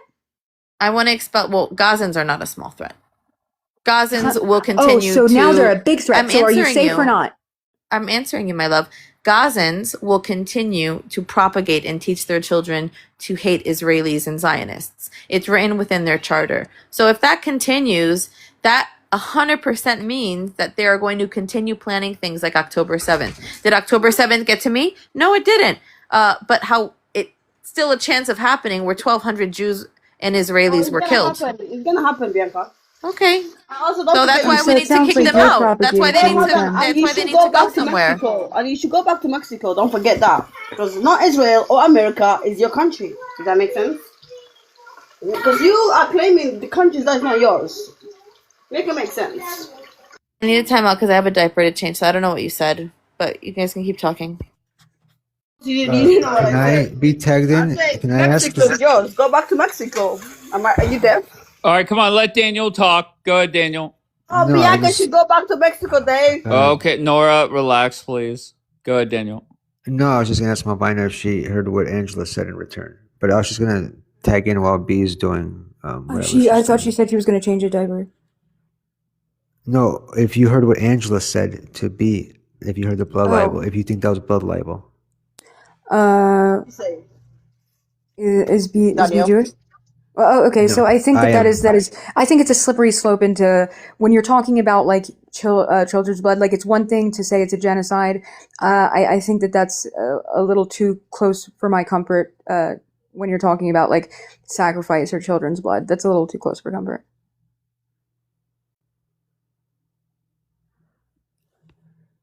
It's a little too blood libel adjacent. Okay, that I was agree kind with of everything funny. else she said. But That was kind of funny. I'll give you that. Nora, why don't you go read a book? If you always have such opinions about where people are from, why don't you go Well, what are read? you gonna do? I'm not gonna read a book. I can say whatever the fuck I want. And I know, but read any book. Any how book. about you And go just stop learn yourself? where Jews How about come somebody from. can stop you on the street, Daniel? What? I know, you want me dead. I know, I get it. It's So not why very the nice of fuck you. you addressing me? I'm so confused. It's just a simple question. You constantly tell people where they're from, where they're not from. Nah, she's telling the Gazans to leave their own land that indigenous to. So why she cannot go back to Mexico? What are you talking about? you know what's so funny is the propagandists in World War II that were tasked with making the slaughter of Exactly, children Daniel. and I people wouldn't be shut up if I digestible. was you too. Well, so yeah, the propagandists that were tasked with making the slaughter of children and an entire population digestible and palatable for the Germans they were very successful at it. So they would say that the entire Jewish population was dangerous. They would say that it was their plan to unalive them. It was the Jewish people's plan to eradicate the Aryans and Europe. And they had no choice. They were really peace-loving Germans, but they had no choice but to fight because they were defending themselves. And they said we were dangerous. So this is just really similar, identical rhetoric, just taken right out of the Book of the Third Reich. Yeah, but there's people who keep Also, imagine okay. imagine a Mexican woman that fucking land in Israel, some country that is not hers, right? She's telling other people that indigenous to Gaza to leave the fucking Gaza. It doesn't make sense to me, right? Who She told- had who herself told a you fucking she's Mexican? immigrant. She's an immigrant herself. It's kind of crazy that the indigenous people in Gaza, she's telling to leave them. Leave in Gaza, pack your packs and leave. Girl, go find it where you belong first. When you tell people to leave. Nora, do you think it's a coincidence that the national language of that land of Israel is Hebrew and Bianca's fluent in Hebrew? Okay, do I give a fuck? All I know is she's from fucking, what's it called, what? Mexico?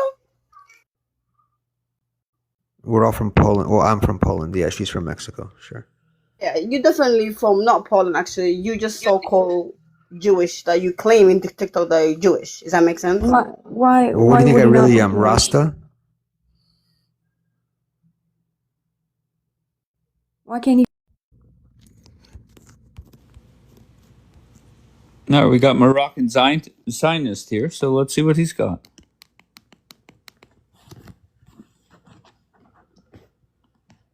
He's part of, I believe, the warmongering side.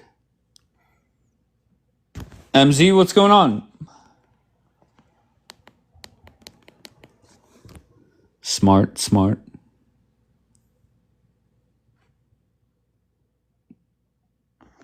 Oh, what are you talking about? He's been up here. He's a warmonger, is he not? Oh, we're off mute. MZ?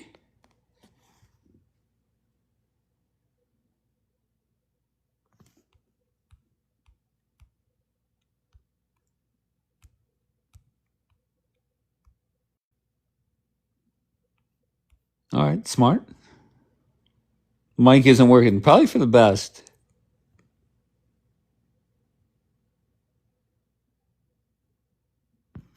All right, well, A for effort, I guess. Okay, so is he a warmonger? I only want to talk to him if he's a warmonger.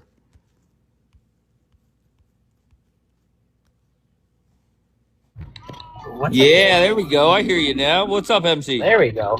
How are you? I'm great. I'm How a you doing? warmonger? That's really funny. No, that's my impression. I don't know if that's true. Hold on one second. There's a weird one. Why do you say that?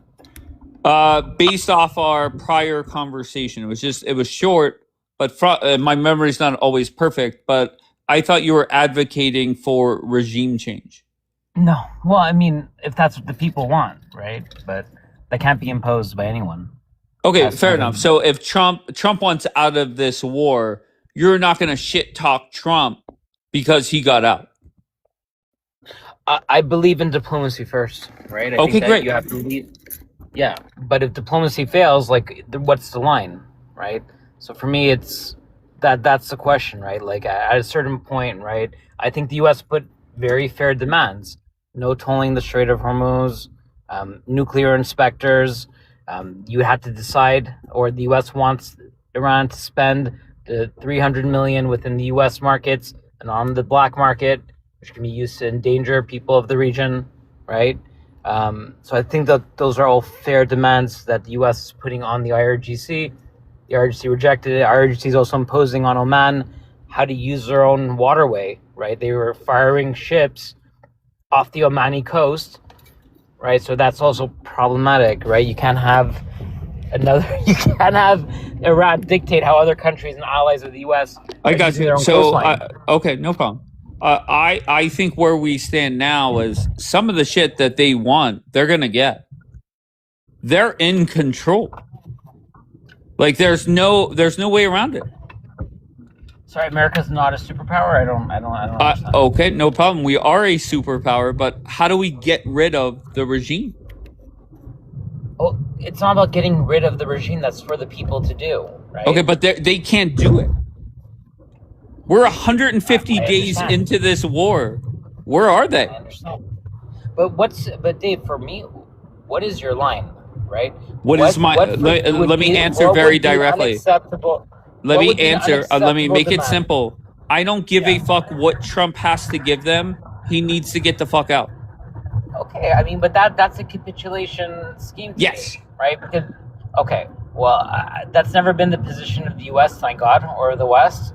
So I don't know. We're not going to see that, right? Okay, so what's Trump to do? You have to put pressure on them. Okay. Until they, hopefully the IRGC will capitulate to the demands, but you can't bow down to them, Dave. I don't. Okay, what happens if they don't? What do you mean? Exactly what I said. At a certain point, they will. When? Okay. Do I have a crystal ball? Okay, so how many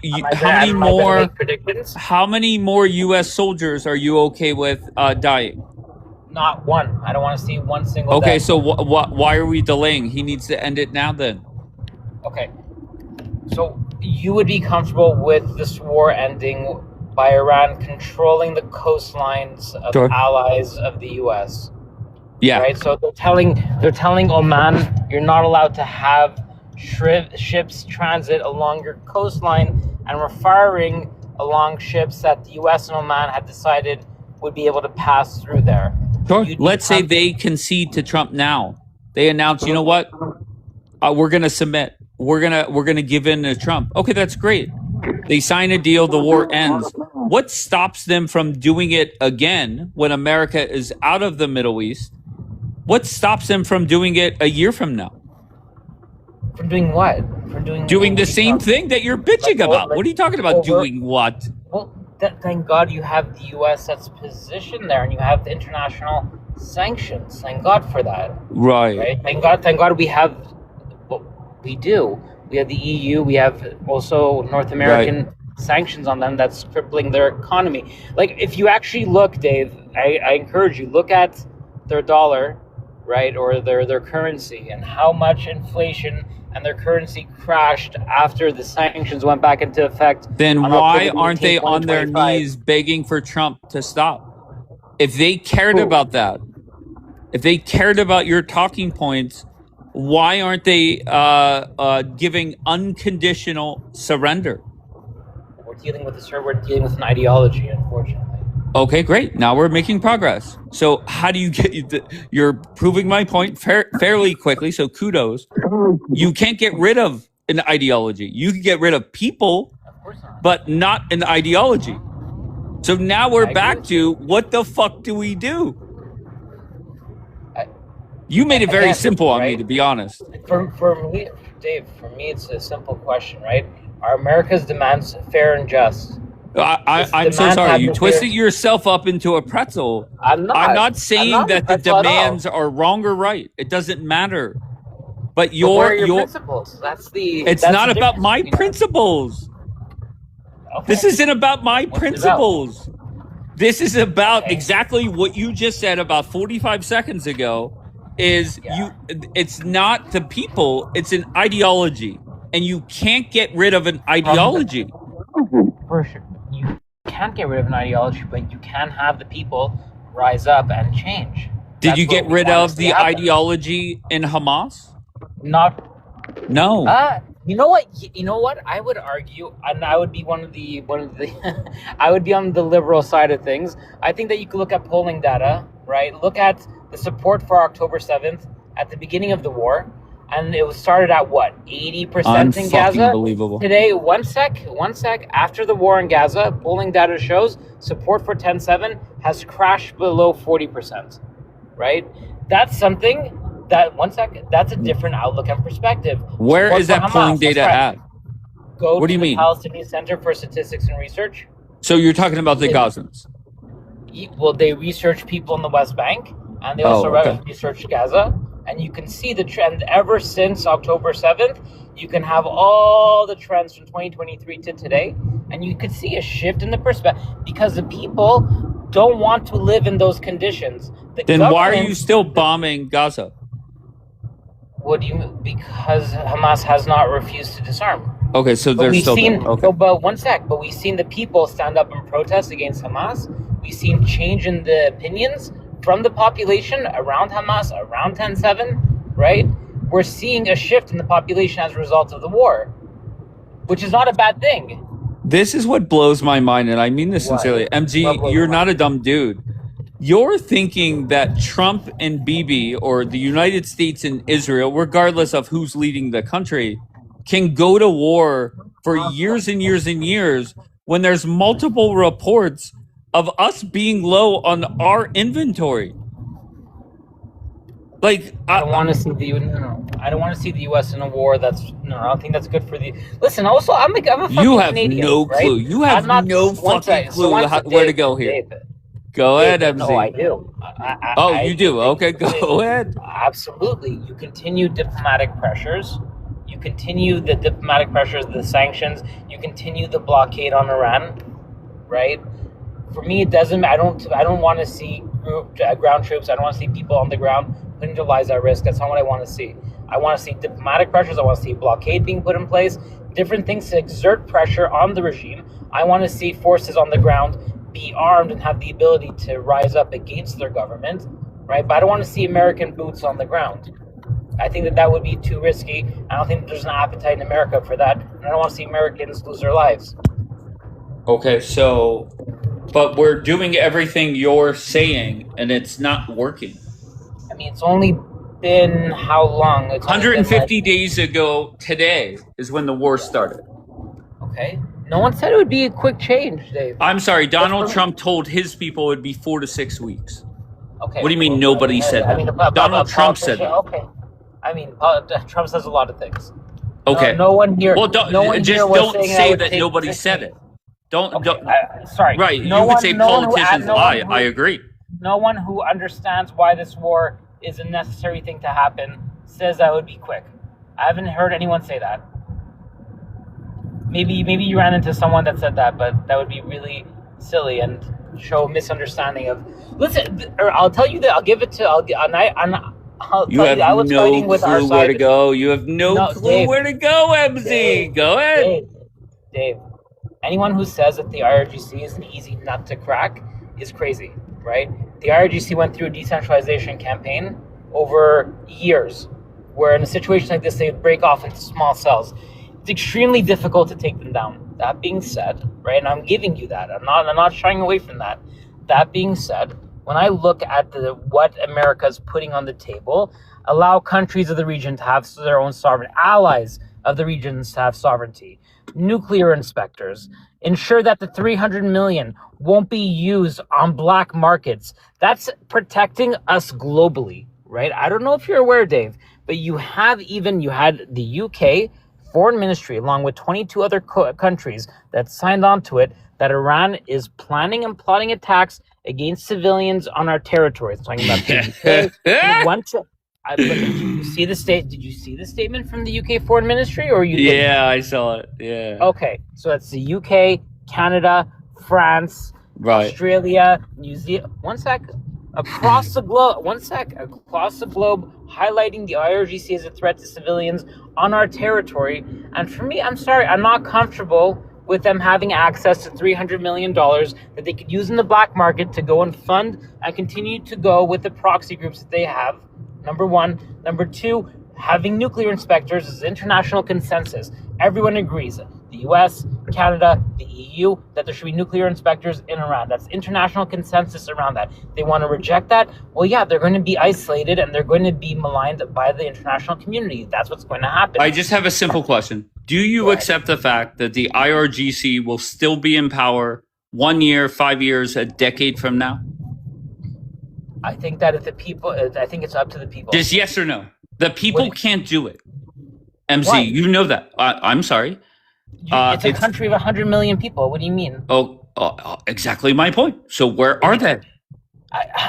That's the criticism I have. Okay. That's massive. 100%. Okay, so if they couldn't do it right after the Ayatollah got taken out, the response I got was, Dave, You're such an asshole. There's bombs flying. Okay, no problem. Oh, I said the same thing. I said the same thing that you said. Okay, Actually, so there was 100 days where no bombs were flying. Where are they? Dave, the second that they announced a new leader, the second that they announced a transition, I would have loved to see people in the streets protesting. That's what should have happened. The second that they announced any continuity, we should have seen people out in the streets protesting. 100%. I think what happened is that because of the military campaign, you saw a rising around the flag, where you saw a consolidation of support around the regime. Okay, Unfortunately, you're making sense. Okay. I agree. Okay, so you're proving my point that the IRGC is still going to be there.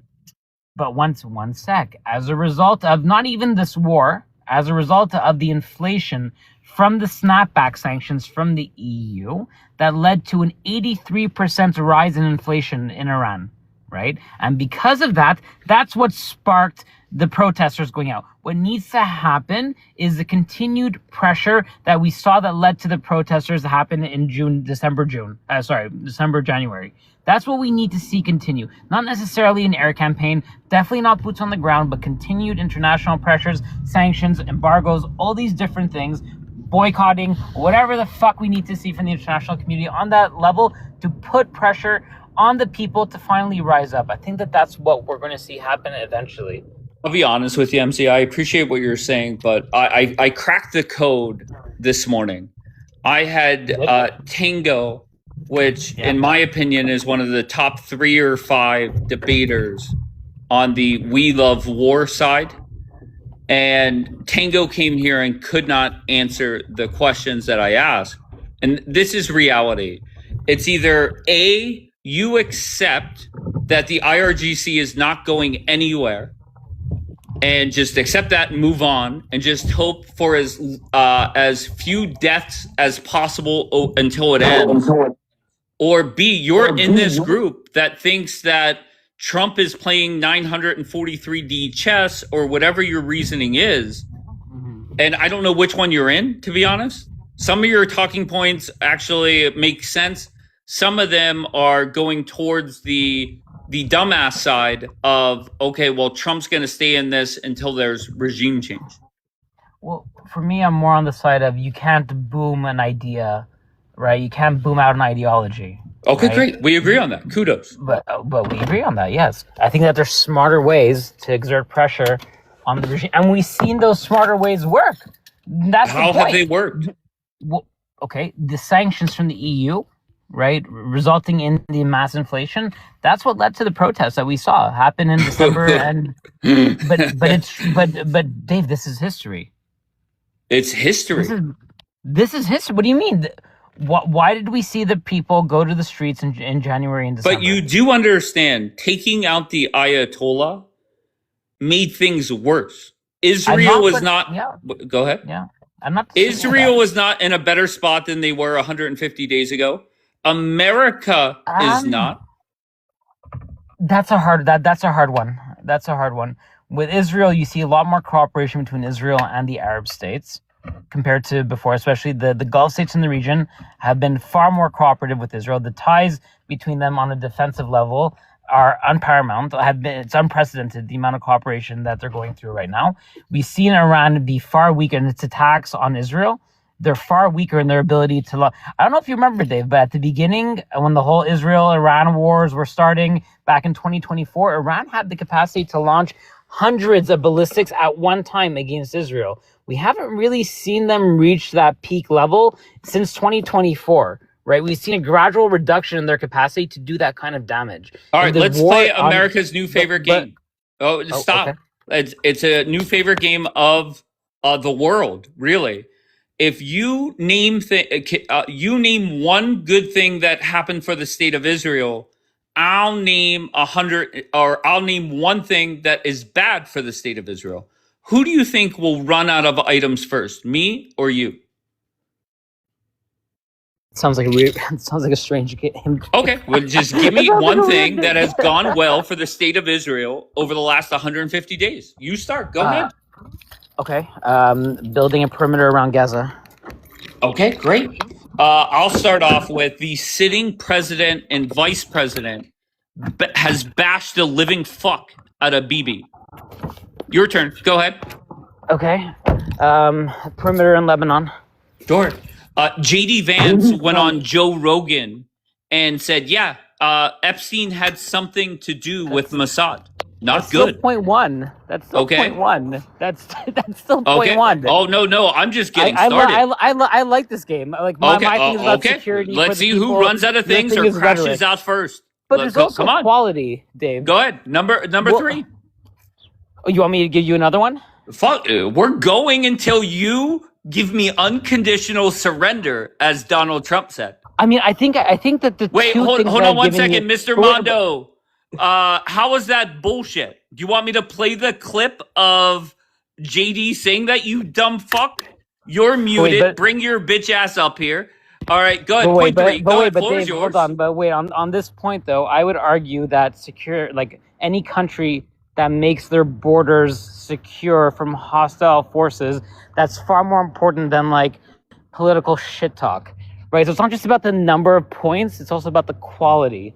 Okay, right? sure, no problem. Do you think? I don't know if you can you give me anything that's equal. No. You're going not going well for to Israel. dictate. Just keep in mind, we haven't even gotten past two, and you're already bitching. I'm not. I just gave you two. I gave you two I'm borders sorry, that were MZ. secured. MZ. Yes. It was things Dave. good for Israel, things bad for Israel, me. Is JD Vance saying that Epstein was part of Mossad? Is that good or bad for Israel? That's bad, but it's like a 2 out of 10. But wait, all right, 1 second. so let's But go. it- Number but it's a 3. 2. Let's But there's a go. but Dave, not all things are equal. Sure. JD Vance's rhetoric is far less important than making a border. You secure, can't even name 3 obviously. things. Go ahead, number 3. Of course I can. Okay, Of let's course I fucking can. I'm go. also getting to my author. Okay, degrading IRGC ballistic missile capacity and drone capacity. That's tremendous. That's a great one. My number 3 will be that Donald Trump said if it wasn't for him, the state of Israel wouldn't exist. He said everybody hates the state of Israel. And he said Bibi would be in jail if it wasn't for him. And you could sit there You're just giving rhetoric. Okay, You're just no giving problem. rhetoric. You're giving hot smoke. All right, That's go all ahead. that you're Number giving me. 4. You're just showing hot I feel smoke. a crash out. Go ahead, number 4. There's no crash happening. Okay, go ahead, number 4. Don't hesitate. Okay, so I just want just for the 278 people here, I'm showing you points about making a border secure, degrading the military capacity of one's enemies. You're talking about hot air and smoke. Like, Dave, come on, you're better than this. Are you ready for number 4? Go ahead, floor is yours. I mean, literally, I'm in my office. Do you want to see a picture of my office? I just got to work. Like, I can't play this game all day, but you haven't, Dave, you haven't given anything of the same quality. It's not just about how many things we can name off about. Like, you're just giving us rhetoric. Okay, do you have There's no number 4? substance. Yes or no? Oh my God. Do you want me to go into rhetoric? Do you want me to give you the same kind of rhetoric points? Sure, give me anything you want. Literally anything. I'm not even you have fact Bibi checking. that's going to meet with Trump when he goes to Washington. That's the kind of points that you're giving. Oh, and guess what? Stupid. Breaking news. But that's Wait, not hold one. on It's 1 stupid. second. Guess what? When Trump this is and dumb. Bibi meet, guess who's going to be there? The fucking Undertaker, JD Vance. JD Vance is going to be in the fucking room. That's not good. Oh, so? Well, Why? I'm so sorry. Why? Oh, okay. I'll go point 4. There was an article where JD Vance reamed out Bibi because Bibi misled and lied the sitting president of the United States. You're saying the same. You're repeating the same talking Sure, no points. problem. There's been Come on, some let's there's go. been Rapid bad fire, rhetoric rapid amongst fire. U.S. politicians. Rapid fire. Let's go. But this isn't rapid. This is stupid fire. Dave, this is dumb. Dave, you don't understand. I'm a Canadian, right? I don't care about American politics. You don't care? You have to. Are you I fucking don't give a shit about American politics. I'm Canadian. Why do I care? Why would a Canadian care about the rhetoric of an American politician? Oh, No, but seriously, fuck. you're not talking to like a Trump supporter. You're not talking to a Democratic Party. I don't care who you guys have in your Okay, White do you House. have a point 4? Yes or no? I have tons of points, but you haven't Okay, matched let's mine. go. I've given you 3 points that you haven't matched. Okay. So it's a waste of okay, that's time. fine. The people will judge. The people, you know what? Indeed, the people will judge. Okay, The point people will forward. judge. Go ahead, sir. I do, Dave. I swear to God, I'm in my office. I have to go, but I Okay. would hope that you would give me at least 1 point on a similar quality. But I appreciate you. You have a good day. MZ, be good, brother. Oh, fuck yeah. And I think and just look at the people I've done that to. Not Coach in here. I love the balls that Coach has. Coach will sit there and run a panel talking shit on me, okay? And yet shows his face here. The gumption that this man has. And there's been people that wants to drag Coach or Ryan or whoever. And I always say, we are different here. We don't talk about people in a negative way unless they're present. Coach is like, it's like a whole bunch of teenagers in high school talking shit. Coach, why are you doing that? Why are you allowing people to talk shit on your panel? And then you show up here as if everything's hunky-dory. Why, Coach? As if I wouldn't call you a bitch to your face. Coach, why is it? Why don't you show up here? Because I and don't debate care me? to call. Because you won't Then come to why my are live. you here, you dumb So then, fuck? because I just want Why to are continue you what here, Coach? MZ finished. Coach, you're here. I'll often. continue. You were I'll up here in continue. the last week, you dumb fuck. Yeah, because I follow Maddie. Get the fuck out of here, you dumb fuck. If you have a problem with me, block me. Remember your boyfriend Ryan, what he says? Vote with your feet. Your boyfriend says that. Yet you're fucking here. Why? Why are you here, Coach? W Coach MZ says, I thought you were at work. Vote with your feet, which I think is a fair point to Ryan's credit. That if you hate somebody, why would you even go to their live? Why would you even step foot in there? Hold on 1 second. Oh, forget it now.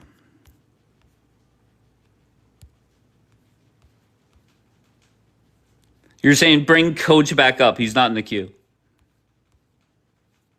Why, Coach? Why do that?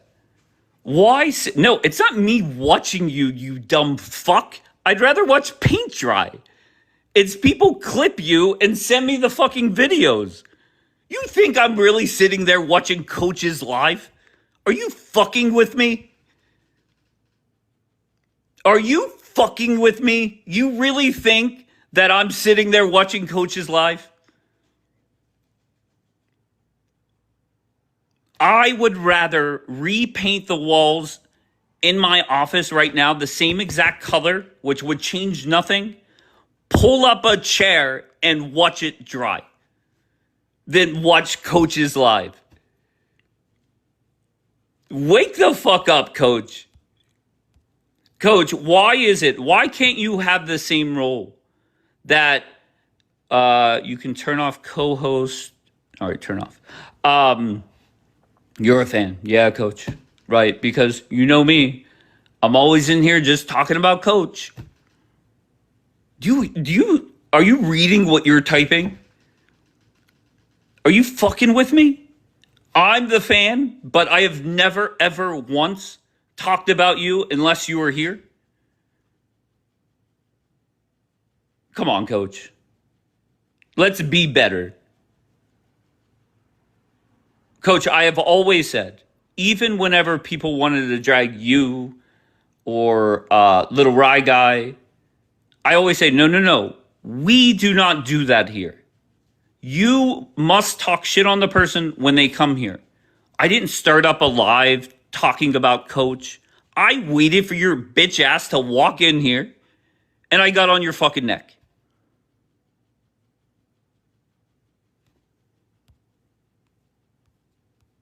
Coach, still not in the queue.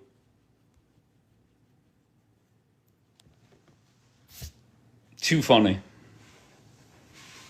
He said, you're a fan. You're a fan. Are you fucking kidding me?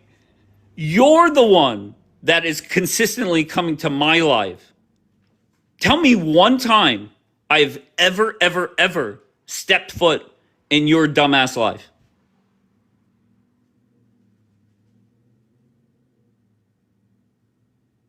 You think, who do you even sit with? I obviously little Rye guy. Let me look at the video.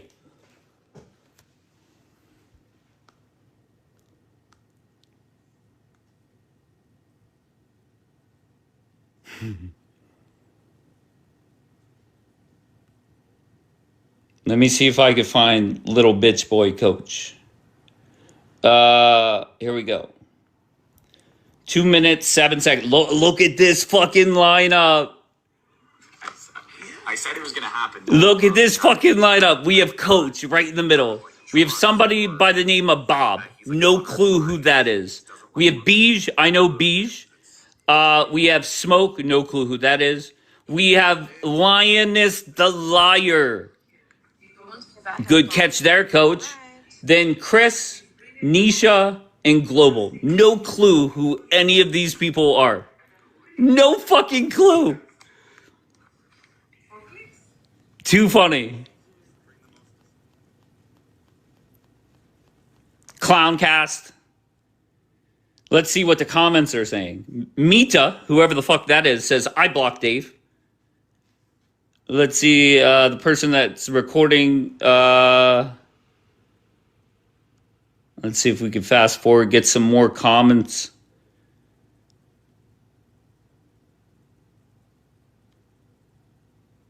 No, not many comments.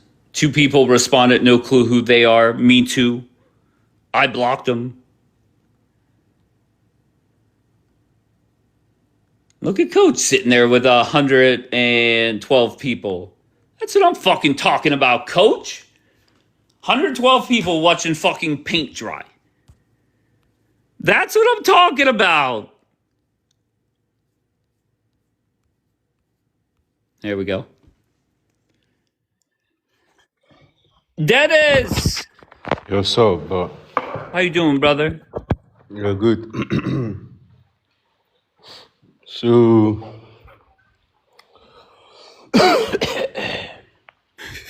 I need 1 hour of uninterrupted time. Okay, so you want me to just give you showtime for an hour? Yes, 1 hour. No. Get the fuck out of here, Dennis. Get the fuck out of here. I need an hour showtime. That's a dude from Nigeria telling people on TikTok that he's Jewish. And people believe him. You just saw Gabby in the chat. I love him. And I love Gabby. Don't get me wrong. Okay, but come on. He is. Too funny. All right, I'm done with this live. This was a fun one. From Tango to MZ. And listen, in all seriousness, MZ, Tango, Coach, all good people. Okay? Every single time that people talk shit on Coach, I always defend him. But he allows people to talk shit on me. But it is what it is. MZ is, I do like MZ. I like Coach. Coach was here a week ago. I saw him in the queue. Let him right up. No hesitation. Even though there's a video on one of my YouTubes of him talking shit for 15 minutes. Ramallah. And that's the difference, is if I seriously blocked everybody that talks shit on me, I would sit here by myself forever. That's reality. Dave, you so soft. No, I disagree.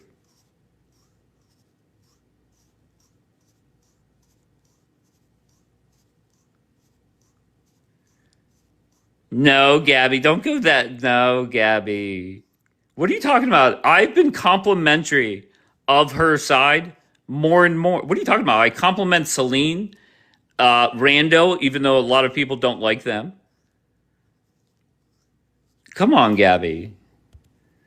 All right, this will be on YouTube later on. Pay attention to the Tango convo. MZ, good dude. And I guess, the period is Key Lime's, that's Key Lime's lurk account?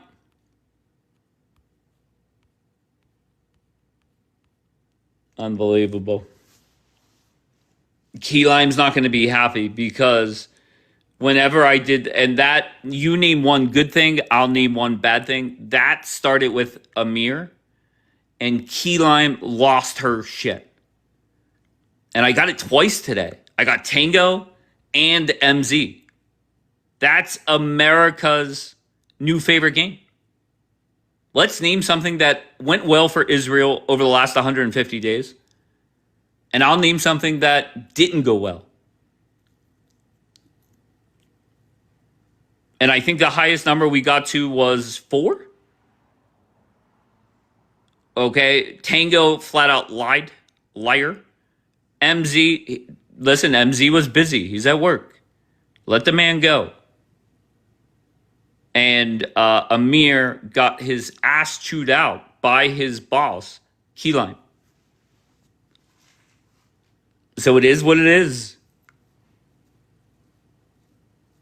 All right. Enjoy the day. Compliment 10 people. I got 3 hours, 27 minutes until I have to be up. So I love you all. I appreciate you all. Behave.